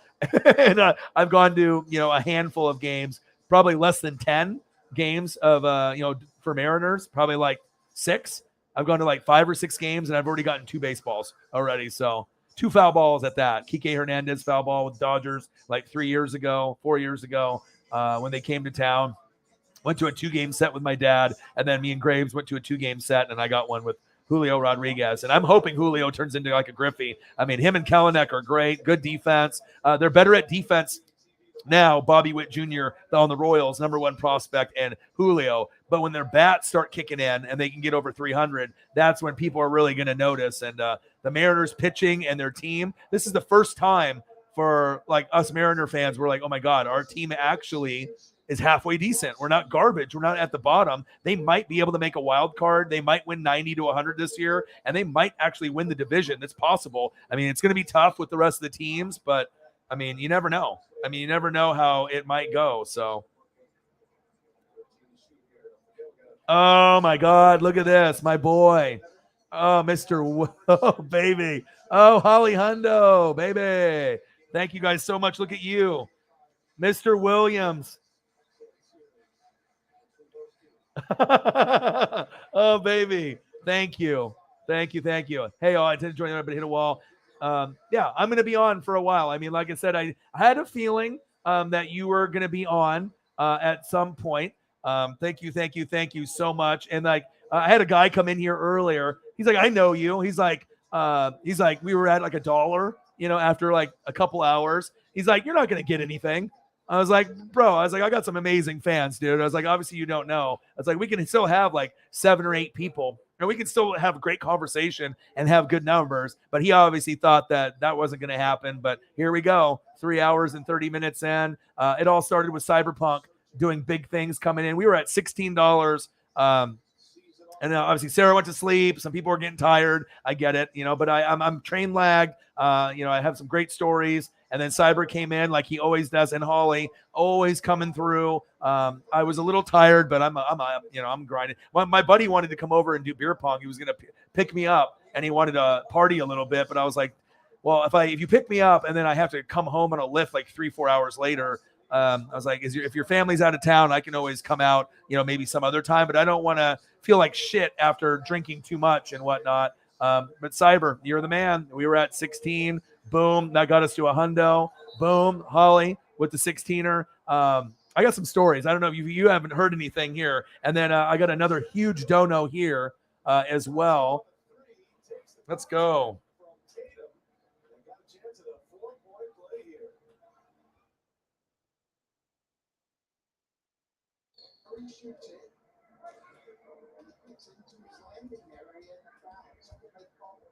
Let's go, baby. Okay, baby. So we had 116, Jameson. Are you ready? Are you ready, dude? We were at 116. Now you got to do some math. Ready? Bang! Mr. Williams, 115 on the Cash App, baby. Let's go. Let's match pretty much what we have already in there, my dude. Thank you so much, man. With the belly, man. Let me. Thank you guys so much, man. Love you guys, and I appreciate you guys very, very much. The train lagged. I don't feel the need to read. Yeah, no, I can. Yes.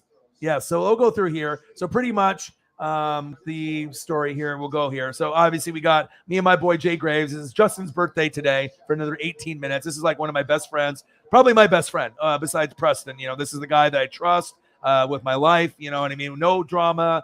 No problems ever. I gave him that Griffey jersey about a year ago. So we're Griffey boys. You can see your boy's belly hanging out a little bit. I need to lose a little weight. My boy runs more than me, as you can tell, a little skinnier than your boy. So definitely need to be able to not drink as much and eat as much. But it is what it is. Boom. 32nd floor, Jaeger bombs at 2 p.m. Bad idea. No, don't do it. Okay. Saturday, Jaeger bombs, Bud Lights, gummies, right? Not a good idea. Then we end up, enjoying the view, which is absolutely beautiful there in Seattle. Lake view, best view. And we were originally going to do the Courtyard by Marriott. That's where I did the place last time. Then my buddy was like, "Oh, you got tickets or things to the Hyatt." And so I was like, "Oh, I did." I couldn't remember because it's been a couple years. So we end up going to this hotel and we walk up. I'm like, "Bro, this isn't the same one." We go in. This one's even better. 70-inch screen TV, 70, okay? HD 4K in the room.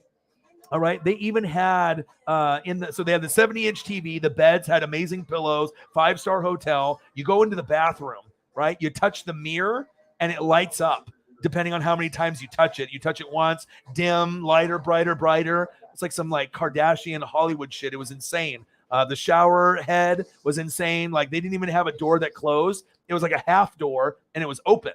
So you couldn't move it. Right, it was just like stationary, but then it had this little lift on it so that the water wouldn't splash out. Amazing shower head, amazing beds. Obviously we had 2 queens in there. 70-inch TV, great view. We ate a lot, snack, but then too many beers. And then obviously when we got to the game, obviously you can see amazing fucking pictures that we got. You can see the view. Obviously that's our seats from like the 14th row, and obviously that's right before. On Sunday's game, right before I ended up getting the foul ball. And this is at the top seat, like 40, 50 rows back. It's still a good seat there on the bottom. Looks great, right? So this is pretty much what happened. So we do the Jaeger bombs and we do all that. We're drinking. We're doing all that, right?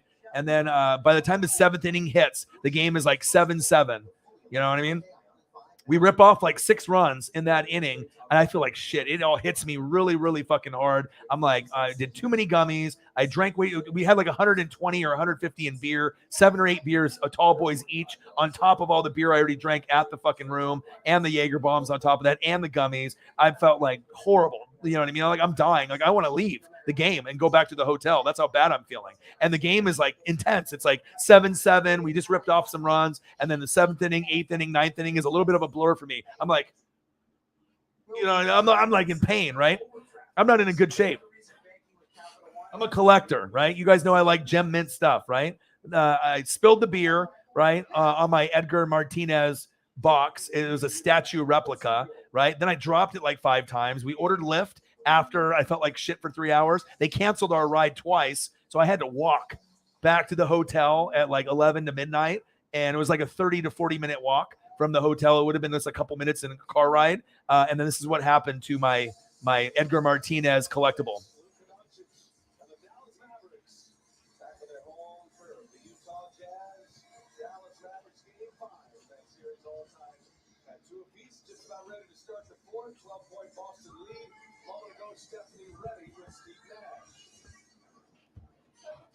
Now, if you know me, that is unacceptable, okay? But at least that it didn't get damaged, and it's super, super heavy. I have a Ken Griffey Jr. one, so they have a Ken Griffey Jr. statue outside of Seattle and an Edgar Martinez, right? So. Yeah, that's the give and take. If you want to create some space, be able to get the big plays, go with a small lineup. And obviously Edgar Martinez is one of my favorite 4. So I got Griffey 1, Randy Johnson 2, Ichiro 3, Edgar 4, and then Julio 5. So I fucking dropped the box like 5 times. I fucking was so tired. I didn't throw up. Luckily I did not throw up, right? And I got to the room. And I passed out in 30 seconds. Like I literally like took all my shoes off. I put the figure down, glasses, wallet and everything, and put the covers over my head. And the bed was so comfortable. Out in 30 seconds. My friend said he's never seen someone fall asleep that quick. No puking. Woke up hangover. He woke up hangover. And then we had breakfast burritos. We were like, we're not drinking today. That was a dumb idea. We did too much, but it was my buddy's birthday. My birthday's next Monday. We're going to have a celebration of me turning the big 4-0. So we'll be having an amazing stream. So normally if that was a bobblehead, I wouldn't have done that. And the funny thing is when we got the figures, they were bent, the box. We gave it back to the vendor and we got mint ones. And then at the end of the night, that's what happens to mine. You know what I mean? But then on Sunday, on Saturday, we had no opportunities for a foul ball, right?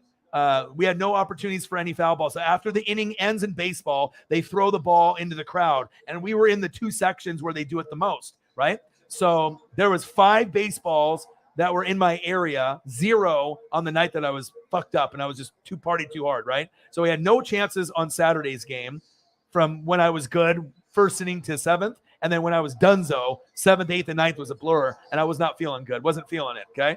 Then the next day we go sober, right? Water, we eat Griffey dogs. Everything is good. And they throw up the baseballs in the 3rd inning, right? off my finger. I jump up. It hits my finger, goes back 3 to 4 rows. I didn't get it. And my buddy's like, dude, you almost got it. And I was like, I know, dude. It hit my finger, but I didn't get it. And usually if I get it to hit my finger, I get it. But it was after an inning ended, JP Crawford threw it up, didn't get it. So I was like, fuck, I missed my opportunity. Then there was another one to the right of me with a dad and 2 kids. And the 2 kids were brothers scrambling for it. And then, one brother got it. The other brother didn't. He cried for like 20 minutes. Then there was another one like 5 seats over to me. Right. And I was like, okay, so those are those opportunities there, 3 opportunities, but the one hit my finger in the 3rd inning. Then in the 9th inning comes around, the game is like tied, right? I have to go to the bathroom. You know what I mean? I have to either do 1 or 2 or both. I don't know. I just wasn't feeling too good. So I was like, I don't want to go, but I had to walk up to the restrooms in the 9th inning. Okay. The bathrooms, the urinals are all full. The people are in the crapper. Then there's this old guy with his hands on his hips waiting to go to the crapper after. There's no way I'm getting in there. So I'm like, oh, fuck. All right, I'm going back down to the game. And then I go back down to my seat. A minute later, right, the guy in front of me, right, walks up to the bathroom and he decides to go, right? All of a sudden, I'm looking on my phone because I got a message from like my dad. I look up and then the railing that you hold on to as you go down the steps, I hear a dink. And Julio was at bat, and that's my guy that I bought the jersey of. He's a number 3 prospect with Bobby Witt Jr., who's number 1. He plays third base. Julio's in the outfield. But Julio's the biggest thing since maybe like a Griffey, a big prospect. Good defense. We're waiting for him to get his hitting going, right?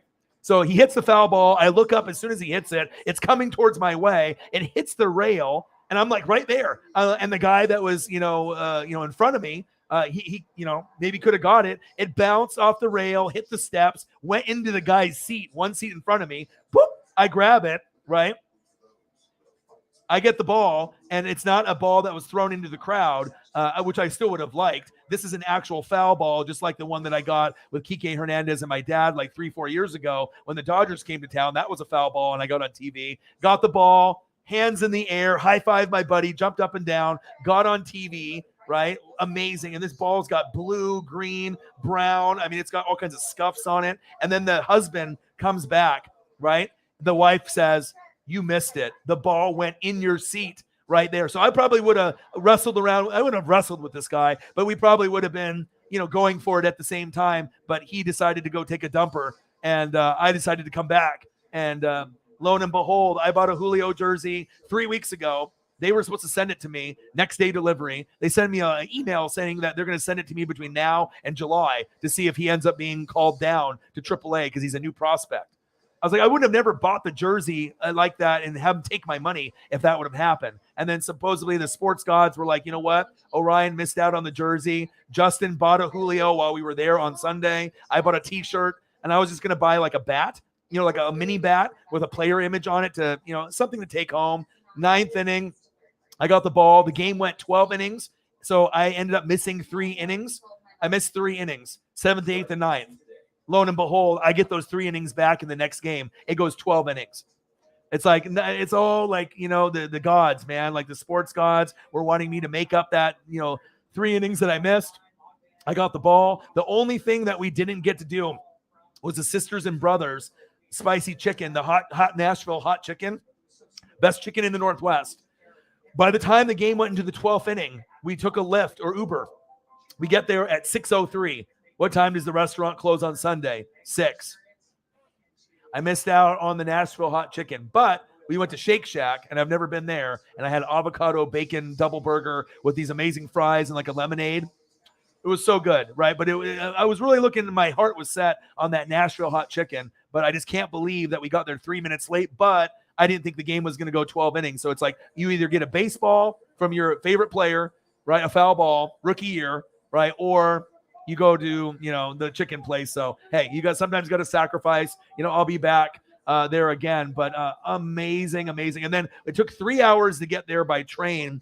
3 hours to get there by train, which is fast. It's normally 3 hours and 30 minutes. So we got there really quick on the way there when we took the train. But on the way back, the train lagged, and I have, how you have jet lag? I kind of have train lag. I'm not really feeling, I'm like tired. I didn't get a nap. We woke up at like 5 a.m, and the train left at 7:20. So we had to, try to eat like a little breakfast, clean up, make sure we got everything, nice and tidy for this like, expensive place. But 70-inch TV, flat screen, HD, 4K, 32nd floor, great views. Just a great fucking time. And I ended up, the only bad thing is that I ruined my box of my figure because I was fucking an idiot and I went too ham. At least the figure itself is still in good shape. And I got the ball. Didn't get the chicken place, but everything else was good. But the train took so long. So we got on the train at 7:20. I didn't get back until like 11:20 to Portland. So it was like definitely an hour, half hour late or hour. There was a delay on there. And I was like, fuck, let's just get back, dude. Then I have to take another lift from Portland to, our area, to like Tiger, Beaverton, Tualatin area. So we take that. So they drop him off first, then me. Definitely didn't really get a chance to get a full nap in. And I was like, I was just going to wait till tomorrow to be able to stream. But you know what? When you have dreams and you're a grinder and you hustle, I was like, you know what? Let's just push. So I was like, it wasn't feeling too good. I got a monster, fucking slam that. And then I was like, Sarah, let's go on for a couple hours. Let's see what happens and we'll go from there. And yeah, but it was an amazing, amazing time. Shout out to Cyber, shout out to Mr. Williams, shout out to Holly. Like I said, for those people that, think that I don't have the support, I knew you guys would come through. Thank you so much. And like I said, the room was like $800 for like 2 nights. So we split that. But we spent, I can't even tell you how much money we spent on food over 2 days, probably over 200 because we had to get like people to deliver it to this place. And my buddy went downstairs and got it. But obviously the beers were expensive. We had Griffey dogs, which were delicious, but everything, it was worth it. And he had a great birthday. And it was part of my birthday celebration too, even though my birthday's next Monday. We're going to be celebrating my big 4-0 next Monday on my birthday stream. So that'll be a fun fucking time. Bang, $16. Thank you so much. You hit a wall. Okay. Well, I didn't know if you had meetings or not. And like, I figured that you were just busy or you were sleeping or something. So 116, 116. And then we got that to go up quite a bit from then. Bang, bang. Jameson, thank you so much for taking over the role for either, Sarah or Jameson, yourself, Elliot. We got a couple different people that will step up. So thank you, man. Oh, it was amazing time. Amazing. Trust me. For you guys, I can tell the story as many times as I need to. Bang, baby, my dude. He's in the shadows right now, but he's always supporting your boy from afar. He'll be back in the room sooner than later. Mr. Williams, appreciate you, baby. Yes. Unbelievable, right? Unbelievable. 231, nice view. Yes, thank you. Thank you. Appreciate you. Bang, bang. That's okay. That's okay. Because like I said, I'm going to have other people that will be able to step up. Usually Cyber more than likely typically does their first and then the super chat here once in a while. So I know sometimes if I don't want you to get in trouble with your bank. And then once you figure your bank out and then you can, do like a Cash App, I know you will. But like I said, any support, that obviously you do is amazing for me. So thank you so much. Let me throw up a little Tommy love for you. Because like I said, you guys are amazing people. Thank you so much. It was funny too, because that one guy was just talking shit too. He's like, I know you. And so, because I was at $1 after like 2 hours or something, or 2 hours and 30 minutes. And I still had hope. I was like, I don't know where we're going to end, but I'm still ready to keep streaming and having a good time. You know what I mean? And hey, sometimes you start off a little slow, but it's not how you start. It's how you finish. And sometimes the goats are busy. Sometimes the goats have other shit that's going on in their life and they're a little bit busy. And I do the late night streams for a reason. Cyber's up at night. Holly's usually up pretty late. Jameson, Elliot, you guys are awesome, awesome, awesome. I can't wait to see what happens in the draft. We're going to have a great fucking time. I'm going to be streaming. Hey, I'm going to be streaming probably tomorrow. And then Wednesday for sure, Thursday and Friday for the draft. Saturday, I might hang out with a buddy and the girlfriend. Sunday, I'm going to have a brunch around 1 or 2 with my dad at Black Bear Diner. I'll stream Sunday night. And then Monday will be the birthday spectacular, which will be really, really fun. Hopefully I don't look like this. And then Justin's like, what'd you do? I was like, dude, I dropped my fucking... And I didn't mean to drop Edgar so many times. But man, when you're feeling like shit... Right. And I thought I was going to literally have to like sleep on the Seattle ground. Like I thought I was hurting that bad. 7th, 8th, 9th, I thought I was going to throw up. My head hurt, my stomach hurt, my body hurt, and somehow Lyft canceled because there's like 20,000 people trying to get a fucking ride at the same time. I'm like, there's no way in hell I can walk back to the fucking hotel. But I did. And then I fell asleep 30 seconds later. So at least I didn't puke on myself. At least I didn't make a fool of myself, besides maybe dropping Edgar a couple times. But the figure itself is still in great condition. The box is fucking mangled. But I thought you guys would, get a kick out of that. When you drink, Jaeger bombs at 2 p.m. And when you don't, you get a figure with a damaged box, or you get something that you're going to remember for the rest of your fucking life, dude. And I had buddies who were like, Marcos, my buddy, was at a bar watching the game with his boy Rick. And he's like, I bet you Orion's going to get a ball. He says he's going to get a ball. He's going to get one. And it took me to the 9th inning to get one, even though the game went 12 innings. But I got it. It's that ESP, man. ESP, baby. Let's go. Let's go. We were. And and my buddy doesn't do that. He said that's the first time he's had alcohol this year, because he doesn't drink alcohol. Like, me and him will get loose together and we'll just have a good time. But I didn't know he was going to do the Jaeger thing. That was like normally something that I would suggest. You know what I mean? Like maybe like a bottle or a pint. Now, if we did a pint, we probably would have been okay. But he had the Jaeger 5th. We did about a little bit more than half with Jaeger bombs, and then had a 12 rack of Bud Light. And then we bought like 7 or 8 beers each, which was like 120 to 150 bucks there. And I did gummies on top of that. So yeah, bad decision. And all of a sudden I was good. 1st inning, 2nd inning, 3rd inning, 4th inning, 5th inning, 6th inning, and then 7th inning hit. And I felt like death, just death. I was like telling him, like, dude, I might need to go. But the game was like 7-7. They ripped off like 6 runs. The Mariners did in that 7th inning. And then luckily that game ended in the 9th, because otherwise if it would have went extra, I would have been fucked. And I almost didn't even make it back to the room. But I'll tell you what, when you have to persevere knowing that room has that bed with those kind of pillows, I was going to do anything in my power not to, be on the ground. I mean, there's no way in hell I can be a Seattle bum, when I'm out here from Oregon. So I have to find a way. But yes, good stories though. I'm going to give you guys the amazing stories.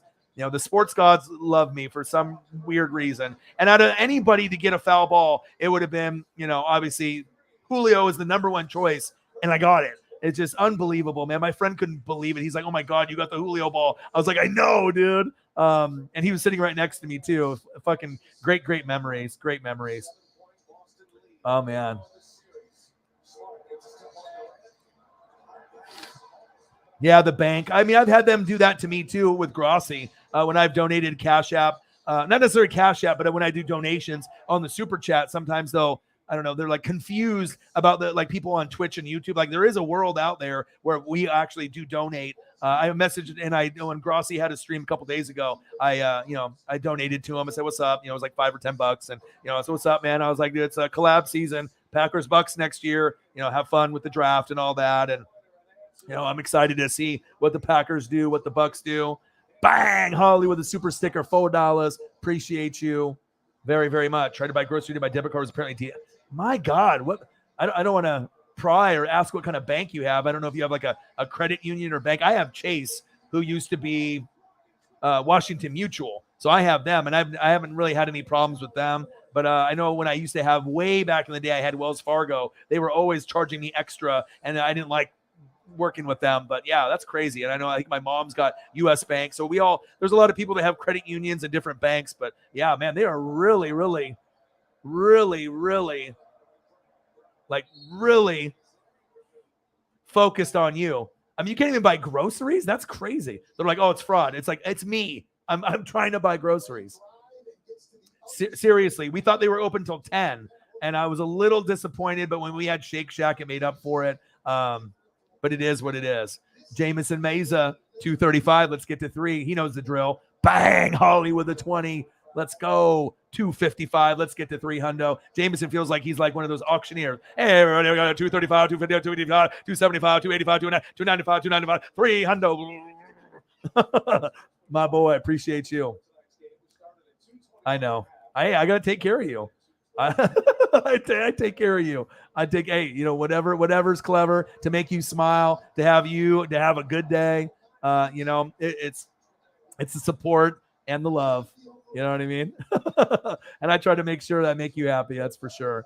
I mean, like I said, you and Cyber are amazing people. And like I said, we had Mr. Williams that's been in the shadows for a little bit, a big dono that helps. A lot of money was spent over the weekend. Like I said, it's like, I had to pay for the room, the food, the tickets, the train, and obviously a lot of other things as well. So, and I had a great time though. Sometimes you just got to be able to do those things and enjoy yourself, very, very much. And it's not like we do that often. We will try to go back at least one more time. This season. He's going to go with his dad probably on 4th of July, but we're going to probably go for like an overnighter, go to a game, stay a night, and then come back. Probably won't be able to do 2, but I mean, depending on the money that we have, maybe it's possible. So all the Tommy picks for you. I know. Kidding, but not kidding. You support me 100%, but obviously it's nice for me to be able to bring it up too. Yes, I will. Black Bear is my favorite breakfast place to go to. I haven't been there in a year. I only go for my birthday with my dad. So it's usually me, my dad, and my dad's wife, Kendra, or it's me, my dad, and Megan, my girlfriend, or both of us and both of them. So I don't really know what the schedules are going to be like for people. If they're going to be, Megan might be hungover. Kendra might be out of town with her job. My dad's retired as a teacher for 30, 40 years. But the food is great. They have good burgers. They have good breakfast food. I saw that they're opening one up in Texas because I think it's California-based company restaurant. So they have it in Washington. I don't know if they have it in Washington, but I assume so. Washington, Oregon, California, and they kind of are going east from there. And I'm pretty sure I just saw a post from my friend that used to live here in Oregon named Misha, this girl that we used to all like hang out and party with. She lives in Texas now, and she posted that Texas is getting one. So it looks like they're starting to spread a little bit, but I love it. It's so good. Poor Edgar, the box. Hey, but at least the figure ended up good. And I have a Ken Griffey Jr. Statue figure that I bought without the box at a card shop. But at least the figure didn't get damaged. But everything happens for a reason. You know what I mean? And I'm going to keep the statue here on my desk as a fucking memory. The box is trashed, but that's what happens sometimes when you go too ham. You know what I mean? And like I said, the most ironic thing is we got handed, boxes, and they were dented a little bit, and we both handed them back and say, no, we want mint ones. And then I end up with this at the end of the night. So even though I returned it for a better shaped box because I want things mint, I never could have thought, that I was just going to, be okay. And I don't think I've ever had that happen to me where I was just okay, and then it hit me instantly where I was like functional, everything is good, and then I went to death mode. Just within a minute. And I was like, oh my God. I was like, I need to go. I was like, bro, we need to go. And like, he wanted to watch the game, and I get it. I wouldn't want to take that away from him. But I mean, I'm telling you, those last 3 innings were absolute hell. And then let alone, I had to walk, back to the hotel motel, feeling like dog do, you know what I mean? But I made it, didn't puke, and ended up hitting the bed and fell asleep in 30 seconds. He said, I've never seen anyone pass out that quick, but I mean, after not feeling well and walking for another 30 to 40, yeah. And then stupid Lyft canceled us twice. And I was like, oh my God, this is horrible. This is horrible. Yeah, I will take pictures though.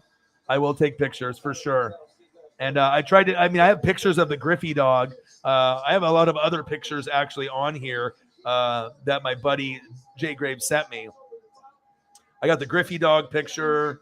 It had, so you have this big dog, toasted bun, ketchup, mustard. You can put on relish. They have like the onions that are on there. The burger, the dog is hanging out like a lot on each side. And then they do like cream cheese, which I've never had on a dog. It sounds kind of weird, but the mixture of the cream cheese and then the grilled onions and then ketchup and mustard on the other side, pretty fucking incredible. And then Sean Kemp has a weed store there. And then I ended up getting a couple mural pictures that I can actually post here. And then, picked up a couple pictures of Julio on the board, when he's going up to bat. So it shows his stats. So we did Kellenic and Julio. My buddy had a better camera than mine. So we got some of those.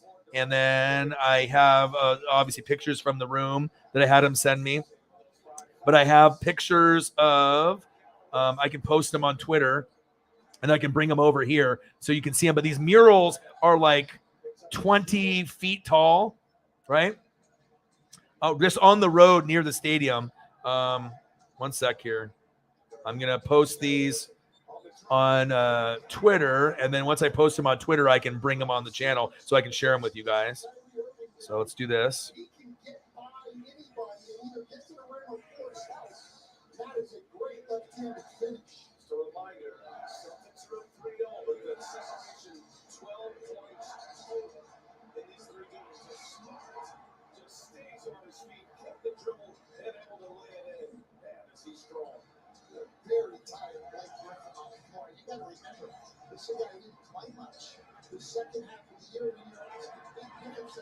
All right, first one I'm going to do is I'll do Edgar Martinez. I got 2 or 3 of them, but they're incredible. Let's post this, Really limited out there right now. But he'll continue to compete that way. and I'll bring it over. And I had to get it before the people were walking by, so I had to take the picture quickly. Let's see here. So this one is FRQ. Let's bring this up. I like to share my whole experience with you guys. So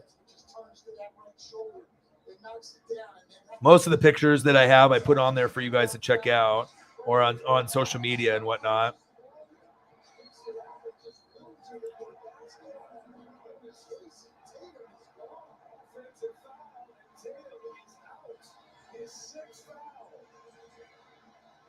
Okay, here's the first one.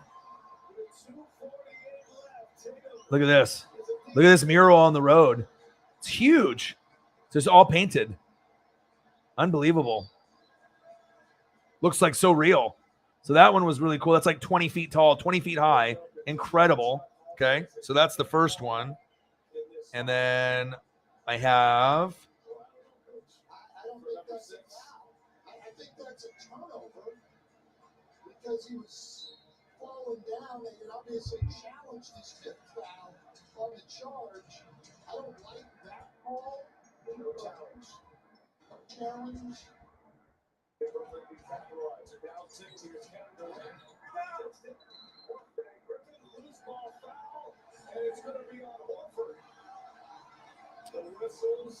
All right, and then I have an old school one that maybe you know, Holly. Remember Jack Sikma? I don't know if you remember it. I mean, he's obviously an old school player for the Sonics back in the day.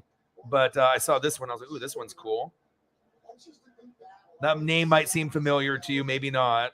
But it's a guy that played in Seattle, number 43, Jack Sikma. It's like in the late 70s, early 80s. But he was pretty popular, Jack Sikma.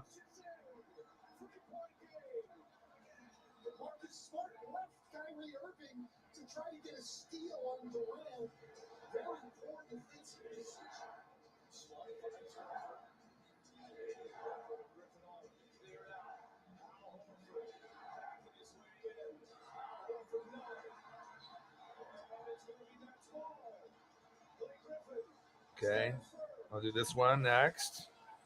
And even though I'm not like a big Sigma guy or whatever, I was like, oh, this is just cool. It's just like right next to each other. They're all painted. So I'll do this one next. And I got one more after this.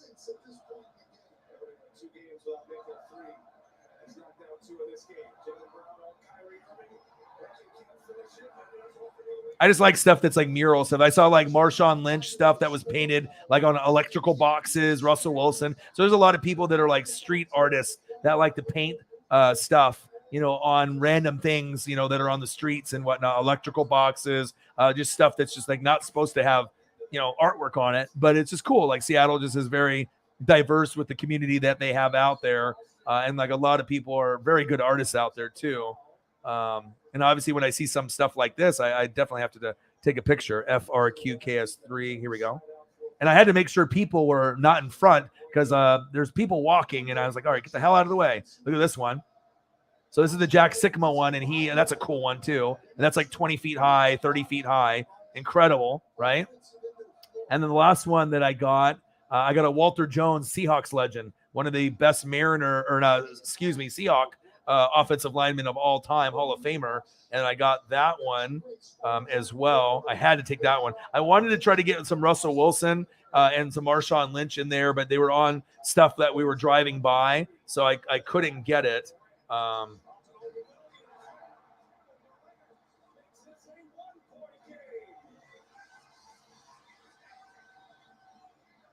Boston's just playing very slow right now. It's like they think the clock's going to run out. All right, one sec here.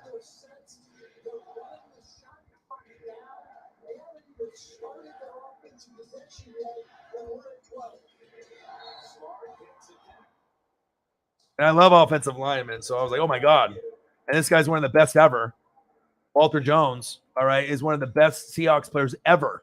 All right, period. Hall of Famer, right? Amazing. Look at this one that I will put on here.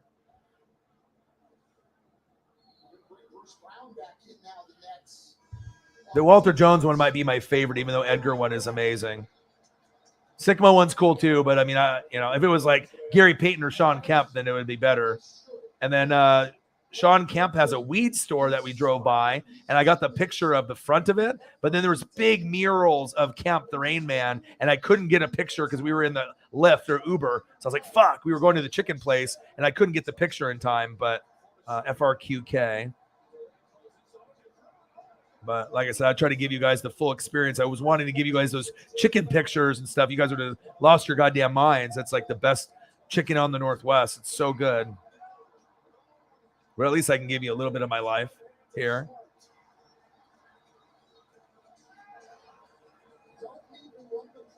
This one might be my favorite one, besides Edgar.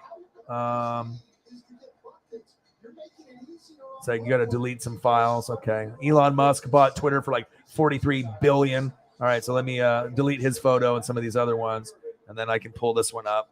All right, this one will be FRQK. FRQK.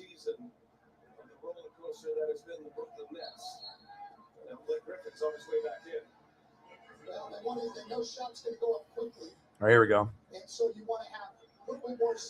This is kind of cool. So you got baseball, basketball, football, right? And then look at this one. That one is cool, right? It's like 30, 40 feet tall, all right next to each other. So boom, you get the baseball, you get the Edgar, boom, you got the basketball. This one would have been cooler to me if it was like Gary Payton or Sean Kemp, but Sigma was like one of their first guys that was like, okay, that's their dude. And they had like a championship around that time period. And then Walter Jones. So, I mean, it could have been Russell or someone else, but I love it that they did the linemen and how beautiful that is. Like to just show the love. It's not all about just Russell Wilson or, it could have been cool Steve Largent, but I thought it was really cool that they decided to do Walter Jones. And I've seen Marshawn stuff and Lynch is awesome and, Russell, but I mean, look at the artwork. 20, 30 feet high. Beautiful. Beautiful work. So I definitely have those. No, I just like to share my life with you guys,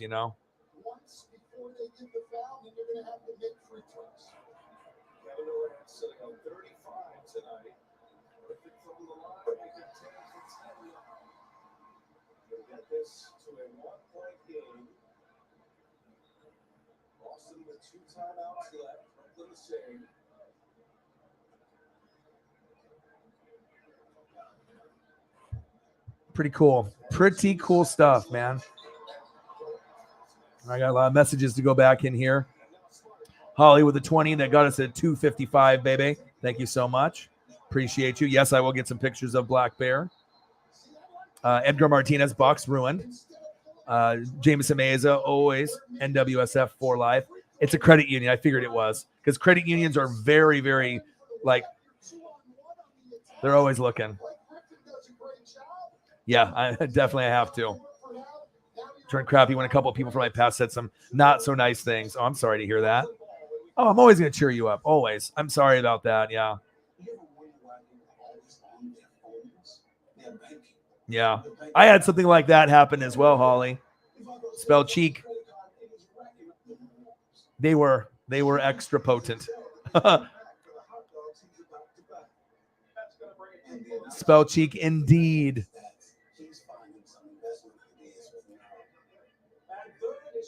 It does look like a photograph, right? Absolutely. The Sigma. Blast from the past with a Jack Sigma, though. You know what I mean? Elliot, you fell asleep on your bro. Remember when I was at $1? Elliot, remember? And then I don't know if you were in here earlier, and the guy's like, you're not going to make anything. He's like, you got 7 people in the room. You're not making nothing. He's like, I know you. I was like, bro, you don't know me. Get out of here. Elliot, Holly. I don't know how they do it. I don't. Yes. Yeah, we got the weed stores. Look at hey, Holly. Appreciate you. Elliot, we were at $1. Boom. Walter Jones. I am so excited for the draft too. Yeah, you know it's crazy too. When you were having kind of a bad day. So the guy I used to do the stream with, right? So he quit the channel, tried doing his own, right? And then obviously was with a girl that was with for like 6 or 7 years, right? She dumped him, kicked him out of the house, right?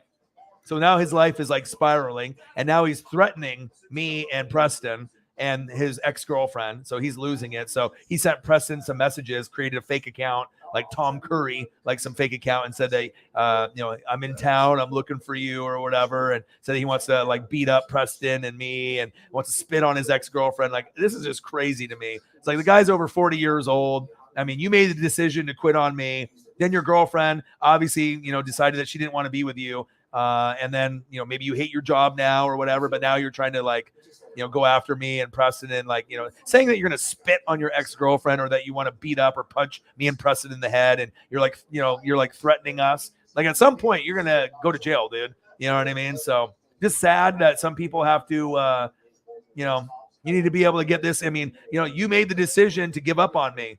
I never gave up on me. I didn't fire you. You quit on me. You know what I'm saying? And, and then you decided to move in with her to another town and you thought that was a smart move. And then obviously it didn't work out. And I mean, you only have yourself to blame, but you have there's no reason to try to make threats. You know what I mean? Because at some point, I mean, I don't know if Preston's going to call the police or whatever, but it's crazy. You know what I mean? Crazy, crazy, crazy. Preston is the guy that does the streams with me, not Birdman 951, but he's the Colts fan that actually did the NFC Championship game against the Packers. He did the Super Bowl with me when it was Kansas City. It was before you really knew me. You know what I mean? You didn't know me back then. Obviously, you guys were on Grossi's channel. And like he hops in streams with wrestling streams with me once in a while. But usually he will do, maybe 3 to 5 streams a year with me, depending on the playoffs or what wrestling event that we're doing. But he's one of my best friends, just like Jay Graves. He's a big Colts fan. But it's just crazy because the ex-girlfriend has a new boyfriend already, and that's why I think he's mad. It's not necessarily that he quit on the channel, but just a number of things, probably seeing me succeed, and then him not making money off his channel, maybe him thinking that he was the star. But you have to put in the work. You just can't record a couple episodes a month and think that you're going to be able to grow and make it, right? And then Preston actually knows the guy that the new girlfriend is dating, but they just like knew each other from when they were like elementary school. You know what I mean? So maybe this guy thinks that we purposely set up his ex-girlfriend with, this dude or whatever, but I don't know. It's just crazy when you get these people that try to bring this like negativity, you know what I mean? And I obviously know that there was a lot of lies told when he started his channel doing like reaction videos that I used to do with him, saying that we were still friends and we were still boys, which is not true. So for people that like me and liked him at the time, he was just saying that in the comment section so that he could get more subs and views. Because if he would have said the honest truth, they probably wouldn't have subbed. And people would see that and tell me, and it's just, be honest.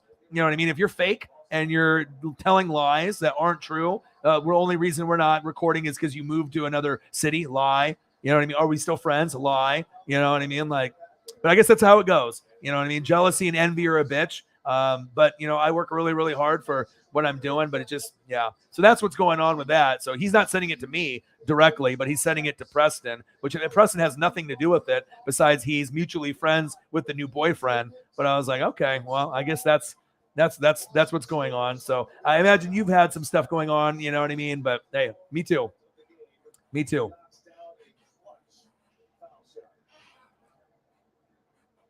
Exactly.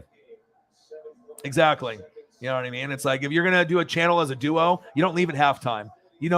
After the Niners and the Bucks, the Niners and Chiefs Super Bowl, the one that you guys won, he didn't show up for 7 months. You know what I mean? It's like if you're a duo, is that acceptable? No call, no text, and I'm just grinding on the channel by myself for 7 months, and then football season starts up again, and I'm supposed to be okay with that? You know what I mean? I could have easily fired and said nope. You know what I mean? But yep, exactly.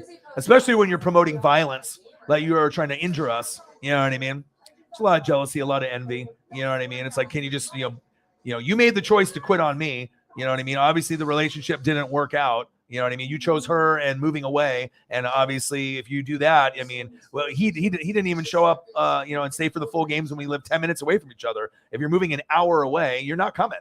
Hour there, hour back. You don't have the dedication like me. So, a lot of bad things have trickled down. But, I mean, you got to look at yourself in the mirror and understand that it's not me. It's not her. Maybe it's you, so. But I would never say those type of things to someone else, you know what I mean, if we went our own directions or whatever. So, but that's what's going on with that, you know what I mean? But sad, but, it is what it is. So, like, take responsibility, man. But it is what it is. But on the bright side, I had a great weekend. So we can go to that. And I hope that you have a better part of your day as well. I appreciate you very, very much. The best fans on planet Earth, you guys. We were at $1 in donations after 2 to 3 hours today. And a guy came in and said, "You're not going to do anything." I said, "All right, I got faith," you know what I mean, that we're going to have good combos. And like I said, we're going to have some goats that step up. Oh boy left, and positive vibes decided to come this way. And thank you guys so much, man. Appreciate you. Yeah, these are cool. They look so realistic. So I had to share them with you guys. Obviously, I tried to get the Sean Kemp one, which was really cool because it's big. It had multiple, action shots at his weed store, but I was like driving. They were driving too fast. But when I saw these, I was like, oh my God, I have to take pictures of these. So I had to stop Justin. I was like, bro, I got to get these photos. And then I got them. So.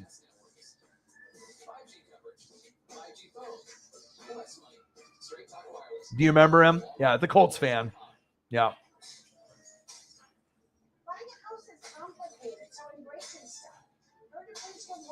Yeah. Yeah. And then, like I said, he first made a threat, and then Preston blocked him on Facebook, right? He blocked me from Twitter and Instagram and Facebook. Then he made a fake account called Tom Curry, right? And then kept saying that he's going to punch me in the head. He's going to punch Preston. And then he sent another one saying that he's going to beat up Preston, beat me up, and spit on his ex-girlfriend. I mean, who says that? You know what I mean? Bang! Thank you. Holly Hundo. Appreciate you. You know what's funny? It's like, with the ESP, I had a feeling that you were going to come in, but you were going to come in late. I don't know what it was, but I was like, Cyber came in early, and then he's been working, doing his own thing. And then some people dropped in, and I was like, you know what? It's Monday.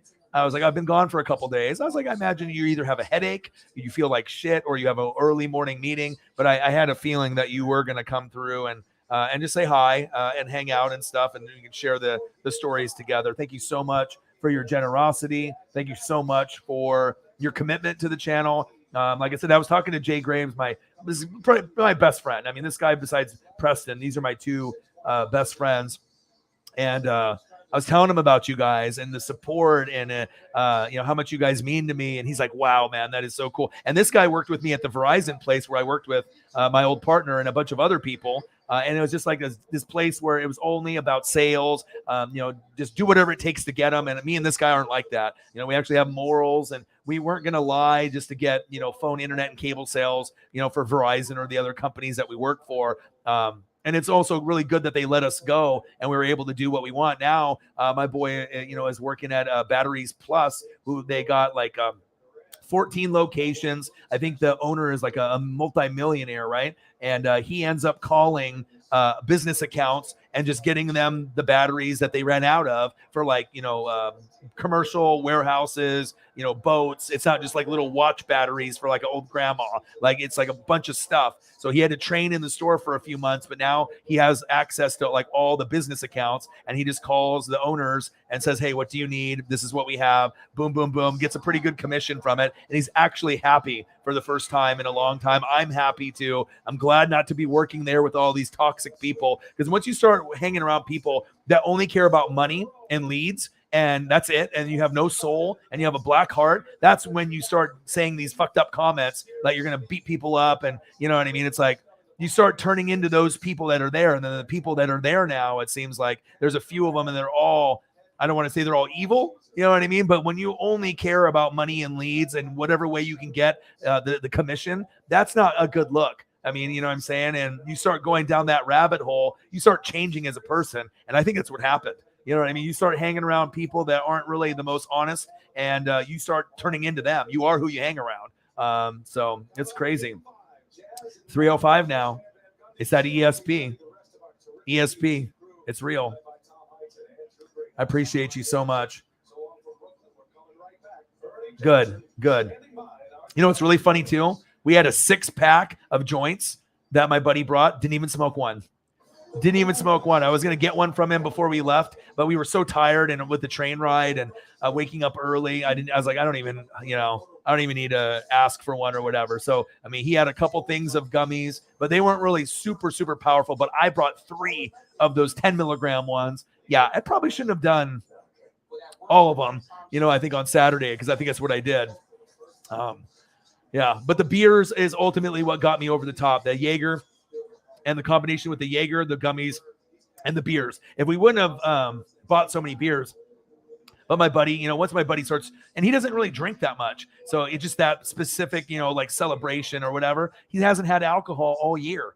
You know what I mean? The last time he had alcohol was like 6 months ago and stuff. And I don't really drink alcohol very often either. I don't really like doing shots or like, cocktails and stuff like that. I mean, maybe I'll do like the Modelo Cheladas and stuff, or maybe Corona, but I don't really do that because that's what happens to me. I end up turning into freaking, just feeling horrible dog. I mean, I don't want to feel like this, right? That was me.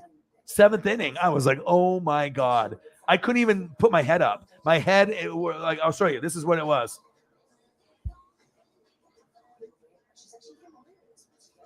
Like, that's what I was doing for like 3 innings.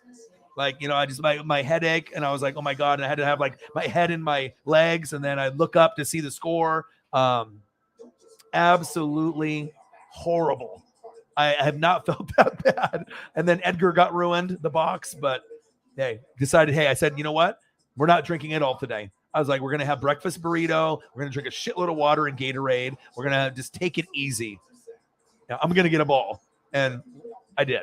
So things worked out. I don't like going ham like that, but sometimes shit happens. And I imagine he probably won't drink anymore. He had a massive headache too. And the funny thing is, he's like, dude, I need fucking Advil bad. Right. I was like, he walked down to the store.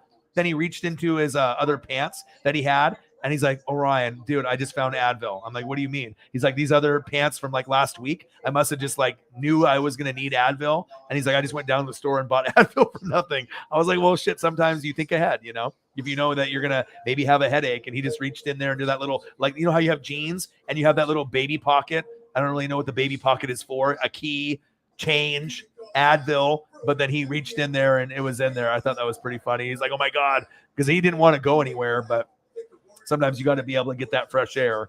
But yeah. And then we were going to play video games too.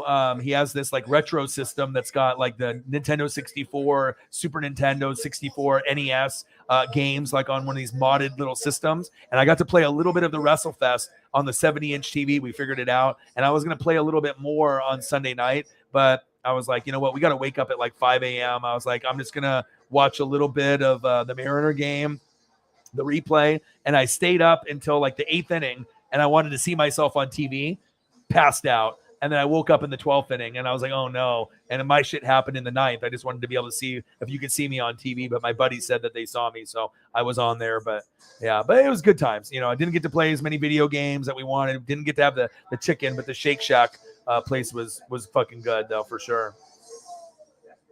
Yeah. I'm glad that you're feeling better. And thank you so much for your contributions. You and Cyber, obviously, and Mr. Williams as well. You guys are amazing. I belong to a gym that used to have a great culture, but my great friend and trainer was promoted to head salesperson, and he was demanded to work people to death and fire them if they don't meet numbers. Wow. Yeah. And like I said, I've always worked.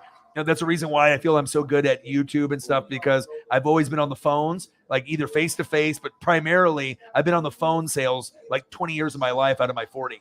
And I've always done, upsell, not really customer service. I'm usually doing like the hard shit, like doing the sales stuff, just because I'm not going to lie. And I can talk to different people of different races. It was either doing that or warehouse work. Like I was doing that saw place that I was working at, but waking up at 6 a.m. and then lifting shit that weighs 50 to 400 pounds. That's not fun early in the morning. You know what I mean? So Yeah. And you know, when you go around people that lost their soul and then all they care about is leads and money, and then if you don't hit the leads or the money in a week or 2 weeks, sometimes you're fired. Sometimes if you don't hit the numbers in a month, you're fired. There's a lot of pressure, and it's just not good for your mental health. So I'm really happy that I got away from that, because depression and anxiety is really big on those type of sales jobs. And that also leads to drug use and over drinking, because you're just so stressed out about getting fired or hitting numbers. So I'm really happy that I'm no longer in that. And if I ever do any other side hustle job, it'll probably be like a warehouse type thing, because that's what I like doing.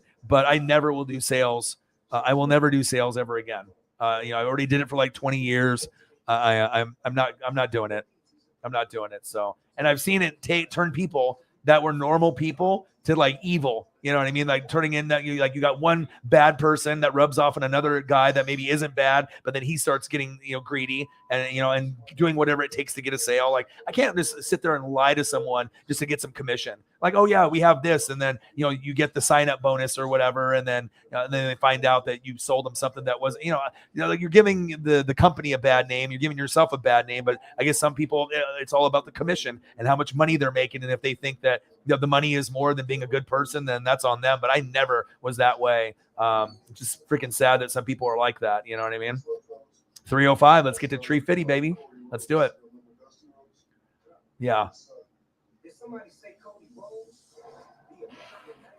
Yeah, we'll see. I mean, we were at $1 for like 2 to 3 hours. Thank God that you, Cyber, and Mr. Williams came through. You know, but Sarah had donated like $1 to start off, just to kind of get the dono train started within maybe the first 20 minutes. And then nobody donated for like 3 hours at all. And I know sometimes money is tight for certain people. Jameson Mesa's got bills and people got, you know, something. And I really appreciate it. But when, like I said, when the goats aren't necessarily active in the room, like if you're gone, Cyber's busy at the moment working at his job, and then the Shep's not in the building, and Odin's son is, you know, going to bed early, and there's no one, you know, that's a big goat person, right? And then you go for like 2 to 3 hours. It's kind of hard to get the momentum for the Uncle Mo to kick in. You know what I mean? It's like, okay, someone will start it, but you know what I mean? And Uncle Mo and the dono train is real. But I really appreciate you.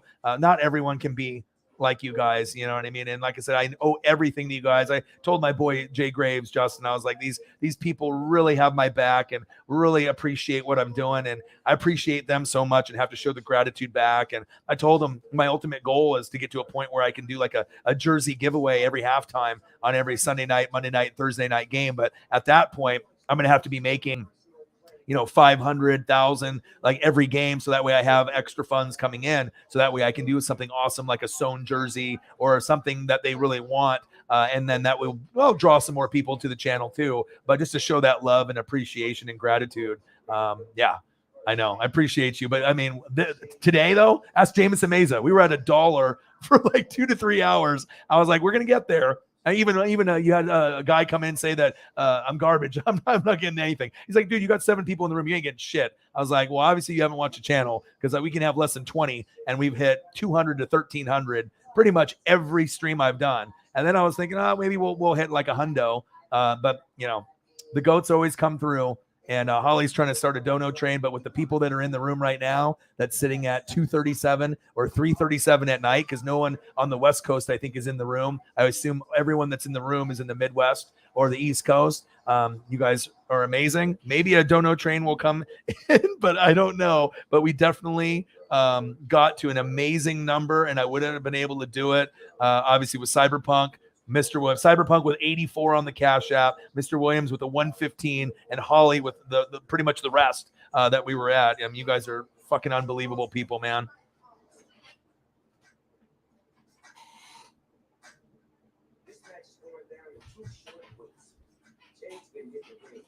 Appreciate you guys very, very much. We are weeks away from our match.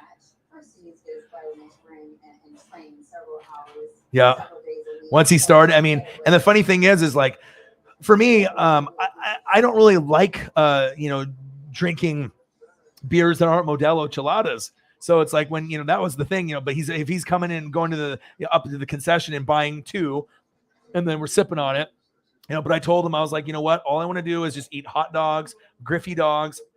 I'm going to get a soda, and we're gonna do refillable soda for this next game. I want to be able to watch all 9 innings and end up going 12. I got Fanta orange, refilled it maybe twice, and that was good for me. I didn't eat a whole lot, just a little bit. The Griffey dog definitely held it down, and then we ended up getting the Shake Shack after, which was supposed to be the brothers and sisters and brothers Nashville hot chicken, but I had the Shake Shack. It was like a double bacon avocado burger. Avocados were fresh. Had to wait like 40 minutes for our fucking food though, because there was like so many people outside waiting in Seattle. I guess it's a popular thing. I don't know. And then the fries were delicious with like a cheese thing on it. And then we also had like some lemonade stuff, which was pretty awesome too. So I had all that stuff and that was good, but really was looking forward to the chicken thing. And then I missed the Oregon spring game. I missed Talladega, but I mean, I had a great time with my friend. I mean, and that's what it's about. It's about like creating those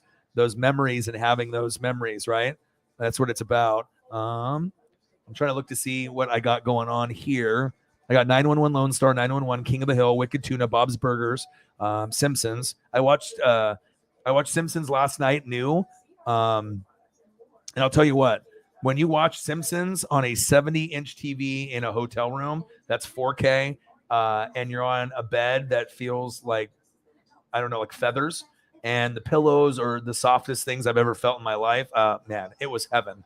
It was heaven, man. It felt so good. I mean, if you're paying like $300 or $400 for a night for a room, that's what you would want. But the coolest thing might have been the actual bathroom, obviously mirror that you touch, and then it would, they have like a border, like almost like a picture frame border, and it would light up based off how many times you touched it. Very, very cool. I was like, oh my God, where am I? I was like, that was one of the coolest things I've ever seen. I was like, because I touched it and it wasn't working. And then I flipped the light on and off, and then there's like a little part for your thumb to go on. And then you put your thumb on it, and then it has like a little square. And then I was like, oh my God, what is going on here? And I like felt like a Kardashian like makeup mirror type thing where it was like all fancy. I was like, wow, this is fucking dope. Shower was insane. Like everything was just immaculate about that type of place. And I would go there again. We're not going to go to the Courtyard by Marriott. We're doing the Hyatt. Obviously it was higher rated. My friend thought that's where we went last time, and it ended up having better views and better TV size, better shower. And the cost wasn't that much more. So Humane Society. Hard but fun. There you go. That's always good when you're doing something for a good cause. For me, that when I was working at that saw place, I mean, you're picking up stuff that's 20 to 400 pounds. And then when you have these 400-pound saws, you have one guy lift it on one side, the other guy's lifting it, and then you have to stack them with 3. So once it goes up past 1 on the ground, you do this. And then you just let the momentum carry, it up there. But when it's like 400 pounds, imagine how you're in a 40-foot trailer and there's like 100 or 200 of those things.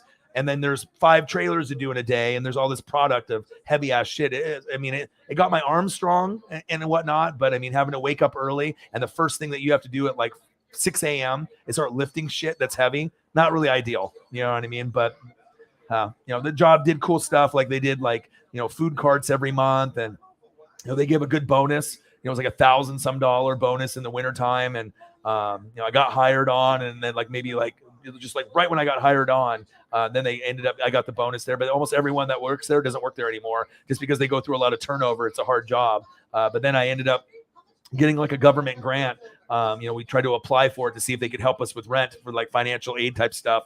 And you had like 3-4 days to, send in your, application. And they only had a small amount of people they were going to do it for. And we got accepted. So we had our rent, paid for like December, January, February, March. So I told the girlfriend, I was like, I'm going all in on YouTube now. This is a perfect time. I don't have to worry about rent. Neither do you. I'm going to prove to you that I can do this. And it worked, and so now I'm doing this full time. And now we're having to go back to paying rent now, like on a regular basis and doing all that. But if I wasn't able to get that, then probably not going all in just yet. Probably would have to wait another 6 months or so, or maybe longer. So everything, happens for a reason. So that's big facts. Yeah. And that's what I appreciate too. You know what I mean? We have a lot of goats in here, a lot of people that can just be themselves. And that's means a lot. You know what I mean? Where we can come in here and support each other and be positive, not be negative, and just be honest and shoot the shit, and we can talk about anything. And the thing is, it's more about quality than quantity. There's a lot of fucking other channels out there that have a lot more people, right? But I want to actually have an educated conversation with people. I want to be able to talk about, whatever, Elon Musk buying Twitter, going to talk about shows, what if I'm talking about cartoons, or if I'm, talking about Mayans MC, or maybe I'm talking about Stranger Things, and I'm going to give you guys my opinions on stuff that I like, and maybe I can share some of the stuff that maybe you've never heard of, and you guys can as well. It's just nice to have a community. I'm so proud of the community that we have, and then anytime we get haters that come in here, saying that, my channel sucks, or we only have a couple people in here, or you're not going to make any money, or that, they obviously don't know what the channel's about. So I know we're gonna get to a point where we have many people in this room, and we're gonna, donos are gonna be through the roof. But it's all about the people and the conversation, because everyone can say, "Oh, Ryan, I like your voice, I like your sports knowledge, your wrestling knowledge." But I think a majority of the people that come in here, we come here is because of the vibe. Real recognizes real, and just being honest, and just being able to hang out, and that's really the connection that I have with you, and you have with me, and everyone in the room, and Jameson and Elliot. It's like we have our little own gang, of friends here, and it's awesome. I couldn't ask for a better bunch. You know what I mean? So it means very, very much. Oh my gosh, this is, I don't know, you're probably gonna make fun of me for this, right? I took her baby blanket with me to Seattle. Is that weird? So girlfriend's like, you should take it. So, cause it smells just like her. And I miss her and I love her, so much that I was like, I don't like being not around her, for a couple days. Like when we went to the beach last weekend for the girlfriends, a little get together there, and we had a timeshare there in Seaside. And then I didn't get to see her for 2 days, and that was kind of rough. I don't like not seeing her at all. I mean, she's a huge part of my life. I mean, just as much as this YouTube thing. I mean, just spending time. Love her so much, right? And I came in the door, and I haven't seen her. Obviously I had to leave in the morning. I left, on Saturday. I had to leave Saturday morning, so gone Saturday, Sunday, back Monday, and oh my God, the licks that I got, the jumping up, like just so excited. She likes to lick daddy's bald head, and she's just so much love. Felt so good to be able to be home and hang out. And the girlfriend went to Savi's Island, which is this place where people would drink usually pretty heavy. It's about maybe an hour away, has nice little beach and water. It's almost kind of near where she used to grow up in Scappoose. And you can bring your dog out there. You're supposed to have the dog on a leash, but there's certain areas where you can get away from everyone. And I think further down, there's like a nude beach down there, but that's way further down, right? But you can just go there, wear a swimsuit, let the belly hang out. You can go for a swim, or you can just post up and just relax. And she sent me some pictures. I'll post some of them tomorrow as I'm doing my, hey, I'm recording tomorrow. Here's the Paisley picture, just to say that I'm recording tomorrow. And there's some amazing ones, really, really cute pictures. And that made me feel good that she got a little bit of time outside. She got a taco toy, ripped it up in like a day. So it's like this little toy that squeaks, shaped like a taco, but it has a taco eyes and a mouth on it. Loved it, but she ruined it already. And then she got a football that squeaks, and I was trying to take a nap, right? I was like, I'm so tired. I'm train lagged. I want to stream tonight. And as soon as I'm laying down, what does she do? Just squeaking it. And then I go to the couch in the living room. Then I'm like, okay, she stopped. I go back in the bedroom to lay down. What does she do? She gets underneath the covers right next to me, and she's squeaking the damn football. And I'm like, oh gosh. But eventually I ended up sleeping for maybe like a half hour, 45 minutes. And then I looked at the time, and I was like, it was 7:30. I was like, I need to get up. And so that's what shows you my dedication to the channel. Even when I'm tired and maybe I could just say, fuck it, I can just record the next day. But, I want to be able to show the work ethic and the grind. And but she's doing very, very good. I did see some amazing Royals jerseys, Bo Jackson blue, Bo Jackson white, George Brett. There was a lot, really cool. There were some Royal fans in the building, and Bobby Witt Jr. Is an amazing player. I'm telling you, he's going to be the next superstar for the Royals. Very, very cool.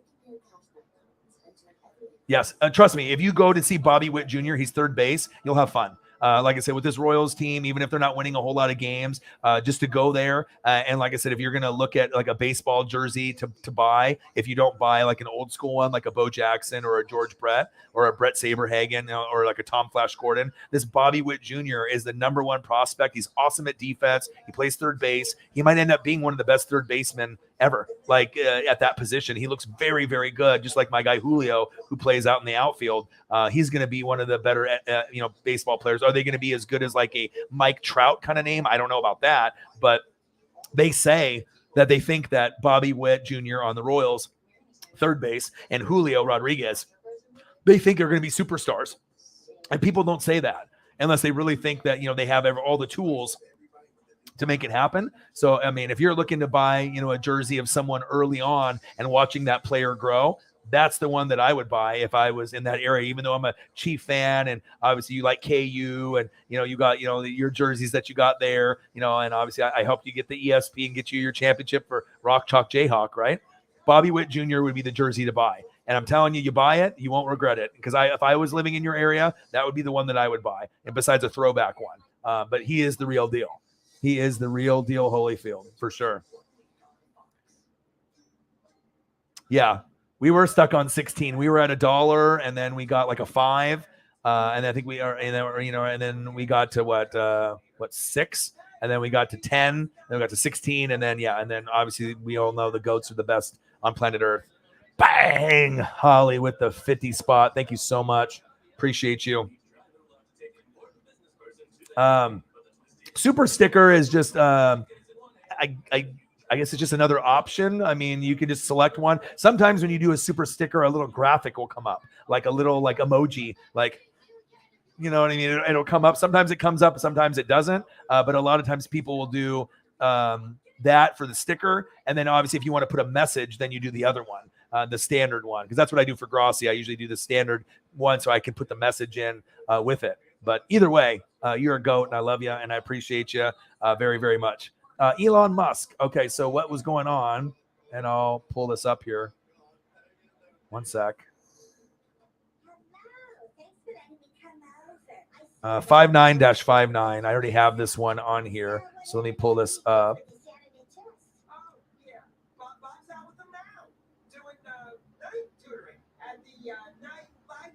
All right, so with Elon Musk, all right, so with him, what's going on as far as like Twitter is a public company. So he wanted to buy it to make it private, and he's talking about like the bots and, free speech, and he wants to be able to kind of change some of the things in there. And obviously when Elon, he can, touch something, and obviously the stock prices are going to, go up, from Twitter from a certain amount, and it's obviously going to go up kind of like a Bitcoin type of thing. And obviously with crypto, but he bought it for $43 billion or $44 billion. I mean, there's not anyone else that has money like that, but obviously the people that created Twitter, they're like, oh yeah, I'll take that. A billion, 43 or 44 billion. Do we understand how much money that is? And we're talking about an app, Twitter. So they know that Twitter ain't going anywhere anytime soon. And out of all the apps that are out there, I mean, I know there's TikTok and there's Instagram and Facebook, but it seems like Twitter might end up lasting the longest because you got a lot of celebrities, people, and obviously the interaction and whatnot. But he was pretty much saying that, with a lot of the algorithms are fucked up, the bots, a lot of fake accounts, just like there are on YouTube and Facebook and Twitter and Instagram. There's just a lot of this bullshit out there, porn bots, fake bots. And so he wants to try to make the changes for the positive, but insane that someone would pay that much, but they sold it. So now I'm hoping that he doesn't charge a fee to use Twitter, because it's my favorite app, even though there's a lot of dickhead people that are trolls, and there's people that are assholes on there that are just like keyboard warriors that just like to be mean to people, kind of like on YouTube. You'll get these people that just get just pure joy of just being mean to people on there, or they're just jealous, or they're just hating their own lives. So they just want to make everyone else's life a horrible thing, right? But shout out to Elon buying it, but just don't charge me $4.99 a month to use Twitter. Would I end up doing it? Probably, because I like Twitter so much, but I don't want to have to pay for something else. But pretty wild. And I do a lot of reading and research, on everything that I'm doing. But I saw that on the train, and I was reading about it about 2 weeks ago that there was a rumor that he was going to do it, and I thought he was. Like, I was like, if they accept the deal, they're gonna do it, and it looks like they accepted the buyout. So Taking over Twitter. Paisley. No nude beach pictures. No. No nude. No nudes. No nudes. Send nudes. No nudes. Yeah, but they have them there. Not necessarily the nudes, but I mean, like I said, depending on how far you go down on that spot. But then they used to have all these people, college kids, and people would just be drinking heavy, and they would leave their trash there. And then the people that would have to come clean up were like, fuck this. So then they made like alcohol illegal, but still people, will bring stuff in like a, Sprite or Coca-Cola or like a, thing and stuff. So, but they don't have like police necessarily like walking up and down the beach, but every once in a while you see like a boat maybe pass by, but they don't really do anything. But in summertime, they'll probably maybe enforce things a little bit more. 355 now, baby. Let's go. A blue Bo Jackson. Yeah, if you get the blue Bo Jackson, maybe I'll get the white one. You know what I mean? Yeah, I heard he's a meanie. He's a mean dog. Brett is a mean dog, right? Yeah, look up the highlights of him, and like the batting average is a little low because he's just trying to get into the rhythm of being in the MLBs. And I think Julio just got over 200. So I mean, they were both batting around 160. So it's they were kind of struggling. They weren't getting a whole lot of hits, like 6 for 40. They're just kind of getting used to the style. But the defense is amazing. Like when you see the defense, and there was one play that Bobby Witt made where he was diving to try to get a guy at second base, and he did one of these. And he's diving on the ground, like Supermaning, like in the air, and did a little flip to the second baseman. And the second baseman didn't even know it was coming. And this was in the Mariner game. And he stuck his glove out and then ended up getting the out. And I was like, oh my God, dude. Like they showed the replay like 6 times. I was like, and this guy's a rookie. So I was like, okay. So, I mean, for sure, Bo Jackson would be the one to buy. If you're buying the throwback, because that's the one that I would buy too. I definitely would buy the blue or the white. I usually like white jerseys a little more, but the blue one looks so good. It looks so nice out there. And I did see that they're doing some kind of cool throwback, new unique design. They have these special jerseys that are coming out. And I saw pictures of the Royals players wearing them today on Twitter. And so they have these it's kind of like a Nike edition, like a special jersey just for this year. And they're doing it for all the teams. I don't really know the name for it. I saw the name, but I can't think of it off the top of my head. But like a certain city jersey, city style jersey or whatever. And it's got like a different logo, different look, different blue color. Kind of cool. But yeah, I definitely would be doing the Bo. But I'm telling you, if you want to buy someone and buy them now before they blow up, that would be the one. I mean, I bought my Julio and it's rookie year. So, Bobby Witt is, and even though that I'm not a Royals fan, like if I was looking at buying another jersey of another guy from another team, that might be the one that I would buy too. I mean, down the road, if he ends up being like Hall of Fame player and you have a jersey early on, I mean, pretty cool. You know what I mean? Yes. Bobby Witt Jr. Just got to look him up. I mean, and maybe and then I guarantee once you can grow around that guy, more people will go see Kansas City Royal baseball. Just like, Salvador Perez is awesome. I mean, that guy, every time he's up, he gets like a home run or a hit. He's your guys' catcher, I believe. And he was there when you guys won the World Series, and he was really, really good. He fucking tore the Mariners up and stuff. And so that's the jersey that a lot of people like. But Witt is just that exciting new, third baseman. Usually you don't see like the number one prospect be at third base or second base or shortstop, right? Usually it's like a pitcher or an outfielder or a first baseman that's just ripped. I mean, so if you get a guy that's ranked number 1 at third base, what does that mean? He must be fucking insane. Like he must be able to have an arm. He must be able to do all the double plays. He must be good at hitting. So that's kind of exciting for me. Anytime you see a prospect that's ranked number 1, number 2, or number 3, and if they're like a infield guy, third base, second base, shortstop, they might be the next Derek Jeter or the next big thing. So I'm definitely excited about that. But I would watch some highlights, and I think his batting average will get better. And then once Bobby Witt Jr. and Julio Rodriguez for the Mariners get bat over 300, then everyone's going to be all they're going to be riding those guys, and doing that. So yeah, trust it. Bobby Witt Jr. Yeah. Yeah, Twitter is what I like using the most. It's my favorite. Yeah.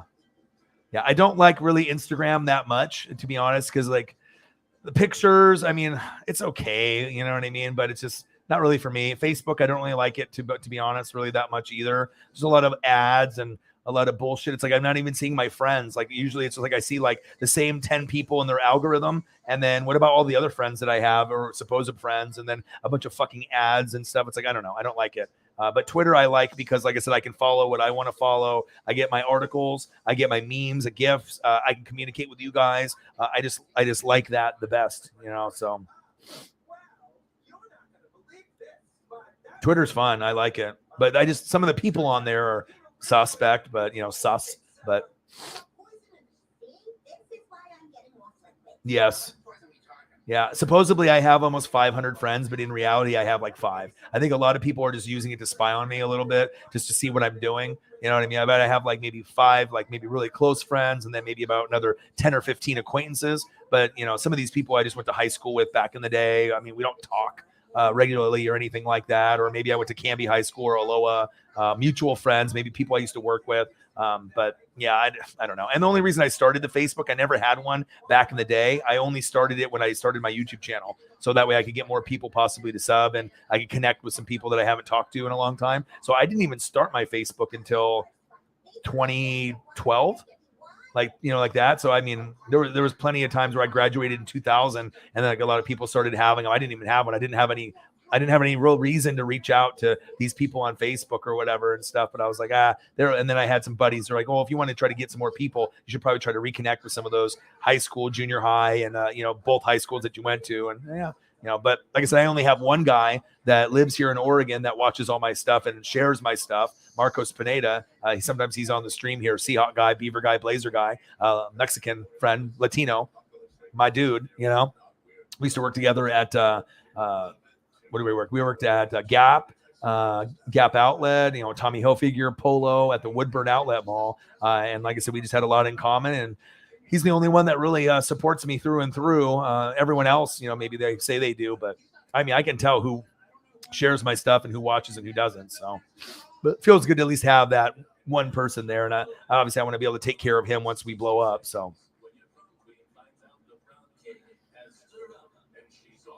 Oh, exactly. Twitter's a joke. Like, you know what I mean? Like, you can get followers on Facebook, Instagram, and Twitter, especially, you know, if you're a girl with boobs or you have some kind of an agenda. But like with Twitter, you know, it's like you get a request and you don't even know the person. You're like, okay. And then you follow them back. And then I check to see like the followers, and then you check like a week later and they unfollowed you. What's the point? You know what I mean? So you're just trying to get people to follow you, and then they forget about you. And then you just keep, you know, adding accounts to gain numbers on your sub count. And then hopefully that the person doesn't check and then unfollow you because they saw that you unfollowed them.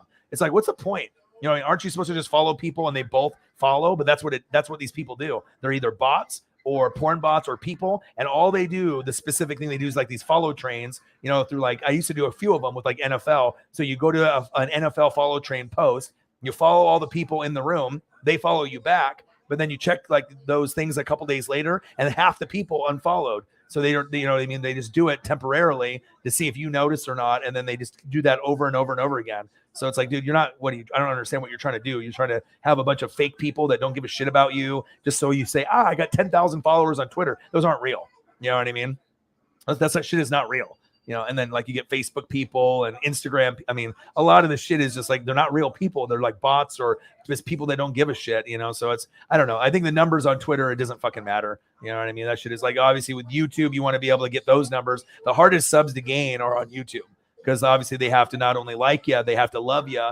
And they have to love what you're doing. I mean, with Twitter, I mean, you can get someone that you don't even fucking know. Okay, I'll follow you back. Instagram, whatever, you know, Facebook. I mean, I don't really like to do Facebook people that I don't know. I'm like, if I don't know you, you know, you're some kind of bot or some weirdo that, you know, or you have some like fake account. Like you see those people that get like their accounts hacked, and then they make a profile and they try to get you to be their friend. I'm like, I already know this person has a profile, so this has got to be fake. So, but yeah, it's very annoying with the Twitter thing. Oh, I'm going to follow you. Okay, I'll follow you back. And then 3 days later, you unfollowed me. What? Why? Just so you can gain your number and think that I'm not going to see it. And that's why I always check my people that I follow, and I'll go down the list to see if anyone's unfollowed me. And as soon as I see it, boom, I unfollow them. Fuck you, dude. You know what I mean? What was the point of that? You know, don't even fucking follow me if you're just going to do that to unfollow right away and just think I'm not going to see it.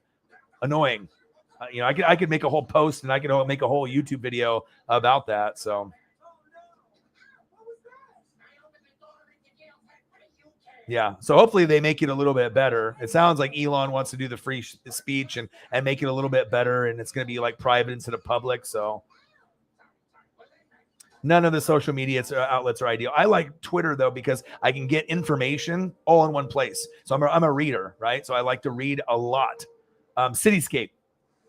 Yes, that's exactly what they're called right there. I knew it's City something. Exactly. They're all kind of cool. They all have kind of unique designs. But I like Twitter the best is because even though there's a lot of fake people out there and whatever, right? It's not going to be necessary for networking, but I like to connect with you guys on there. And sometimes I have to connect with some people on Instagram the same way. I don't like connect with anyone really on Facebook. It's usually Instagram direct message or Twitter direct message, right? But on Twitter, it's like, okay, I can have Adam Schefter, I can have my Buccaneers, maybe I can have Kayvon Thibodeau on the Ducks, maybe I like some famous person like Ken Jeong, like obviously from like Hangover. There's like there'll be certain people that you just that you follow, maybe Derek Brooks or Devin White, some Buccaneer players, and then you want to be able to get the news, and you'll have your certain people on there, and I just like it so that way I can go down the feed and then I'm like, okay, I can find all the news that's breaking, and then I can get cool pictures and I can get highlights all in one spot. On Instagram, you don't get that. On Facebook, you don't get that.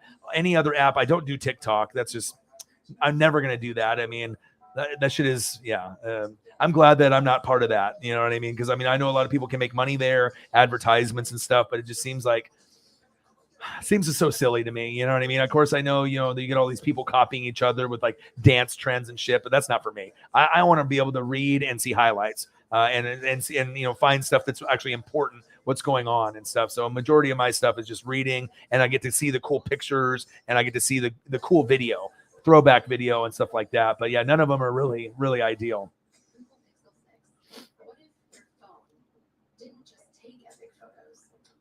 Twitter, a lot of accounts promise a giveaway or something like retweet this 300 times and you'll be in the drawing. Yeah, exactly. And then they never show if they actually do it. Like there's only certain people like Pulte, Pulte. He's like a philanthropist type of person. Like his family's like super billionaire, and his dad was like millionaire, and now he's like kind of taking over. He's the only one that's verified, and I've seen him that's like, I'm going to give away $1,000 or whatever. And I've actually seen like screenshots of stuff and people reacting, that actually got the money or whatever from him. He gives out a lot of stuff, obviously, I don't know, through like his different foundations and the money that they have just to try to make people's lives a little better. But a majority of those ones was like, yeah, just retweet this and you'll have a chance to win, $1,000 or a lot of fake stuff, a lot of stuff out there. They think that, just based off getting those tweets and retweets, it changes the algorithm for them to get more popular. Right. And then they never do anything. It's just all fake stuff. So I definitely see a lot of that. And that's annoying too. But the only one that I've seen is the Pulte one, or maybe Cash App directly, like the verified Cash App one. I've seen them give money away. The Pulte guy give money away. But like, yeah, you get a lot of these other people like trying to be like, yeah, I'll give this away. And they never do. Or if they do, they don't post it. So no one knows if it really is happening or not, or if they're just doing it for like clout or whatever. So, that's big facts. But like I said, we'll see if Elon Musk can be better and maybe he can change some things. But if you want to read a little bit more on it, there's a lot of articles that are on it now about Elon Musk, his vision. I don't know if I have it on the Twitter or not. But I'm glad that I decided to stay, because I had a buddy that wanted me to come over to his house. It's like, I'll pick you up, but then I would have to, come back at like 3 or 4. I'm like, well, I'm streaming right now. And even if I was sitting at like $1, you know what I mean? I was like, well, I know that I'm still having fun and I'm hanging out. And I know that we were going to, have more goats hop in. And, I just had a feeling it was going to happen with the ESP. You guys are amazing people. And I just looks like if we're 2 hours or 3 hours in and we're at $1, we're not going to end at $1. You know what I mean? And I'm glad I, hung out. And sometimes it's like, I'm already kind of tired as it is anyways. And so it's like, if I go drink or, smoke or play beer pong, it's, I told him maybe another day, I can go in and do that and whatnot. But I'm gonna see if I can find the Elon Musk thing. I think I can find it.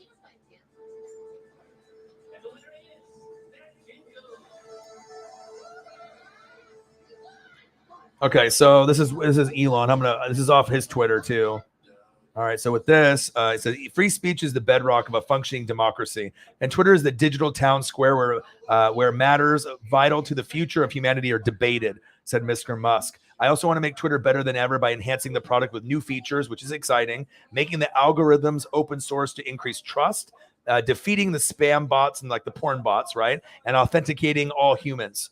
All right, Twitter has tremendous potential. I look forward to working with the company and the community users to unlock it. Now, that would be awesome. So if I can actually get verified, on here, and it's not just like certain celebrities or people that are like fake people that just have this like verified status that don't maybe deserve it. But it just, if there's a lot of bots that are out there, they don't deserve to be verified, and a lot of fake accounts. So if we can end up getting all humans verified that they're real, that'd be pretty cool, especially for me, Northwest Sports Fanatics, to get it out there. And, even just having that blue verified check mark, even if every human has one, that gives you at least an inside where hey, this guy's real. And, maybe you can end up getting like an interview, or you can end up having more business relationships. I'm excited to see what features they are. Hopefully the features aren't a cost that make me have to pay for it. And then he said, I hope that even my worst critics remain on Twitter, because that is what free speech means. So very interested to see the direction on where it goes, but it's interesting. It's interesting to see. So I'm optimistic, but it's my favorite to use. I don't use really anything that much. If I'll post like a notification thing, like, hey, Facebook, Twitter, Instagram, and then the YouTube community page. I usually do those 4 to be able to get my stuff out there. Oh, and Holly, I was also going to tell you too, and some of the other people. So Marcos Pineda told me that he's not getting notifications. A lot of times I don't get them. He says that if you sign out of YouTube and sign back in, sometimes that works. Or if you uninstall YouTube on like your phone, if you know your password, and then you sign back in or create a new one, then you hit the bell and then it works again. So I don't know if they just have something that's an old dead thing with YouTube and they didn't update it, but he said that he wasn't getting any of my notifications. So he said, fuck it, I'm going to sign out, sign back in. If that don't work, I'm just going to uninstall, put my password in, and then install again, and then sign in. And then he said it works now. So maybe that's why I'm not getting anybody, but it seems like Tom, his stuff doesn't pop up for me or for a lot of y'all. Like I just know on my, subscriptions, I can click on it and then I can see who's live. And, normally I know, the GPS, I know when they're going to be on, or clickbait, or, I know when he's going to do Friday night Q&A. Like I already kind of know the schedule, and people kind of know my schedule. It's like late at night, usually 7 p.m. to like midnight or 1, and so that might be something that you guys can look at. If you guys want to try to get the notifications, but maybe that's a big part of why people. And then I had another guy that says like, oh, is Marcus still on the channel? And I was like, I haven't been here in a long time. I never get your notifications. Well, obviously you're not that big of a fan, because I've been streaming for like, 2 some years now. And you know what I mean? Like he hasn't been on here. It's just been me. So I don't know. You know what I mean? If you only have to get a notification and know that I'm here, that it is what it is. But 5 hours, we made it, baby. 5, baby. 355, $10. So why do you think so many people are opposing Elon Musk? I think just jealousy. I think it's. I think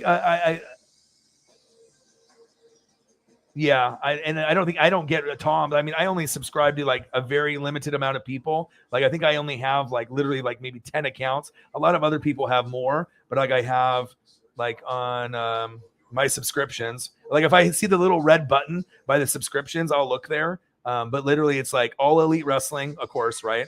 Birdman, right? Obviously with him. Hasbro, that shows like Transformers and G.I. Joes. NFL, Sports Productions for highlights. Pat McAfee Show, Grossi. The guy that Collegiate Art Designs that makes my Oregon chain and like supports me with the NWSF chain, Hasbro channel. I mean, that's pretty much it. Like I don't really do a lot, you know what I mean? I mean, do like 10, some people do hundreds. But yeah, but I think Elon with obviously with Tesla and all the money that he has, I think a lot of people just don't like Bill Gates. They don't like Elon. They don't like, the crypto stuff, because they feel that like, he has such an influence on whatever he says. So he's like, oh, his followers, and his followers are pretty big. So he's like, oh, invest in Dogecoin. And then all of a sudden Dogecoin goes up a certain amount. So, I mean, he really does have a lot of pull, on what he says. He's got 84.7 million followers. He follows 114 people. Okay. So if you have 84.7 million people that follow you, and he says buy Dogecoin, then obviously things are going to go up. He says sell Dogecoin, then the shares. So I mean, he's a very powerful man to be in that position where you can just use your voice like a Kardashian, do this, buy this makeup, buy this, and then people, they are like kind of like puppets, and then maybe they don't want to do that, but the guy says to do it, so I'm going to do it. You know what I mean? So I think a lot of people, and also like Zuckerberg with the Facebook and the Meta, obviously with the money and it's selling out, and maybe like, for the protection of the accounts, sometimes it's, these guys lose track of what's really important because they're making so much money. I mean, Jesus, he bought Twitter for like 83 billion. I mean, we're not talking 83 million. I can't even fathom like what 83 billion looks like. Like I can, Breaking Bad, when Walter White, they have the storage room where they're doing the meth, and then they have the money piled up. I don't know, there's like $80 million there on the ground in the storage room, but 83 billion.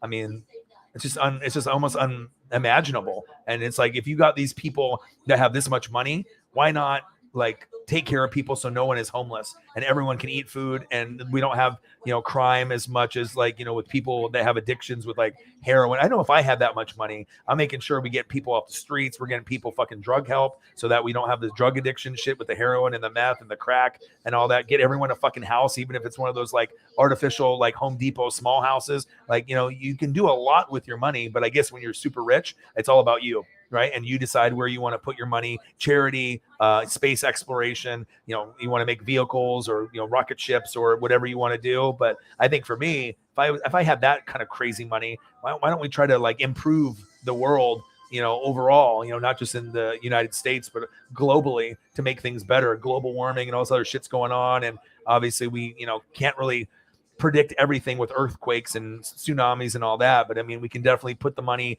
so people have housing, people aren't on drugs, and they can have the help that they need for mental health. I don't know, maybe that's just me, but I know some other people like you, probably Holly, are thinking that you would do the same thing. If you have that much money, there's no way in hell that I'm going to have people be homeless or not be able to eat. Like, you could definitely take care of so many people in the world if like you were able to, use those finances for something good. But we know with a lot of these rich people, that's never going to happen. You know what I mean? They're just going to die, and the money's going to go somewhere else. You know what I mean? Or they're going to give it to, other people. So, yeah. But I think that's what it is. I think that just a lot of people are just haters. Sometimes you have Democrat, you have Republican, and, so you have Trumpers and people that don't like Trump. You're always going to have people that are opinionated. And I think just a lot of people don't like his pull, if he says something. But most of the time, Elon, though, is not doing things that are really shady, though. I think it's just a lot of jealousy, you know what I mean? And whether it be Bezos with Amazon, with all the money that he's making, or Elon, or Bill Gates, or Zuckerberg. Like, I mean, these four guys are fucking hated just because they have so much fucking money, 365.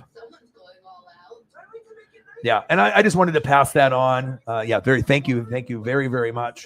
The Dono train starts with Holly and it ends with Holly when we have me, Holly, and Jameson and hanging out in the building. So it's all good. But I'm glad that you came in the room. I mean, regardless, even if you didn't start doing this amazing Dono train, it's just good to see your voice, hear your voice in the room. And Jameson's hanging out late. And sometimes it's like, I know one time last week, it was just me and Elliot, hanging out, for like the last hour and a half. And then we had that one stream where we were looking up Travis Kelce stuff, and we were looking up obviously your future husband. We were looking at this, and sometimes that's fun, when you just have a couple people and we're just hanging out. And if we're going to be up already, like right now I'm watching Bob's Burgers and hanging out with you guys. And obviously it's nice to be able to catch up. And obviously when we have goats in the room, it's nice to be able to have the intelligent conversations, you know what I mean? Because honestly, with me, I don't think I'm the smartest, man on planet Earth by any means, right? And I got the knowledge for sports and wrestling and everything. And I feel like on that side, I have some of the best. I feel that I can go toe to toe with anyone on TV, podcasts, YouTube, anywhere, based off all the hard work and energy I put in, and just having that steel trap memory, kind of like Sheldon in Big Bang Theory. But I also have a lot of other interests besides sports. I like to be able to, talk about other things that are out there. And that's why I think I like this room too, because for the most part, maybe some of us know some stuff, but then we can kind of bounce things off each other. And the thing I like doing the most is reading. So of course I'm going to end up having a lot of the knowledge and to share, kind of what I think or whatever, but that's what I'm thinking. Yeah. The vision sounds good as long as I'm not having to pay like $5 a month or $10 a month. But if everyone can get verified, that's a human, get rid of the fucking porn bots and the fake bots, make it more streamlined. And then these new features, an edit button would be kind of cool. So that way that you don't have to have the delete the tweet altogether. You just have that available. And that's something that would be better. I'm just trying to think of other opportunities that, that you could have on there, but I just like to be able to read and do that. And then obviously if you're doing something where you're following someone and then you unfollow them, those are the people that need to go in like a Twitter ban. Like when you follow too many people, then you get cut off. There's a certain amount that you can only follow a day. Like I think it's like a couple hundred. And if you do too many, right, then they give you a Twitter ban for like 3 days or something, and you can't use your account at all. Or whatever. So a lot of times with the follow trains, like, people would do that. So I was doing some follow trains for a little bit, but then after a while I was getting these NFL fans and stuff, but then I would just follow them or they would follow me. And then all of a sudden I check. And then a couple days later, they unfollowed me. I was like, well, what's the point? Like, you just wanted to get followers and then hope that I don't check. And then you can keep that extra sub. You know what I mean? It's like, it's supposed to be a two-way deal here, but obviously if they don't know you, they don't give a shit. And then you get like thousands of people that do that. They follow and then unfollow like right away, or they strategically wait like a week or two. So that way you think that you got them as a follower back and forth. And then when you check, you're like, oh, look at this person. They didn't even give a shit. They just did it for the trying to get the sub on their end. So yeah, kind of sad, but it is what it is. Like right now I have 3,661 followers or whatever. And I'm following 4,870 just because I was doing kind of like those follow train type things. But at one point, I think I was at like 500, but I figured, I'll try to see if I can connect with some other people. But I mean, most of the times, like, you don't even get interactions with a lot of these people. So what's the point? It's all for clout. It's like, oh, look at me. I'm at 10,000 followers. Look at me. But like, if you're just like some Joe Blow, like, dude, you got 10,000 followers. It don't mean shit. Like, what are you trying to get from it? Like, you're just trying to flex? Like, you got 10,000 people that don't give a shit about you, that are fake, that are robots, that are porn bots. Like, are you just trying to be like show off on Twitter that you have 10,000? Like, it doesn't matter. Like, I don't know. It's just one of those things. It's super annoying. You know what I mean? Like, I don't even give a shit about the followers on there. Like, YouTube, like I said, is the hardest to be able to gain real people. Like Twitter, fake accounts, Instagram, bullshit, Facebook, fake. You know what I mean? But the YouTube, I feel, is definitely the most real, and it's the hardest to be able to gain ground on there. So, at least you're getting real people on there, not necessarily a lot of bot accounts and stuff like that. So that's facts. Appreciate you, Holly. 355 to 365. Jameson, Meza is a goat, and Holly is a goat, and Orion is a goat, and there's someone else in the room, and they probably are a goat too. 5 hours and 9 minutes. And I was telling my buddy too how hard I work. And he's like, damn, he's like, dude, you really do like 4 to 7 hours almost every. I'm like, yeah, man. I'm like, I don't have to do that, but I want to be able to show my grind. But also too, I do enjoy hanging out with the people that I hang out with. It's just fun. You know what I mean? If I'm already going to be up, I don't have to wake up early. I don't have to stream again until 5 to 7 p.m. So I can sleep in or go to bed whenever. And, and some of you guys are going to be up here at 3:30, 4:30 in the morning. But if you don't have to get up and do anything, I get it, man. Sometimes people stay up late, and Cyber works from like 6, 7 p.m. to 6 a.m. So this is perfect. So I'm pretty much just keeping him entertained while he's working, making like artwork on beer cans or that artwork stuff that he does. And, and I always like to have the conversations because Cyber, I can have an intelligent conversation with you two, Odin's, Sarah, and a few others. It's just nice to be able to, we can talk sports, but it's not all about sports. We can talk about other stuff now too. So yeah, we'll have to see the vision and what's going to happen there too. Yeah, exactly. I do the same thing. Right. I say, okay, you're going to follow me. All right. I'll follow you back. Or I follow someone. See, normally if they follow me, I'll follow back. And that's the thing. When they follow you first, those are the ones that are going to take it away. Right. But if you follow someone and they follow you back, usually it'll stick most of the time. But sometimes if you follow someone for whatever reason, friend to friend, sometimes they'll follow back and then whatever reason they unfollow. But usually a lot of those ones, if you're the, if you're the initiator, compared to them, initiating you, usually the ones that are coming to be your friend, those are the ones that are the fake people. It's like, you don't even know me. Like, why do you want to follow me? But cool, thanks for the follow. I'll be nice and I'll follow you back. And then you're thinking you're doing them a solid because they did it for you or whatever. And they want to, interact or just whatever, gain their subs up. And then all of a sudden, a couple days later, they just, what was the point?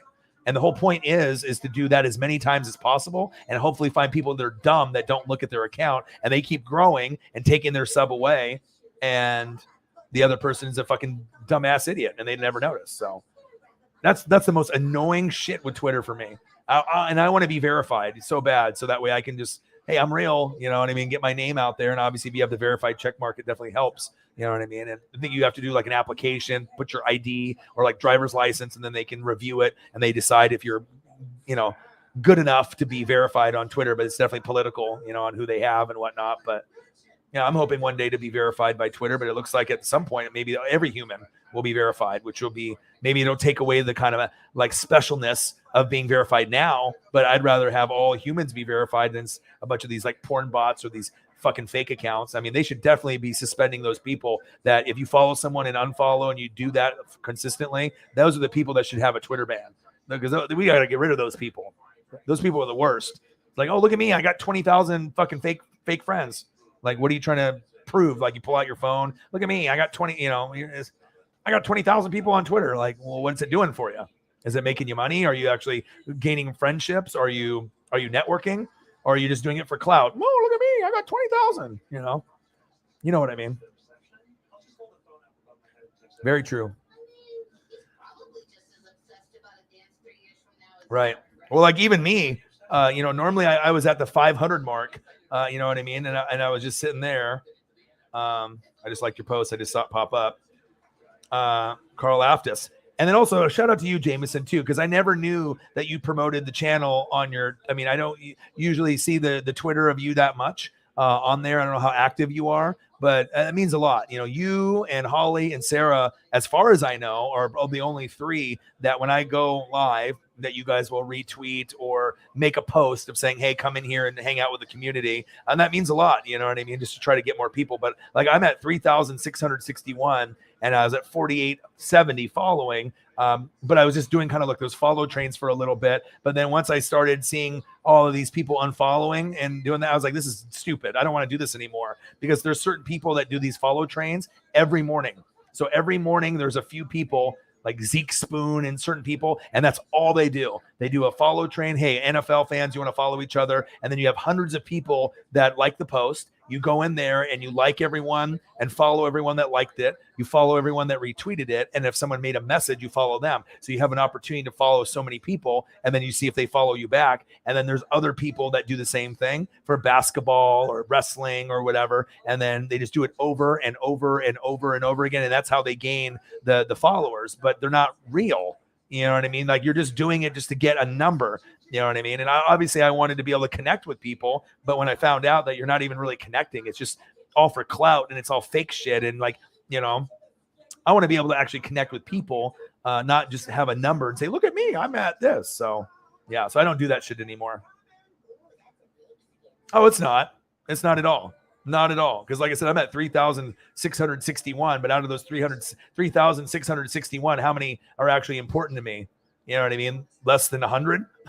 You know what I mean? And then obviously I started doing that just to try to see what would happen. And then obviously after doing it for, you know, maybe like a month and gaining those numbers, doing it every day and like trying to gain some ground to see if I could get more people to interact with me. And obviously their algorithms are all fucked up as it is, like YouTube and stuff. So I stopped. So after I did it and I was doing those follow trains for a little bit to try to gain some more maybe football fans and wrestling fans that maybe could see my channel and stuff, it never works. You know, and stuff. And then if you're like, oh yeah, I got this, you know, YouTube channel, they don't give a shit. It's all about just gaining fake subs on Twitter. Instagram is the same way. Facebook is a joke. You know what I mean? Like I said, YouTube is really, like I said, the legit one that's the hardest to grow from. So yeah.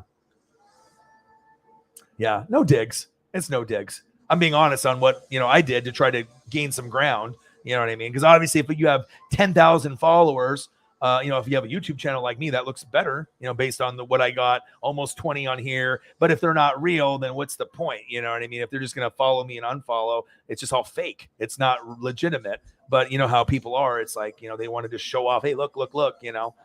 But I learned, you know, I learned on the Facebook side if they're real or not. Facebook, Instagram, I noticed what's real, what's not. I mean, sorry, I don't have big boobs and I'm not a Playboy model. I mean, you know, or I'm doing these weird TikTok videos or whatever, you know, it's like, I'm just trying to work hard and gain a little bit of ground. So, you know, appreciate you. Bang, $5 from my girl, Holly. Appreciate you. 5 hours and 16 minutes in. We're hanging out. It might be 3:30 or 4:30 your time. But that's what we do. I'm going to try to find you a unique picture of Tommy or find one that I haven't seen. Thank you for holding it down. Means a lot. Like I said, we got some amazing donations when people tried to make fun of Orion, saying, I'm not going to be able to do anything. You're not going to do anything, Orion. I know you. Okay. Well, obviously, if you did, then every stream that we typically do hits like 200 to 1,300. So sometimes it takes a little while to get there. But hey, we get there. We get there. The support is unmatched. That's facts. All right. I'll leave you with that for now. And then let me see if I can find one for you. Let's see. Let's dig into the files here. Not Tommy Hilfiger.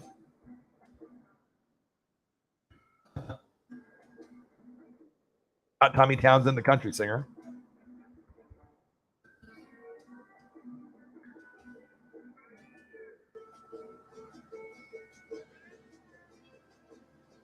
Oh my God. Holly, you are going to love me. Oh my God. OMG. OMG. That's all I got to say. OMG. Oh my God. You ready for this? This is why I take care of you and you take care of me. I bring the eternal bliss, all right, to your life. You bring it to me. I bring it to you. My goodness. Wait for this. And that's why this channel is so special too, because I mean, a lot of hard work and energy goes in. I got to be able to be fast about it. You know what I mean? And always, something like with visually, a photo can speak 1,000 words. You know what I mean? Just like a song or a feeling that you have, or a video or a GIF.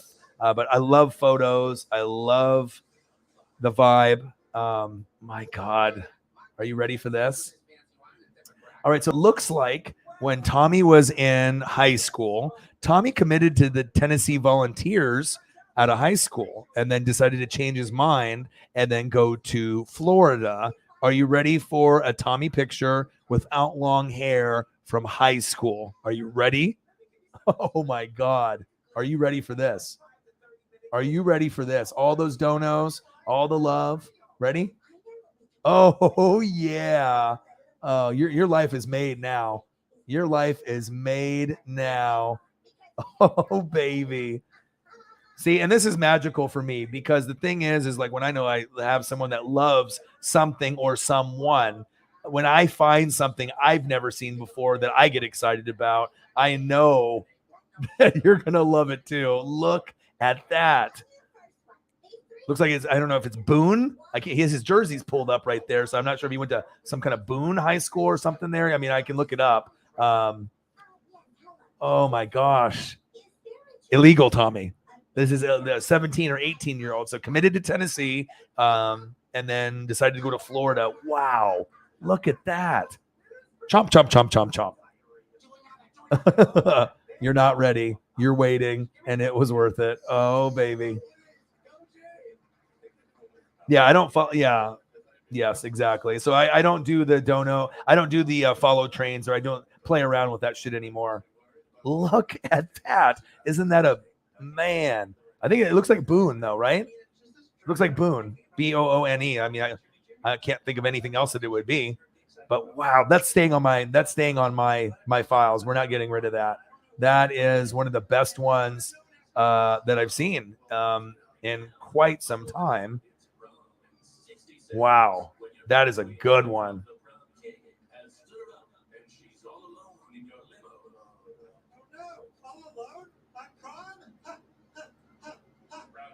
Tina's so funny. Tina with her twerking. USA, let's see here. USA TSI. Let's see here.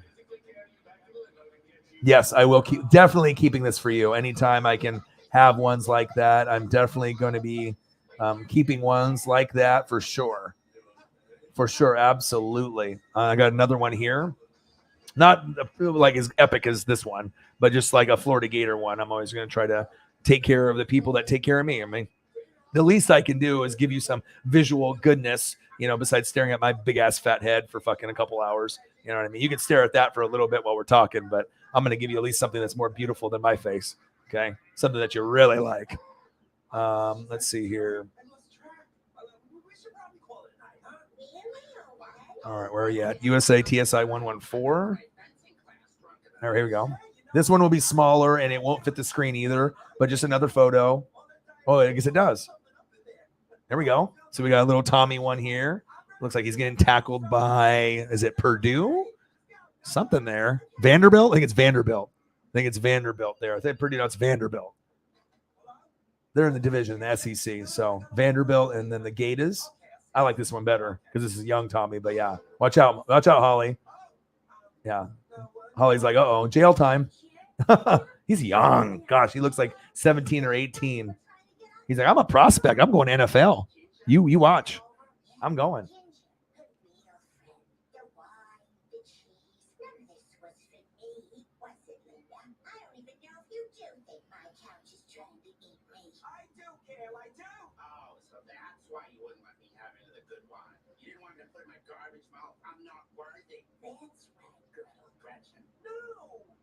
Oh, so he actually did go to Tennessee. I have a picture.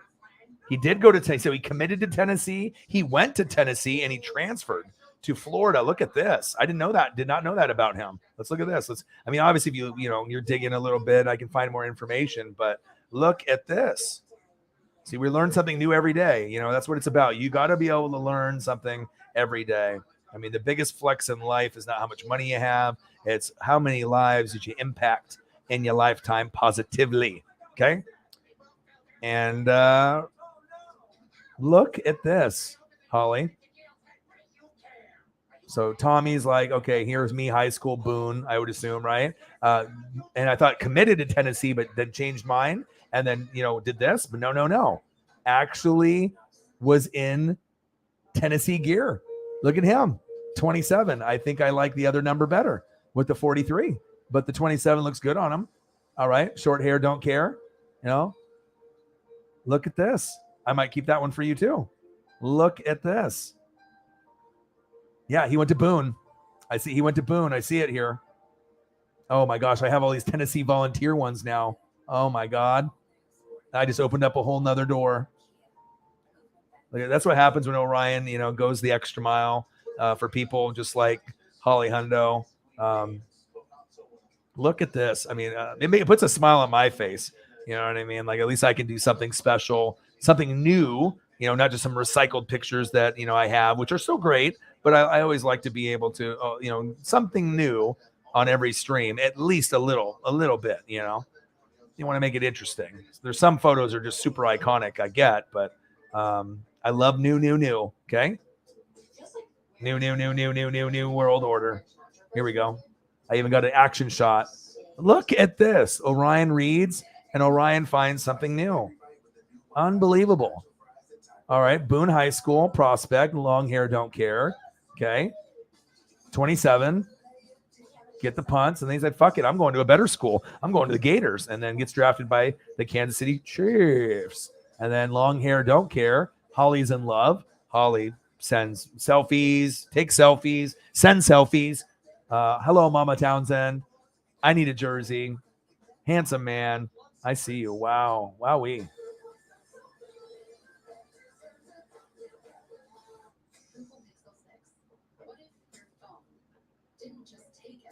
That is, wow. Interesting.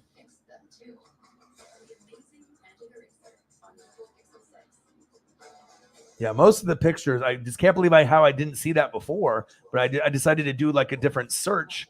And then it started to bring up some other stuff. Ooh, I got another new one that you've never seen before too. This one with the him. Oh, it won't let me bring it up. Damn it. But it was going against the Miami Hurricanes. I'm seeing if I can flip the file real quick for you. Can I bring it up? Will you let me?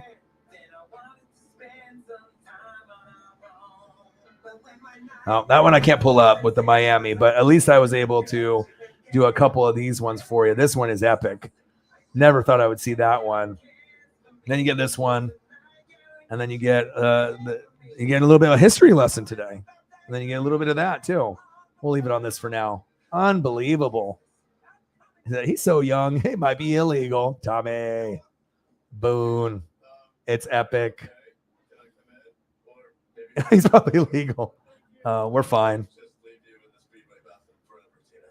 Yeah, Tennessee before Florida. It was for sure Tennessee. Only for you. Oh man.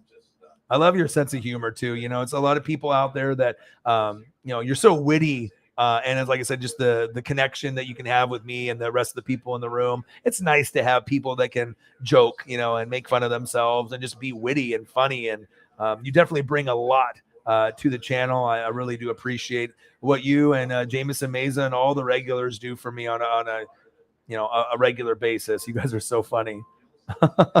Witty dog. She said, stop it, Orion. Oh my.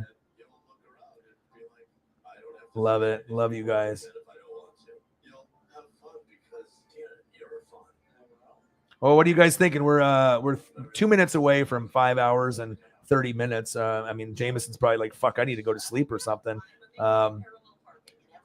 No, I'm just gonna chill or whatever. And so at some point I'll go to sleep probably in another hour or so or whatever, but I'll probably end the stream. Well, we can either, you know, end the stream in 2 minutes, or I can go for another 32 minutes. I guess it's just kind of up to you guys if you guys want to stick around for a little bit or to call it a night. So yeah. You know, and it's, you know, you got to be comfortable with yourself, you know what I mean? But definitely the sarcasm and the wittiness comes out in the room, and I think people love it. You know, it's just, you got to be able to take things with a grain of salt. And obviously, like I said, you had some things that maybe weren't the, you know, most ideal. People trying to, you know, change your mood, and, you know, people trying to affect me, and, you know, people that are hating on me, or people trying to threaten me or whatever. And, you know, sometimes we can just come together and you can have kind of a so-so day or somewhat crappy day, and then come here. And then at the end of the day, you know, when you go to sleep, it's like, you know, when they say those, you know, statements like you never want to go to bed angry at your partner type thing. Like you want to try to make up and, you know, go to sleep peacefully, not go to bed angry. I feel like every time I end up going to sleep after I'm hanging out with you guys, I'm always so in a good mood. I'm like on a sky high moment. Like I just, you know, it's like every time I talk to you guys, it's like I'm getting one of these every time. So Elliot is back. What's up, dude? Your boy's hustling and grinding, baby. What'd it do? You fell asleep again. Your boy was at $1, and now with the goats, we are at, I think, $3.70, something like that. That's amazing. Yeah, look at this picture of Elliot that I found for Holly. Look at this. Illegal Tommy. 17-year-old. I mean, he's got to be 17 or 18 there. No long hair, no care. But obviously, you know, Holly's going to be a goat and show so much love and commitment towards me and the channel. The least I can do is to find photos that I've never seen before. And I don't even know how the fuck I didn't find these before. I just saw one and I was like, oh my God, Boone High School. And I didn't even know he played at fucking Tennessee before going to Florida. You learn something new every day. Fucking love it. And then went to Florida, then went to the Chiefs. Man, life is good. Life is good. Appreciate you guys so much.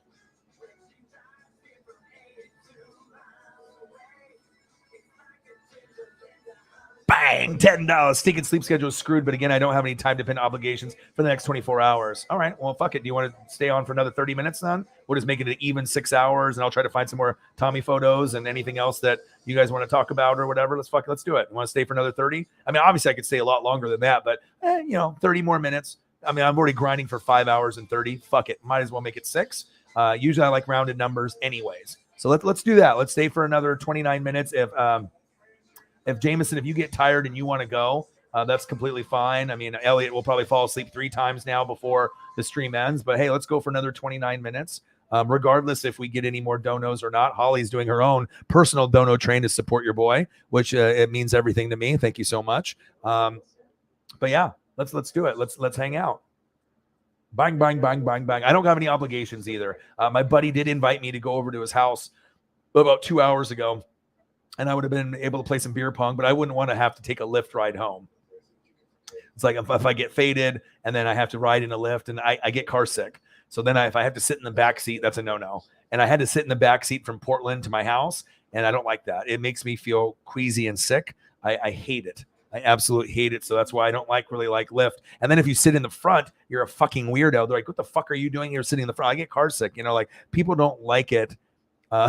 People don't like it when you sit in the front. Like some people are okay with it. But you know how that goes. All right. All right, let's see here. I seen the Simpsons episode here already last night. Season 33, episode 18. Unbelievable show here. Bob's Burgers. Let's go King of the Hill. I got some other shows I need to watch, but you know what?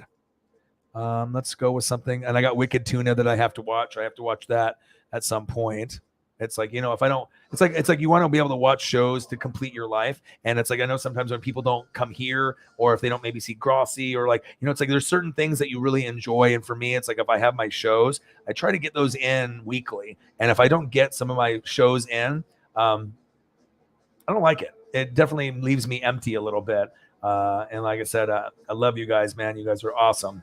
And like I said, to be at $1, we were at $1 after a couple hours. Then we were at like 11, and then we were at like 16 forever. And then Cyber, obviously dropped a big one to 84. And then Holly, you came in a little bit after that. So thank you so much. And then we got Mr. Williams to come in with the dono too. Big one.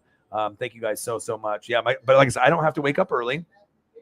Even though if I stay up late, I wake up usually at 7 a.m. because that's when the GF wakes up. And then I wake up with Paisley, I feed her, and then take her for a walk sometime between 9 a.m. and 2 p.m., somewhere in there, maybe a walk or two. Then I like to watch The Herd, Colin Cowherd and Joy Taylor at 9. And then I usually like watch Pat McAfee show on my phone at the same time at 9, and then try to catch up on some other shows. So yeah, late night streaming is the best. And like I said, I'm the only one. It's a great vibe, and I'm not going to stop doing these. Like when we end up going to NFL, when the NFL's on, I'll do Monday Night Football, I'll do Sunday Night Football, Thursday Night Football, and every other day in between, I'll be doing late night streams. So when people want to have somewhere to go, there'll be other content. People will be doing uploads and stuff like that. But I want to still keep this, going. And so this is something that won't stop. This will be something that I continue to do probably forever. So I appreciate you guys so much, man. Yeah, you got to be able to do it. You know what I mean? It's like when I saw the picture of me, like, I'm like, dude, Orion, I told you guys I'm getting fat. You know what I mean? I need to, like, this picture. I mean, I got the double X shirt, so I'm hiding it. See? Yeah, I'm trying to look like a pimp here, like in the background, right? Pimping ain't easy. Omega shirt, I got the stunner shades on. I'm on the 32nd floor, but then O-Dog stomach there, I got the hoodie underneath. So, right. All right, so I got the hoodie underneath and whatever, but I'm packing a little bit too much pounds there. I'm packing a little bit too much of the cheeseburgers, tacos, spaghetti, ribs in that little midsection there. That midsection needs to get a little bit less. But you know what? Me and Jay Graves had a great time, great vibes, great view, amazing room, amazing fucking games. Besides me fucking being an idiot and drinking too much and ruining my box that I had there. But hey, when you got ESP, not ESPN, it makes it all worth it, baby. Straight money. What a memory. And my buddy right there just seeing it too and just couldn't believe it. He saw me get the finger on the one too. Third inning. I mean, it's like he threw it up hard and he was throwing it up like 3 or 4 rows past me. But I said, fuck that. I jumped up as high as I could. My finger bent back, hurts a little bit, but I changed the trajectory of the ball, but didn't get it. But yeah, I got King of the Hill episodes, and I'm good. So young, bang, bang, bang. All right, we can say for 30 for a round number. Awesome. I mean, like I said, and usually the conversations when we're doing this, sometimes the time goes by quick. Like if you're staring at the time or whatever, then it's one thing. But when I got TV going on, I'm watching you guys, we're hanging out. Sometimes 30 minutes goes by so quick. So let's do it. 380 now. Look at Jameson Meza. You're stepping up, dude. You know what I mean? Sarah was probably thinking like, oh, Orion's going to have a stream that's going to make, $16. You know what I mean? And then she's going to wake up and be like, oh, always have faith. If you believe in yourself, and like I said, everyone's got different schedules and everyone's got got shit going on. So sometimes people can hop in at 7 p.m. my time or 9 p.m. Sometimes it's a little bit later, you know? Dude, the Boone, yeah, seriously. This could be, Elliot, this is your son. Elliot, this is your son, dude. So young. I'm keeping this. This might be my favorite new one right here. I mean, there's obviously these action shots. You know, I like HD ones. These ones really aren't HD. You know, that one obviously looks a little bit better, but this one, it might be my favorite. Let me see. I'll go through. You know, obviously, I know you love the long hair. Don't care. Those ones are nice. Those ones are fucking eye poppers. Action shots. I love this one and this one a lot. Like a lot. You got, you know, obviously him running. That's kind of a cool one because it's big. Then, but also besides the young one, and then I mean, I got almost all Tommy on my computer. Look at this. I have built a shrine for you because I know that you love this player so much. I got more Tommy on my fucking computer than anyone on planet Earth. And you know what? I don't even mind. I don't even care. You know, if you're gonna support me and love me as much as you do, it's the least that I can do. But my favorite one is this one right here, hands down. That's the best one of them all. If it's a full screen one, that's one thing, but I mean, that is epic. He's doing the gator chomp, cheerleaders on the dudes' heads in the background with the crowd.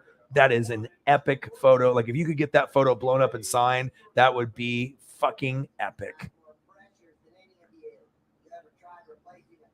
LA, I did not expect you to be still streaming almost 4 a.m, baby.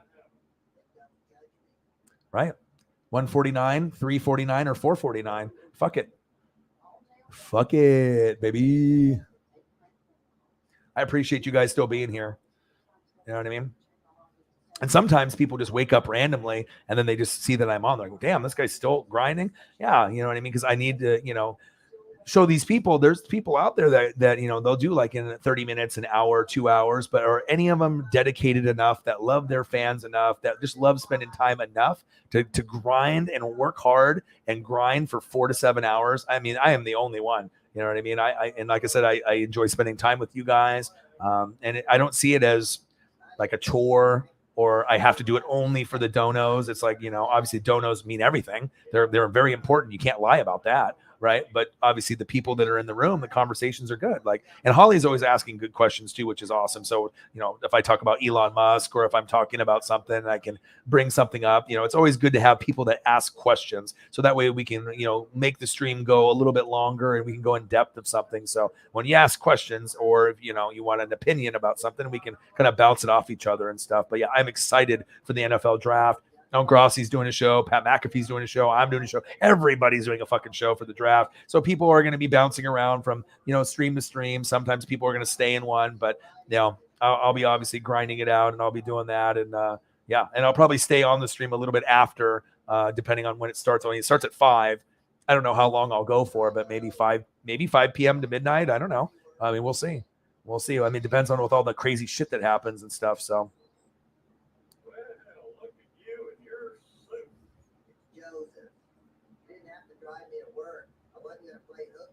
Just facts. Always for the NWSF. Let's go. Yeah, the Boone High School.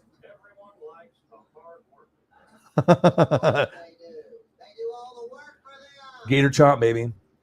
I don't know. I just have an eye for photos, and I think that's why I like doing this too, because it extends the streams. If I wasn't able to do, you know, entertaining, like if I just didn't have the eye for photos or GIFs, or you know what I mean, then you could still bring them up, but it wouldn't be entertaining. But you've got to be able to capture, you know, your fans and your friends and the family and the Fanatic fam. And this might be one of the most epic photos I've ever seen, and let alone it's from Holly's favorite player, and it's a punter. That is a beauty. I mean, I go through photos and, you know, reading articles a lot. And I don't know if I've seen a better one than this. I mean, this is one of the best college football photos I have ever seen. And I've been watching and looking at shit like this since like 85. Like, you know, I'm always in the mix, and obviously internet is since 95. I've seen stuff in Sports Illustrated. You know, I used to love that. Different magazines, Beckett's, you know, for sports card value stuff. And obviously internet since 1995. And I'm an old man now, about to hit the big 4-0 on the celebration next Monday. The celebration of him and myself turning the big 4-0, baby. So I'm excited. The chomp is good. Elliot's been to sleep 3 times tonight. Yeah. Wide awake. Wide awake. Let's see if I can find you another photo. The best fans on planet Earth. You guys. Love ya. Gangstas. What up, guys? McLovin. McLovin. Appreciate you. Appreciate you.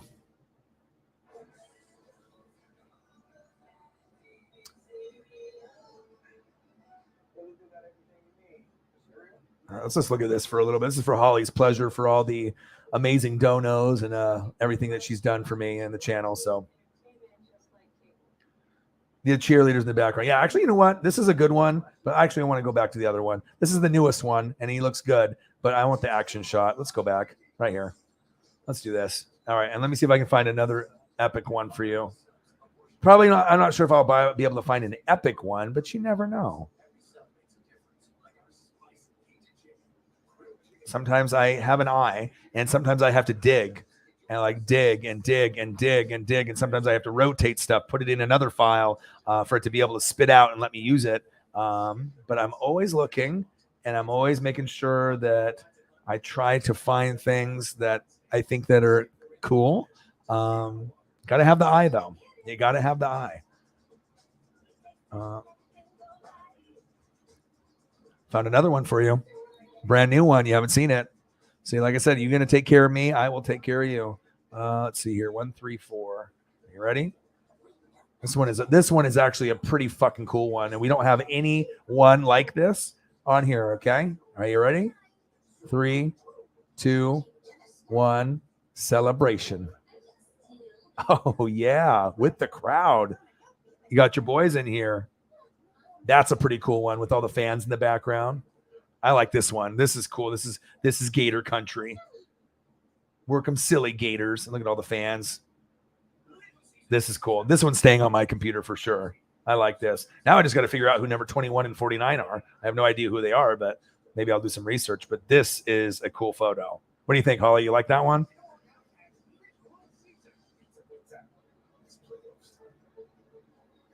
Yeah, the one with the chomp. Yes, photographer is great.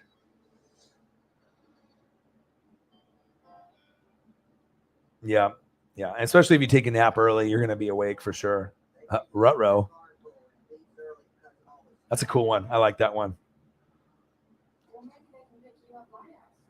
Look at these. I mean, every time I think I've capped out and I haven't been able to find anything else new, and then I just work a little harder, okay?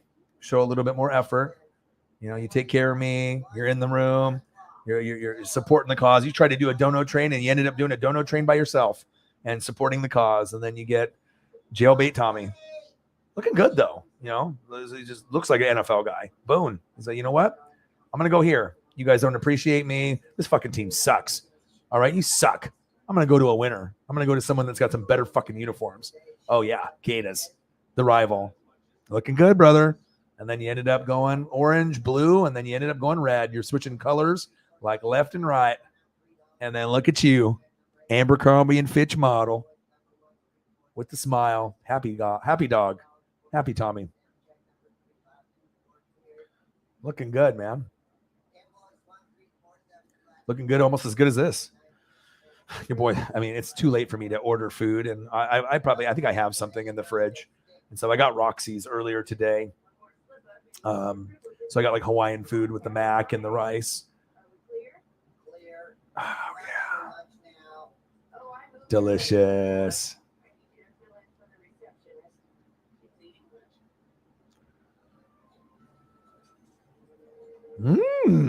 Looks good. Ruh-roh.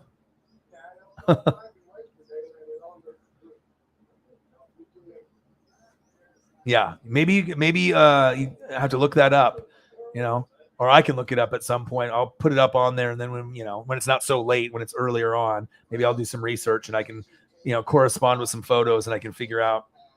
I love that though. I love the celebration. Maybe like right after a win, they just won the game.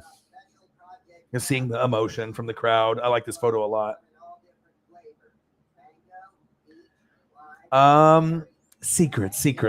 Obviously if you have, Google and Yahoo and Bing, you have different options. Twitter, Instagram, I'm always looking at, different things. I have stuff on my computer. I have stuff that's saved. I mean, it's almost disgusting. If you actually look at my background, I'm supposed to have this like glorious mountain background with like a sunset. And all it is thousands of pictures that are dragged onto my desktop. And I'm not even joking. Like I can't even see the mountains and the backgrounds. I just have file after file after file. And I have a big ass computer, an iMac. This thing is like 30, 35 inch TV size, and it's all filled. I've used to try to group them and putting them in like a photo file. But after a while, when I'm grinding and I'm doing shit on the fly, like very quickly, I don't have time to be clicking in a fucking file. I just have to drag and click, and I have to put it inside this program. And then I have to see if I can, get the right size so it doesn't look, as bad as, sometimes it's like you have to shrink it, make it go bigger. You have dimensions. So I look for certain dimensions that fill the screen. But if I can't get it to fill the screen completely, then it's going to be an epic photo. Like it's going to be something that looks really good, or at least I try to find that. But I'm always grinding and looking. So jailbait Tommy. Tommy want wingies. Yeah. Holly is the MVP. Also with Cyberpunk, really helping out. Even Mr. Williams in there as well. I mean, it's huge. You know what I mean? And then that guy that, came in and was talking shit. He's like, you're at $1. You ain't gonna do shit. You got 7 people in the room. You ain't nothing. You ain't gonna make nothing. All right, man. I was like, I know you. I was like, apparently you don't, bro. And the goats come through again.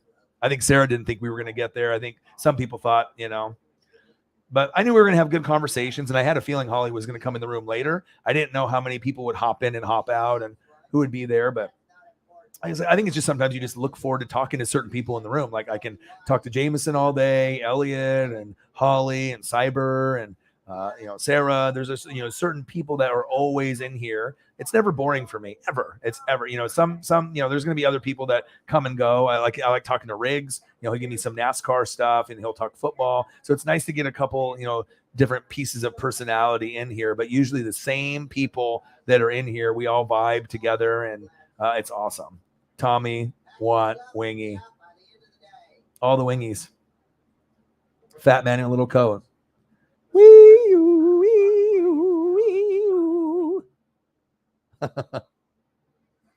That's what my boy Justin said to me after I got drunk and I was headbutting him as I was trying to get to the hotel room. I was like, bro, you're kidding me that both lifts canceled? What'd you do? That's what I said to him. And then I dropped my Edgar Martinez figure box. He said, what'd you do? And then that's my face. Oh man. Hey, but at least I got the foul ball, though. I mean, I am so ecstatic about that. I mean, I could have got a foul ball from anyone. If I didn't get one from Julio, Bobby Witt Jr. would have been like the next one. I mean, if I get a Royals one, that would have been, I would have just lost my lid. I would be like, oh my God. But obviously I would want Julio because he's on the Mariners and that's the guy I bought the jersey of. Didn't get the jersey sent in time. And then the sports gods are like, we love this guy. We are communicating through the alien forces, through the Matrix, red pill, blue pill, through Orion. We give him visions. He says something. It happens. It comes true. He tells the people he has ESP, not ESPN. They think he's joking. He says it. It happens over and over and over again. They think that Tony Romo has got the ESP. O-Dog has got the ESP. And like I said, it doesn't even have to be NFL. It could be college basketball championship, KU. But it's like, I've watched a lot of film over the years, but sometimes patterns repeat themselves. Sometimes you just have the knowledge of the game, but I don't know. Sometimes I'll just get these visions or something. I'll dream about something, and then all of a sudden shit happens. It's like, it's not a coincidence. I have so many weird things that, I can't explain it, but ESP, baby. ESP, baby. Don't underestimate the goats. Yeah, that guy was really trying to like start an argument, like he's like thinking, oh, this guy's trash. He's like, what, you think you got 7 people? You think that you can make any money? I was like, I'm not going to get in an argument with the guy. I didn't feel like I had to like boot him or put him in timeout or whatever. You know what I mean? But I was like, you don't know me, bro. I was like, you don't know my work ethic and my grind. And obviously of course, I wish I had more people, but imagine if you had 100 people in the room and no one donated. I mean, there's probably streams out there that like that all the time where you're going to have a high number of people, but there's people don't donate, or you might get $1 or something. You know what I mean? Here and there, there's, Tommy Want Wingy. Don't ever underestimate Orion and the goats. Okay. I didn't headbutt him, but I gave him one of these as I was walking drunk, like, like on the shoulder. You know what I mean? It's just like, just kind of drunk walking and, like, bro, I was like, we got to get home. We got to get home. Bang, bang, like on his shoulder as he was laughing. And then when I did that, I probably dropped my Edgar statue box probably like 5 times. I just was not feeling good. I mean, imagine feeling so sick that you can't walk or do anything. And then let alone our tickets are so close that I have to walk up the steps, leave the stadium, try to order a lift, gets canceled twice. And our hotel is not really that far away, but we're having to like walk uphill from Seattle to get to our, destination of this insanely awesome Hyatt hotel. And we literally walked for, 30 minutes to an hour. I mean, I think it was probably like 30 to 45 minutes because it felt like fucking forever. And not feeling good and having to push myself and walk, not fun. Okay. I didn't even give a shit about this Edgar thing at that point, of course, because the box is fucking obliterated. I just want to get home. And then literally when we got into the hotel room, had to go up and this is crazy too, in this hotel room, instead of getting in the elevator and clicking the floor, you have to scan your card, right, to be able to get the elevator to work. If you don't have a card, the elevator doesn't work. It won't let you go up to the floor for security purposes. So this place is like super high end. Like everything was like high tech. I've never seen a place like this, but I guess that's why it's like a 5-star, 4-star, 5-star hotel. I mean, I've never been in a room that had a 70-inch TV, like some 4K shit. You know what I mean? 32nd floor. I mean, and it only costs a little bit more than the Courtyard by Marriott. But I mean, that TV was like maybe 40 inches, and the furniture and everything else that was in there was not as nice as this place. I mean, this was incredible.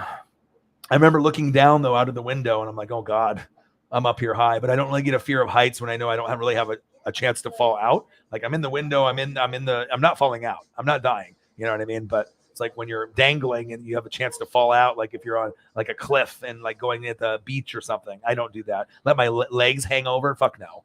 I mean, I'm scared of heights. So it's like if I get that close, I'm gonna just like, I'm gonna like freak out and like slip and I'm gonna die. Like I'm not gonna put myself in a position to get freaked out, twitch, and then slip, and then all of a sudden Orion going 50 feet, 100 feet down into some rocks, and then bye O-Dog. So not doing that. But I appreciate you guys so much. You guys are the best people that I could hang out with and talk to. And like I said, if it was maybe a little bit earlier, I think other people would have maybe got on the Dono train. But some people love you, boy. Some people, just come to watch. Some people don't have the money to donate. You know what I mean? Or some people just choose not to. But we always have people that go above and beyond, and we know who those people are. And it's always Cyber. It's always Holly. And then we usually would try to get Odin's in there once in a while, or Shep, or these Mr. Williams and some of these other people. But I mean, without Holly and without Cyber, there is no Orion. I mean, there's no opportunity for me to be able to do this full time, at least at this point. I mean, you got to have goats, but also you have to have consistent goats. And that's unless you have a lot of other people, that come through. Oh yeah, it's awesome. All right, we got 5 minutes. We made it to 6 hours. You guys are awesome. Thank you so much for your amazing support. You didn't have to do as many donos as you did. I know your bank doesn't like the whole Cash App thing, but everything that you do does mean a lot, because that will end up going towards things like rent and other things like that. So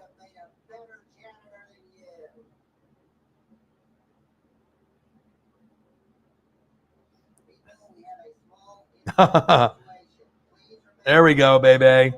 Looks like we got an anonymous dono, $38 on the Cash App. Let's go, baby.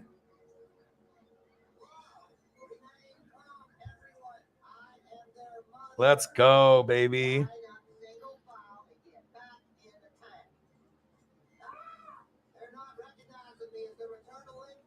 Looks like Paula followed me back finally. I know Rick or whatever, they like unfollowed me, and then Paula unfollowed me, and then now they're following back. So it looks like they the good thing is they forgave me, when I tried to give out some links so people could watch some sports. Anonymous Dono. There we go. $38 on the Cash App. Awesome. Maybe it was Tommy. Wouldn't that be wild?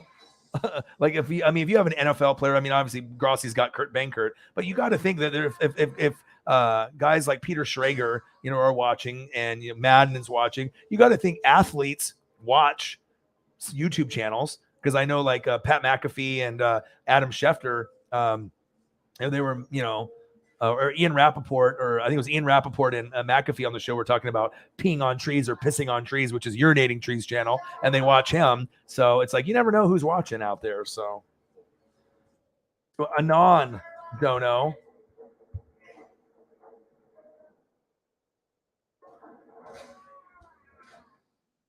Oh, Shep, look at him coming in. Oh. Now I have to look up how to spell anonymous.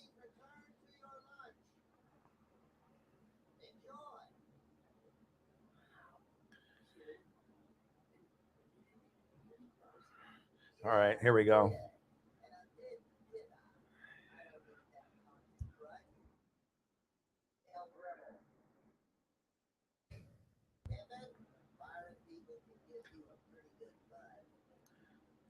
An anonymous dono, $38 on the Cash App. Bang, bang, bang.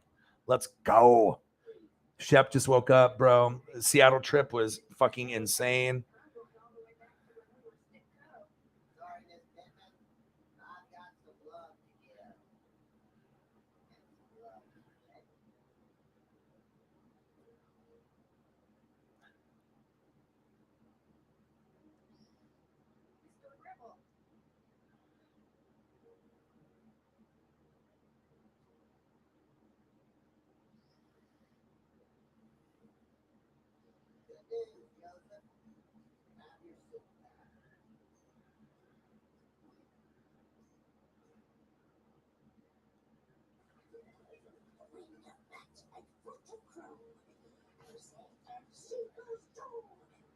Anonymous dono, baby.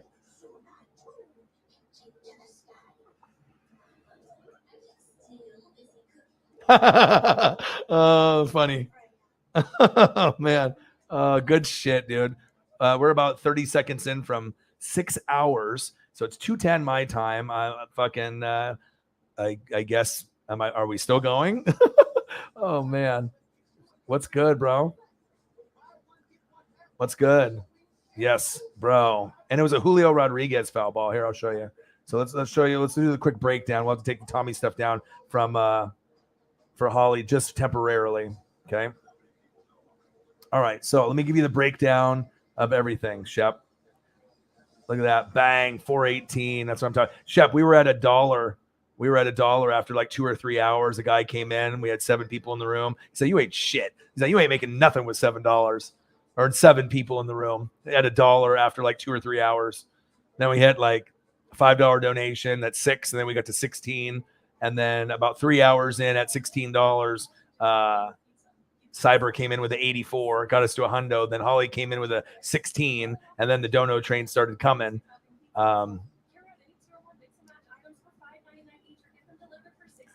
Yeah, it was a good one. So let's go through some of these photos here. Yeah, I'm always grinding. Let's go here. So let's check it out. So we'll go here. All right. So here's my boy. This is, look at the midsection of O-Dog. Needs to lose weight. All right. A little bit of a fat boy. All right. This is my boy, Justin. I gave him that Griffey jersey a few years ago. We're twinsies. We're out there. We're enjoying our best life. Saturday, yo boy, 32nd floor. The mirror had a touch mirror screen in the bathroom. You touch it with your thumb and it lights up around the outside panels like some Kim Kardashian lighting fixture. It was insanely cool. Okay. Then we're doing Jaeger bombs at 2 p.m. Okay. Jaeger bombs at 2 p.m., Bud Light. And then obviously we decided to go to the game. And then we're doing the Griffey dogs. Probably spent 120 to 150 on beer on Tall Boys, which means probably another 7 or 8 beers. I'm good. First inning, second inning, third inning, fourth inning, fifth inning, sixth inning, seventh inning. Guess what? Seventh inning hits. Not good. Not good. I start feeling like shit, but hey, there's another picture of the room. Then you can see a little bit of the game. This was on Sunday's game. A view from the seats, 14th row. And then this is at the top of the 100 level before I got my foul ball. Okay. So Saturday, 7th inning hits, right? We have no foul balls and we have no balls thrown into our area. Nothing on Saturday. And it hits me. Just absolute death, right? I feel like I'm going to throw up. The score is like 7-7 or 6-6. Then we rip off like 7 runs or 6 runs in like the 7th or 8th inning, right? And I'm telling my boy Justin, I was like, bro, we got to go. I don't know if I can make it. You know what I mean? I was like, maybe we got to go, but the game is so good. He's like, he doesn't want to go, right? So I sacrifice and I stay in there. 7th inning, feel like shit. 8th inning, feel like shit. 9th inning, and then we end up winning by like 6 or 7 runs because we had that explosion in like the 7th inning, right? And Shep, you know I'm a collector, right? You know I like collecting stuff mint condition, right? So we end up getting the Edgar Martinez statue figure, right? It's like a bobblehead, but it's like different. It's like a figure based off the statue outside. I already have the Griffey one, the Griffey statue, and they have this one. It's an Edgar Martinez. Of course, that's one of my favorite players, right? So we get the box. We first come in on Saturday, and they hand us ones that are dented, right? So then I decide, no, I give it back to the guy. I was like, I want a mint one. And then I get a mint one. All right. So after the game is over, I feel like shit, like I'm going to throw up on myself. I stick it out for 7th inning, 8th inning, 9th inning. We call a lift, right? They cancel on us twice. I have to walk back to the fucking hotel. All right. I have to walk back for like 30 to 45 minutes. It might have even been an hour. Right. And they quit on us twice.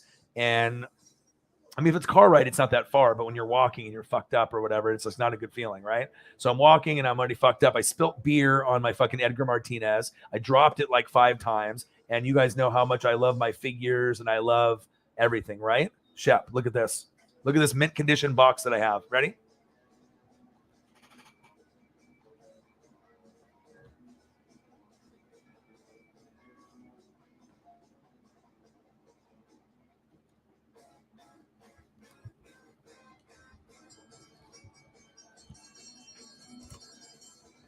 Look at that. Just absolutely fucking destroyed, right? And if it was like a bobblehead, I mean, I probably would have just been like, fuck, you know, but just to fucking, you know, have to walk that far. And I was like, oh my God, I didn't puke or anything. And then I get to the Hyatt Hotel, 32nd floor, literally get into the room, put the covers over my face. I fall asleep in 30 seconds.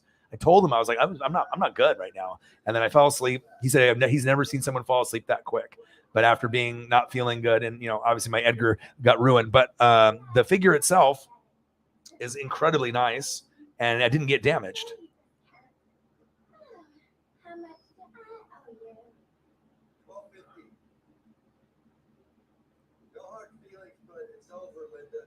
Linda, that's not how my name is pronounced.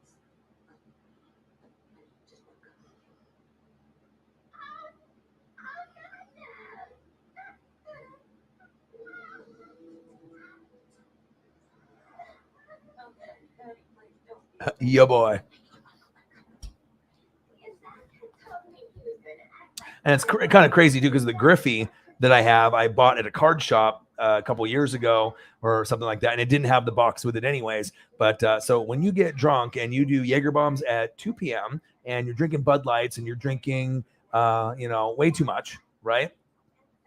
You're hanging out with your boy. His birthday was Monday, and so we had the celebration. You know, but this is a great idea. Not a great idea. 7th inning, 8th inning, 9th inning garbage. Then comes Sunday. Okay, so Sunday I'm like, all right, we wake up hungover like a motherfucker, feeling like shit, right? I was like, all right, breakfast burritos. I don't care. Let's do the lift. You know, Uber Eats. Fuck it, whatever it costs. I don't care. So we get all that, and we start to settle in. Shower, water, Gatorade like a motherfucker. The next game is at 1. If the game was at 10 or 11, we were fucked. All right, so we wake up at 8 a.m. We do that, feel like shit, and then we go to the game sober, go get the Griffey dog. My buddy buys a Julio Rodriguez jersey. I was supposed to get a Julio Rodriguez jersey. I bought it 3 weeks ago, and I did next day delivery, and they said that they'll send it to me sometime between now and July. Stupid. I go up to Seattle. My buddy gets one on Sunday, and they have some to select from. I'm like, great. I should have just waited, right? But I, wanted to do it then. So then it ends up being in the 3rd inning, and in the 3rd inning, I jump up after like J.P. Crawford and some of the baseball players. After the inning ends, they throw the ball into the crowd. So he throws the ball in the crowd in the third inning. I jump up super high. It goes off my finger, goes back like 3 or 4 rows. I have no chance. And my buddy was like, oh my God, you almost got that ball. If I could have got my hand on it, I think I could have got it. But he threw it over my head. So there's it was a no-go. So that was opportunity number 1. Then there was one that went left after the inning ended, about 5 seats left of me. Then another one about 5 seats to the right of me, right? So I couldn't get those at all, right? Then the last 2, it's the 9th inning, and all the other 4 balls were thrown into the crowd after the inning ended. There was only 1 foul ball that came in our area, and guess who it was? 9th inning, Julio Rodriguez. I didn't get the jersey. The sports gods were like, okay, we're going to make this guy's dream come true. Boom. 9th inning. I peeped down at my phone because my dad or someone sent me a message, right? I look up at the last second. Julio hits a foul. It's coming, right? It's coming. Boom. It hits the railing, where you hold the railing when you're going down the concrete steps. Bounces and hits the rail. Bounces almost in front of me. I'm like, oh my God, I'm getting this ball. Then it bounces into the seat in front of me that's open because the guy went to go to the bathroom. And you get the Julio Rodriguez foul ball. Not a ball that got thrown into the crowd, but an official Julio Rodriguez foul ball. It was destiny. And the crazy thing is, in the 9th inning, I was like, I might need to go take a shit or go take a piss. Like, I'm not feeling too good. So I go up in the 9th inning, right, before I get the ball. And I go up there, and there's everyone taking a piss, all these fucking old guys with their hands on their hips trying to get in the shitter. I'm like, there's no way I'm going to be able to get in here. So I walk back down to my seat. And literally the guy that's in front of me, right, he decided to go up and go to the bathroom, right? So he made the mistake. I came back, right? And then 2 minutes later, I get the foul ball. The wife comes after the guy comes back like 5, 10, 20 minutes later.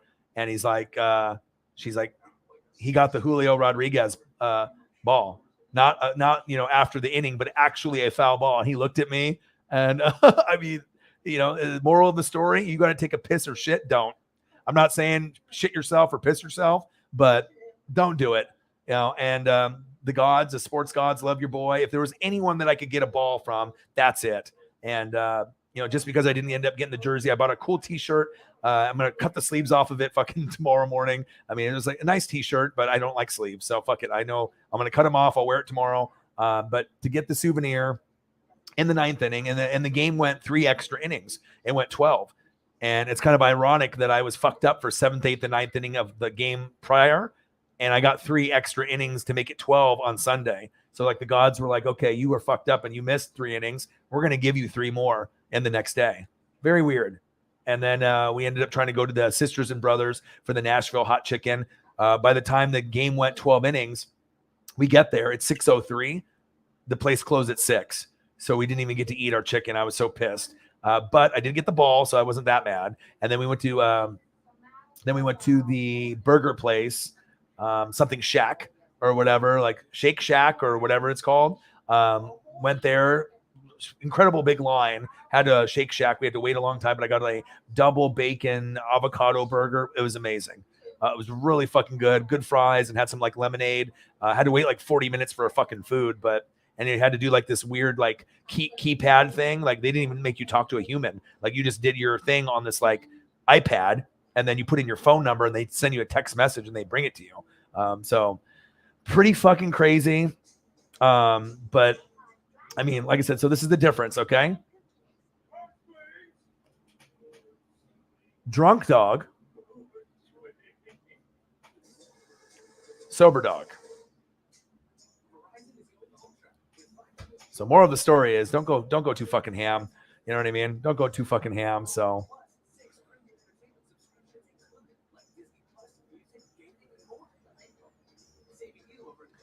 $418, baby. It's $222 right now. So it'd be $422 or $522. Oh, your boy's just doing 6 hours after I've had like, I'm train lag too, because obviously, I didn't get proper sleep after, but your boy keeps grinding. You got a yearbook photo on here? Let me see. No, you don't. Do you really? Where is it? Oh, wow. Look at that. Ruh-roh. Handsome dog. He looking good there. That's what I don't think. What? Is that senior him? He almost looks college there. before he started dyeing his hair. But then maybe he's a senior there. That looks like Florida Gators. That might be him as a freshman or something. Freshman photo. Wow. Look at him. I'm always grinding, baby.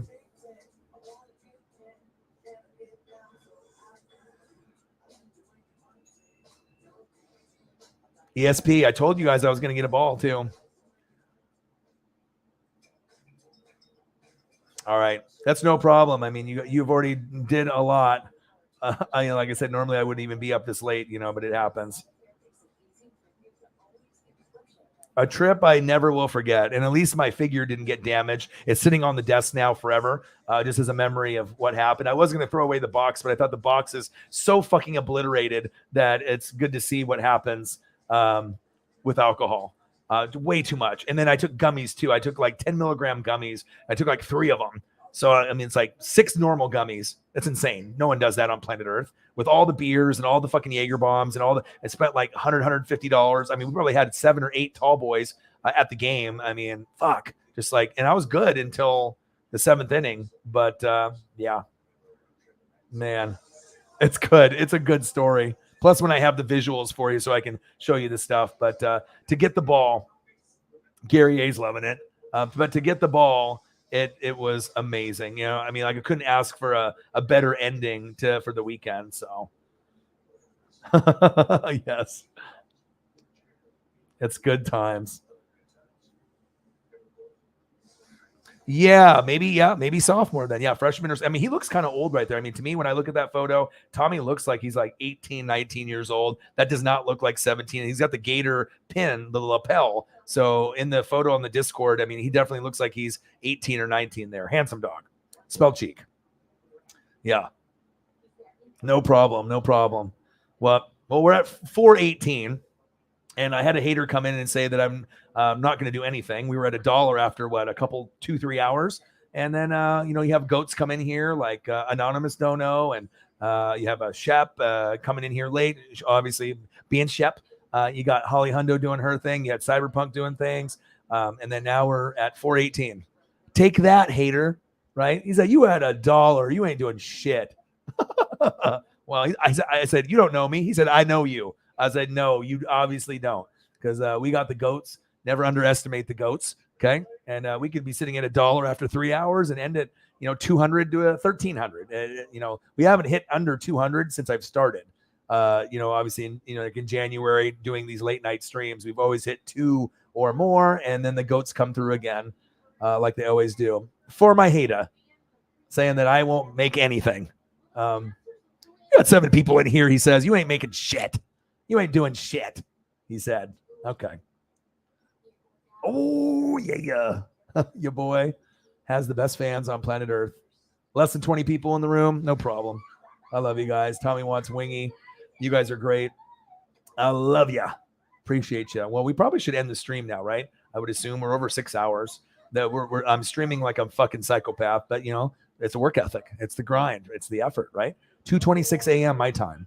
4:26 for you, or 5:26 for some of y'all still in here hanging out with your boy. So like I said, if someone wants to do one more dono, you can. You don't have to. You want to do a $2 dono to get to 420. You want to do a $7 dono to make it 425. You want to leave it at 418. We definitely hit this number out of the park. This was amazing to be at $1 after an hour, 2 hours, 3 hours, and to be at 418. That's fucking psychopath shit. That's just awesome. Take that, hater. That's what we do. You guys are awesome. You're going to pack up and go to the gym now? Wow. Are you really? Go do your thing. Get your workout on. That's awesome. Thank you so much, Holly, for doing a dono train by yourself and holding it down for me. Without you, Anonymous Dono, Cyberpunk, and everyone else that did amazing things for me. Thank you. I can't tell you how much I appreciate you guys. You guys are the goats. I hope you enjoyed my storytelling. I had fun sharing it. And like I said, at the end of the day, it's all about just being able to have good times and spending good times with, good people. And this is one of my best friends forever. Me and Swaggy P and Preston is good too, but this is my guy. This is my guy, Justin. we road trip all over, and what a great time. He had a great birthday, and he wouldn't. I mean, it's not like he's going to go and get a hotel like that with that by himself or with his dad. So it's kind of nice where I can be like, suggest, let's do this, and he's like, you know what, I got money, let's do it. Fuck it, you know what I mean? And then we can have a memory together. Otherwise, we would have been in another room. But I mean, a 70-inch HD TV that had fucking HBO on it, unreal. 32nd, fucking floor. Look at the views. It was beautiful both days too. It was incredible. Shep, you're gonna have to come out, man. And this is from like the top row in the 100 level. Look how good the view is. That's like 40, 50 rows up on the 100 level. That's amazing. I took that pic right before I got the ball too. That was right before I came back from the bathroom when the shitter was full and the pissers were full. And then like 2 minutes later after this photo, boom, Orion with the baseball. Living his best life. Just like Tommy in high school. Living his best life, baby. Well, I love you guys and I appreciate you guys very much. Thank you guys so much for everything that you guys have done. Yes, I did see that. Here. I got I got it, dude. Tatum. You guys are so awesome. Yep, you did. I'm going to be back. I'll be back in a few hours. I'll be streaming again. Thank you guys so much for all your love and support. You guys are amazing, amazing people. Awesome that you ended up showing up late, Shep. Better late than ever. Like I said, it's always good to hear from you. I was born in Boston. Yeah. Oh, so I was not born in Boston. I was in Boston. Oh, you were? Wow. Yeah, I would definitely have one of two. And he's from KU. So obviously that would make sense that you have that. That is awesome. That is awesome. Well, I love you guys. I appreciate you guys. I'll leave you with a little collage for Holly here with the amazing new pictures that I didn't think I'd be able to find. Look at this. Your boy works hard, and you always find something new. You know what I mean? And we'll have some more basketball. Never underestimate the GOATs. Hey, make it happen. I appreciate you guys. You guys are the best fans on planet Earth. I love you, and I appreciate you.